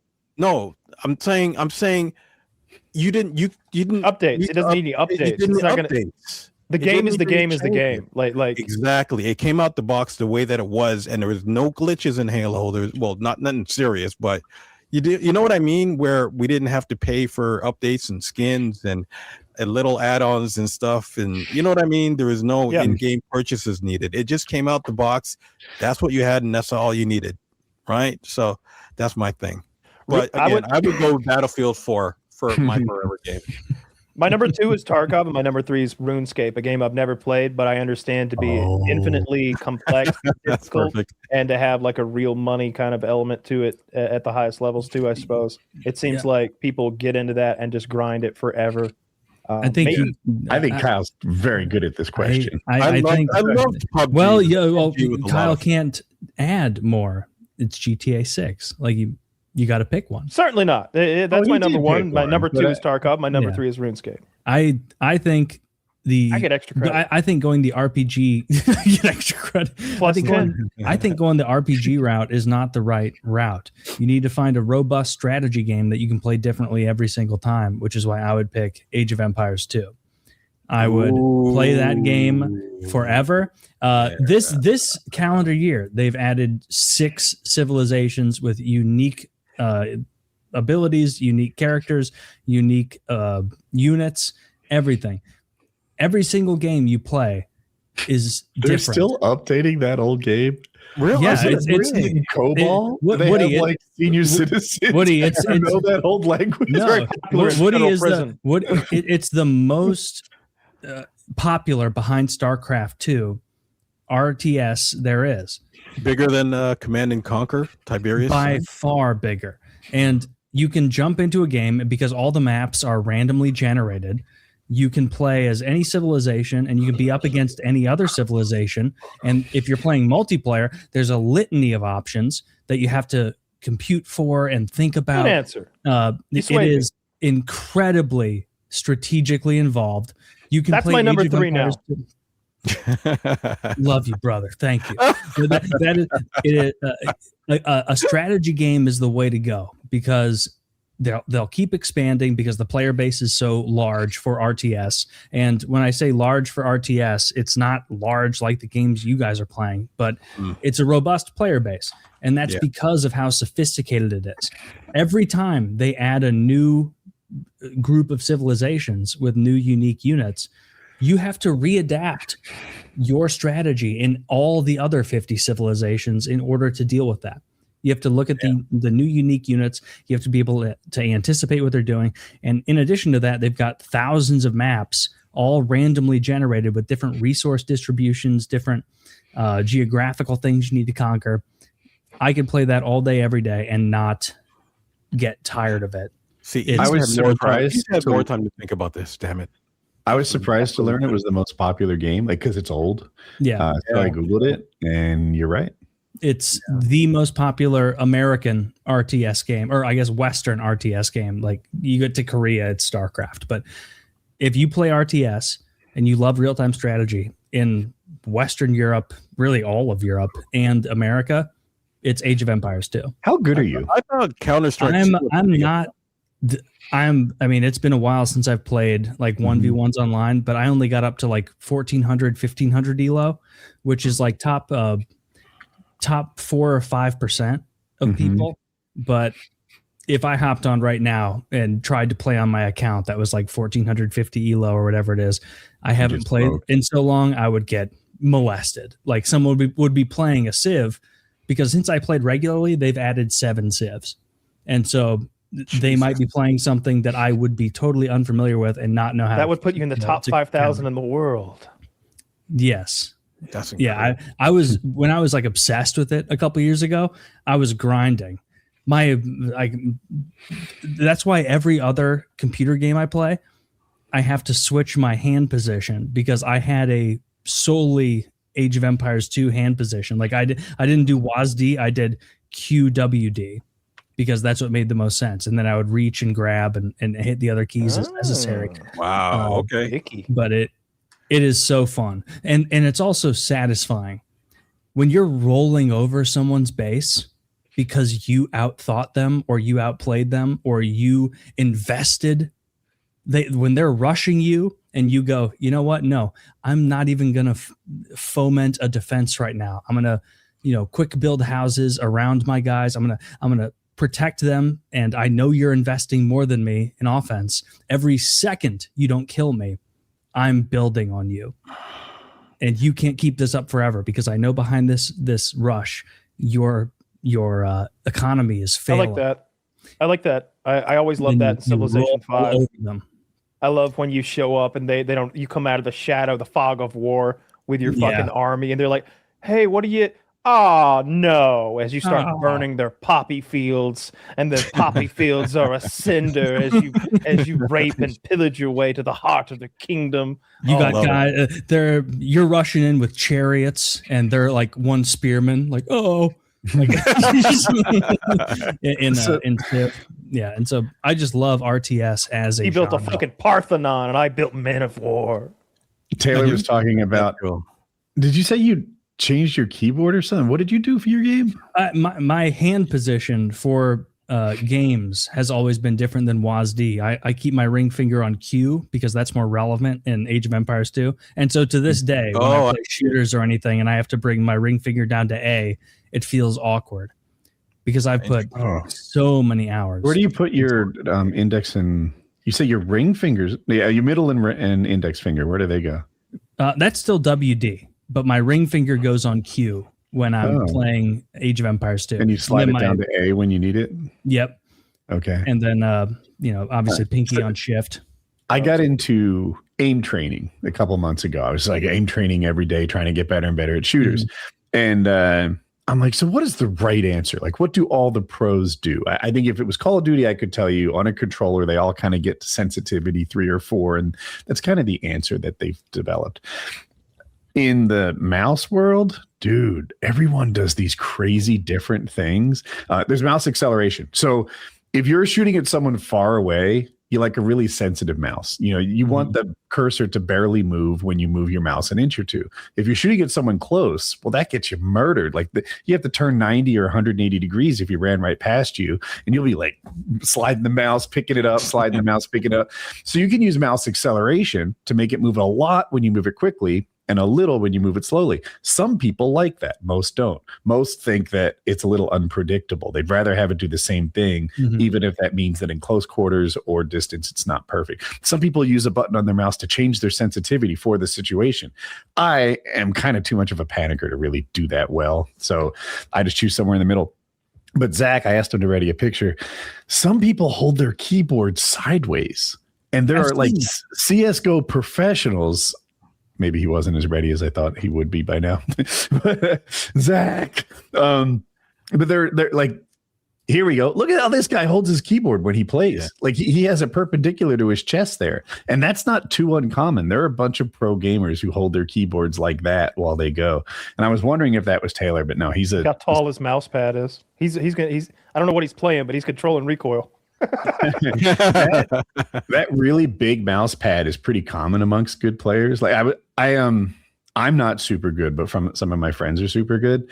And one of the first things they ask me is how big my mouse pad is. And it's like 14 by 14 inches. And they consider that barely good enough.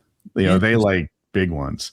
So that way they can run a sensitivity that requires a lot of mouse movement for accuracy. But if they're up close, this guy can move his mouse like 1.5 feet and turn all the way around.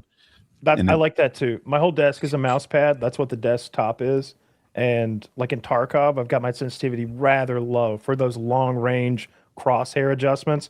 And up close, if I have to do a 180, I got to like fucking whip that mouse, like you said, picking it up and throwing it almost. And I do have a button on my mouse to like under my left thumb that if I squeeze it, I like drop down like 30% sensitivity. And especially for like long range sniping, just lowering that sensitivity even more. I can't keep my hands on my, like for AoE, like on QWD and shift. I can only comfortably hit like shift L, like the far right of the middle column with my hand while I'm playing. I can't do shift P comfortably without taking my hand off my like core comfortable keys. Is that what you do? I'm home row keys. I feel like home row keys is master race, even though it's not like what's recommended. So you can hit left shift and L with one hand? Yeah. Yeah. So my hand was damaged in a car accident, and I cap out at like left shift G. Oh, okay. Yeah, so you just have to organize the hotkeys a little differently. You'd have to use more numbers. I don't use as many numbers as some people do. I don't know my button on my mouse. If I can get something off of my keyboard and onto my mouse, I use my good hand for it. That's fair. Yeah, when I used to go, sorry, go ahead. I was just gonna expand, like all the sliding, all the crouching, all the like knifing. I put that shit on my weapon selection. Mouse. You gotta get on this foot pedal master race, man. When you've got when you got your lean on your foot pedals, and right is right lean and left is left lean, and then you got a couple things on your mouse. Your left hand doesn't have to do nearly as much. Even in Tarkov, which has like triple the commands a normal shooter has. Yeah, I have a preference for lean on the mouse scroll wheel. I tip it left and right, but the point still stands. Foot pedals are awesome. That's good. I only have 2 buttons on the side of my mouse because I have one of those like Naga Razor Connects that lets you put like 10 buttons on there. And I tried to get good at that, like hotkeying everything to the mouse. But what I realized, what I didn't know, is that when things get tense or I like start like moving, I squeeze too hard on that side of the mouse. And when there's that many buttons, I end up hitting things inadvertently. This is the go of gaming accessories. That's not helpful for an RTS. I don't want to. I don't want to take my hands off the keyboard to touch something because you take them off the mouse. Oh no, but I would have to take my hand off the keyboard to hit that. No, you use your right hand that's holding the mouse.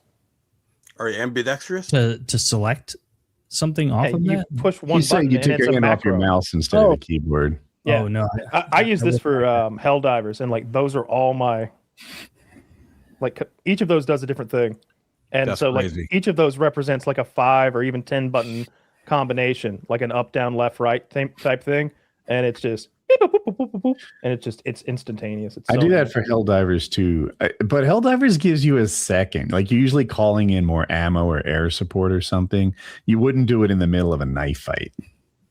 Okay. Oh no, not in a shooter or something. It wouldn't work for a shooter. You'd be too slow. Yeah. It might work for an RTS though. Like if there was some complicated like build thing, maybe, or like some. I don't know. I haven't played RTS in so long. Have you guys tried Arc Raiders yet? Oh Yeah. I have. It's a fun game. I have a lot of hours in that. 530, something close to that. Okay. Yeah. How about you? Want to start getting into it. I've been so busy with work lately. It's like I'll get in like maybe an hour of Battlefield, and then I'm like, I feel like I'm lacking on something else. Like because right now I'm training again to get back into my season because I go on tour again in May. Mhm. So I'm like, if I'm trying to get to the gym every night and after You take testosterone? work. No, I don't take anything. Why not? I'm just scared. I'm freaking getting older. I don't want to take any chances with anything. So I'm like, Oh, it's the opposite. It's a fountain of youth. This is the opposite of aging. You will be a mega man. I'm telling you, I tell everybody, like get on that TRT bandwagon. Like every celebrity you look at is clearly on it. Like I've all heard. of those old men who are jacked as fuck. yeah, Like it's great for like sex drive. It's great for like soft tissue repair. You heal faster. The biggest way it helps people in sports is you're able to recover fast enough to hit it hard in the gym again the next day and again the next day. Mhm. There are no For real. off days. There are no light days. Like you won't get sore anymore, even from like maybe a heavy leg day, like squats and Mhm. stuff. Like you'll be sore after that always. But No, like thank after like upper body or something, like you'll be Yeah. good the next day. Like whereas Really? normally you'd be wiped for 3 days. You'll get 5 pounds stronger a week on something like incline bench or something. Like even when you're like already strong, like there's no plateau anymore. Like it's side effects. you can get acne. Being too dope to Joe. You can get acne. Lobster you too can- buttery, steak too juicy. You can get you make more red blood cells. So after a while, you should give blood to like lower the amount of blood cells you have. All it'll do is give you better cardio, though. You know what I mean? But you could be the most jacked stroke victim. You get blood tested. You get blood tested. You do blood test every like 2 months or so, like that, to make sure everything's Jesus. still good. You're working alongside a doctor. You're not Is that- like, doing Is that pill or needle? needle. You definitely want to do needles. You do an insulin pen though. It's not like you would see in the movies where your buddy's Yeah. stabbing you in the butt in the Yeah. gym or something. You do Yeah. one of those little insulin pens in like your delt, and if you do it right, and after you do it, I do it every day. A lot of people do it once a week, but with enough practice, you get good at it. And you I'll don't wait till feel they it get anymore. those pills on point because I don't want to inject myself. Then you don't want your I'm liver kind of like you, process- bro. There's not going to be any pills for testosterone. There's cream if you your want to liver get fucking- processing it, injecting it into your bloodstream. Your liver is still processing it. Nah, we're going past the liver. We're going straight to the bloodstream. I don't know how Does the your liver liver works. process blood? In any case, I know I'm that not with trying to oral catch you. steroids- That's just that was no. my I understanding. think I'm right though. I know with oral steroids, Okay. like your liver, they become liver toxic and they can be bad for your liver and your kidneys Yeah. with prolonged Yeah. use if you're doing Okay. oral steroids. Like Oh, the needles are just so off-putting to me. Like having Me to too. inject Sandrolone myself kinda with something freaks me I out. would not like. it's not a big deal. I was freaked out at first when I first started. I tried to do a big needle in my thigh, and I'm sitting here in this chair with my pants around my ankles, and I'm holding like a big needle, like a pretty serious gauge needle, and I'm looking down at my thigh that I've like sterilized with the alcohol pad, and it's like, it's going in there. It's going in there. But I'd read these horror stories of getting embolisms online, and if you'd hit if you hit like Jesus. a vein or something. So I just Yeah. finally I just went, boop, and I like stuck it in there like I was gauging a turkey temperature or something like that. I just plucked it in there like no horsing around, no How slow far in? stuff, all the way, No, Oh, no, like- I mean, like like how 2.5 many- How like an long inch is in? it? like 2.5 inches or something. Oh I my think. gosh. In there, but it's in your like thigh muscle, like It was around a your like 2-inch needle. a big one, yeah. And I'm just and it because it's such a heavy gauge needle, you can just It's like a vaccine needle, bro. That's Yeah, I went to a that completely hurt? different regimen later on where I just did small amounts daily through an insulin pen in your delt. Your delt is like such a non-sensitive area that like you barely feel it. Your glute's not bad either. Like the top of your glute, like I'd like- need like my wife or someone to do it. 100%. I mean, you can do that if you want. I don't want anybody jabbing me. Like I said, when I went and got that penicillin shot, I was like, can I do that? Like, I don't want you jabbing me. Like, I'm perfectly capable. And, I would rather jab myself than have somebody else jab me. Because when I got my COVID vaccine, they like jam that thing in my delt and like hammer home the plunger. Like in your this delt? huge- They didn't put it in your arm? that is your arm. Oh, sorry. Yeah. Sorry. And it hurts when they do that, and it bruises like afterwards because they shot that liquid in there so fast that it like ruptured blood cells and like tissue inside your arm. When I inject myself, I go slow. Like I might have that if I'm doing a big shot, I might have that needle in my ass for like a minute and a half, 2 minutes. Like when I was. Is that injected why you other- get sore when those dickheads give you like a tetanus shot if you accidentally cut yourself? All right, on that I metal? don't know about. I've heard tetanus just causes soreness, and I've heard the same thing about certain things that are penicillin. I think also maybe causes soreness. So I can't say that for sure. I just know that when I inject myself, I go super slow and take my time because I feel like jamming it in there like ruptures blood vessels and damages tissue. I mean, it certainly does. It makes sense that it would. I'm a big yeah, wuss. you I can't even definitely do eye drops, so I'm a big wuss. Like, you I should can eye definitely drop do it. Eye It's drops are so hard. I Like, can eye drop and contact put in one hand. My youngest brother, he had to get contacts when he was little.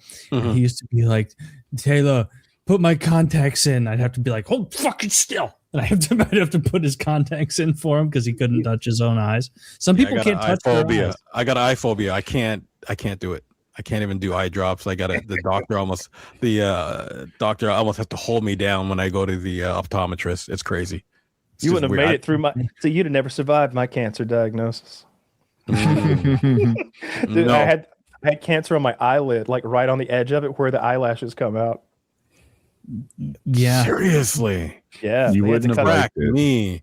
Yeah, they cut that thing. They cut a pizza slice out of my eyelid and then Okay. cut me here to get extra skin so that they could And make up pull for the it. eyelid together and sew my eyelid back together. Please And it tell me looked you like were unconscious. the first time I wasn't, and I had to go back for more, and I was just kind of in like a no. I You're never was feeling unconscious everything. for eye stuff. Oh, that's my nightmare. Unless It's honestly a little maybe foggy, but I really think weird. that's the medication they gave me. Yeah. Shit, you got to medicate the They- hell I out remember of me. coming out of it, and I was embarrassing myself, like as I watched myself embarrass myself, just talking constantly to these nurses. I got the full room's attention because I'm coming out of like coming out of the drugs, and so there's like three pretty-ish women like looking at me, and I'm just like, well, I have the floor. And in the back of my head, I'm like, shut up, you fool! You're making no sense. You're babbling. No, but in your mind, you're fucking Dave Chappelle walking back and forth.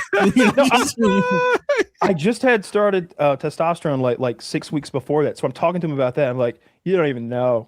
I've gained 30 pounds of muscle in the last 2 months. My doctors don't even understand it. And they're like, yeah, sure. Now follow my finger. And it was like, you don't even understand what a beast I am. Is he driving home? When I had my cancer surgery on my nose, they were like, do you want like a little bit of drugs or a lot? And I'm like, who chooses a little? What are we doing here? So I don't remember a lot. Knock Well, I me down. remember you. I can't even see where it was on your nose. At least not over the camera. They did a tremendous job. Either. Like, was it high up on the bridge or was it down low near the? It was the like- the center of it was right where the pad of your eyeglasses might sit. Ooh, that's an annoying place. Yeah, Yeah. well, it is also a place that your body tends to not scar and heal really well. I was worried I'd never look the same. And I cannot see it at all. One thing I can do is crinkle my nose, and the crinkles don't match the previous set of crinkles. Yeah. But that's pretty small. That it's fine. That's small potatoes for a facial scar. I was nervous because I was disfigured after during the recovery from it. And it's like, I'm on camera twice a week. I'm disfigured. People aren't nice to me. This is rough, but it's fine. I don't want to make this about me. Did you see my before and after with the TRT? I'm trying to sell the TRT for you. Did you see my before and after when I took TRT? Me? No. You Zach, should. Zach, show him my Okay. before and after real quick. I feel a little self-serving, but I'm trying to sell the product to you. Show the one, I'd love to the see after where he looks like secure. the world's thirstiest man. Yes. Show me thirsty Kyle. Show me thirsty Kyle. Honestly, I think Kyle gets this a lot. I think 4 weeks before his peak was actually his best day. Holy shite. That's insane. Man. So the left nothing. is the before picture. You think? Dude, on the right, Kyle, you're a bee sting away from bleeding out. This is like my that is favorite where- era. No, That's where Kyle and I were texting. 10 months. We were both getting. So that's 10 months of I told him working to out. stop there. Are you serious, bro? You look better there than the previous picture. Yeah, well, I agree aesthetically for sure. But what the other picture, I was going for like show ready, like bodybuilding style. Mhm. Like not that I would actually. Can you do another such a one, thing, Zach? But I was going for that like aesthetic from the beginning. That's kind of what I agreed to with Derek. That's amazing. He asked So me what is I a wanted. side effect of TRT buying that shirt? You don't like that fight milk Yes. shirt? That's fight milk. I just the spaghetti straps. Like It's everybody. designed for bodyguards by bodyguards. Okay. Yeah, That's good stuff. I just need to get need to get to a point where I'm not breathing heavy, running with my gear for 2 days. Running in And my he kit for didn't. 2 days. He didn't get big goofy nips. He's got tight little nips right there. Look at those. Look at those Oh, little yeah. things. Did you get Oh, the acne on the back and stuff? And I mean, you can see my delts there, like in my back. Not real bad, a little bit, but like Okay. I just started exfoliating and making sure I prevented the acne from happening, and it wasn't too bad. and Yeah, what are you at now? Like 210 right now. Okay. Like on the left there, I'm one. Dude, you got down to something bananas low. I think for a guy I'm who's 6'2". I'm in the 170s on the left. Okay. Oh, I like- thought like he ma- had you in like the 160. It was I something. thought it was banana. I thought it was like 168 or one. Oh, maybe it was. It was so low that I was. I wish telling I you in remembered our group exactly. Chat, like, brother, you look fantastic. You don't need to do this, and you're like, I have to. Otherwise he's gonna be. A delt god. Otherwise he's gonna be mad at me. Don't do me like his that. his delts are obviously on another level, but I think your biceps might be better. Your tries might be better. If not, they're comparable. Jesus. Okay. I And got we Like, can't you're even, right. we can't even That's see his amazing. nips. My delts are my best quality by far, but his are just a freak of nature. Yeah, that Kyle's totally shagging more gay guys. Oh, look at the cum gutters. Look at that. I was happy with that. Look at that. You would have been a gay king. You Oh, thought hell yeah. insane, bro. Would Jesus. Yeah, have been. hypothetically. What would have been? What am I saying? Taylor that made this big joke. And then the guy on the left, what a fag.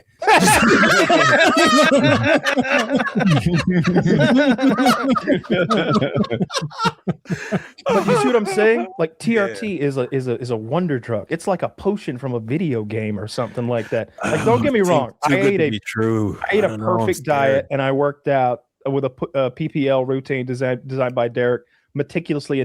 Didn't miss a day for a year and did Oh, wow. extensive cardio and cut for 2 months. Like Your meals after- made me sad. Oh yeah, by the end I was cutting calories. So like I bulked for 10 months and Yep. then I cut for 2 months.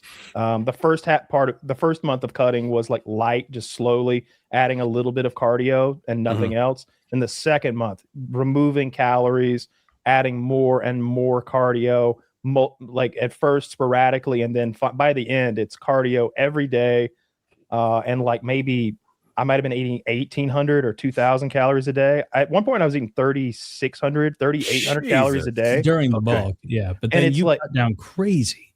Yeah, by the end, I was down to like 1,800 or 2,000 calories a day, which was kind of starvation mode for me Yeah. because I built my metabolism up to process 3,800 calories a day or whatever. Which, when you're eating clean food, I was eating nothing but like vegetables, bone broth, white Yep. rice, Yep. and bison. Like Bison. Oh, not even chicken, bison. Jesus. very little chicken, mostly bison. And that it didn't look flavorful. He'd send us his slop bowls and be like, I only have to eat 2 more after this. And in my head, I'd be thinking like, I hope Kyle's okay. Like, Yeah. Fix everything. 100%. The first weeks of the diet, I had everything like in its own place. Like my rice goes here, my veggies go here, and my meat goes here. By the end, I would just make a big bowl and just mix the rice and the bell peppers and the bison meat and just pour the bone broth in and just eat over the fucking trash can or over the sink. And then just put that bowl away and like put my fucking meal prep away and just wait. Yeah, for at the one next point one. you sent, I remember, you sent a picture of like snack time or something, and it was like 2 bowls of popcorn and like 15 0-calorie Jellos. Yeah. And I was like, my God, like I found those 0-calorie Jellos, dude, He's and in I it would to just slurp those things down, and they taste. I remember they was like lime. I haven't had lime in so long. No. I was. It sounded like I was eating. you were pussy like a when pirate. You were I'm eating those lime Jellos. I'm just like just slurping them down, eating my Jesus. bowls of popcorn. Good. Yeah. I've dated a bodybuilder, and I've seen the lifestyle, right? It's just that much dedication was crazy. But it's funny because I've dated a ballet dancer, and I've seen how horrible that lifestyle is. I've dated the bodybuilder. Feet were disgusting. Like the toes are just broken and reset and broken and reset. It was just insane. And she was crazy, but the body was crazy too. And a figure skater. No, leave your socks on. Yeah. You said pretty much. Yeah. I mean, ballerina shoes. I was doing the opposite while Kyle was doing this, where I was just like, I can eat whatever I want as long as I can bench 350 pounds. I just have power lifter? to get to not really, but I just really enjoy lifting and I have fun with it. And that's so the other like, thing. yeah. Like, I don't know how strong you are now. Like, you will get so goddamn strong. Like, just it's strength personified. It is a strength post. I'll do it when I'm older. 100%. I'm going to do How old are you now? 34. I think it's about kids. The older you get, the more risky it gets. So right? No, Like, not at all. No, it's better for Really, you the older it gets because your natural teeth drops. One thing you're probably confusing it with like bodybuilders and wrestlers do, where they do these they'll do like 1,000 milligrams a week of testosterone. A TRT dose is much more like 175 to 250 milligrams a week, depending on how low your levels were to begin with and how you respond to the medication. They dial that in over time. You know, they'll give you X amount, you'll use it. They'll test your blood and be like, oh, your levels are fucking tremendous. Like, yeah, my testosterone levels were off the fucking chart, literally. Like, it only went so high, and it was off the chart. So are you going to a clinic for this when you're saying they'll test you and all that stuff? Yeah, I use so the same company that makes our lock and load product, well, the sister company of that. So that's Gorilla Mind. Marek Health, Marek, is Derek's other venture, and it's an online wellness clinic. They do a lot more than just TRT. They do all sorts of things, but my focus was with that.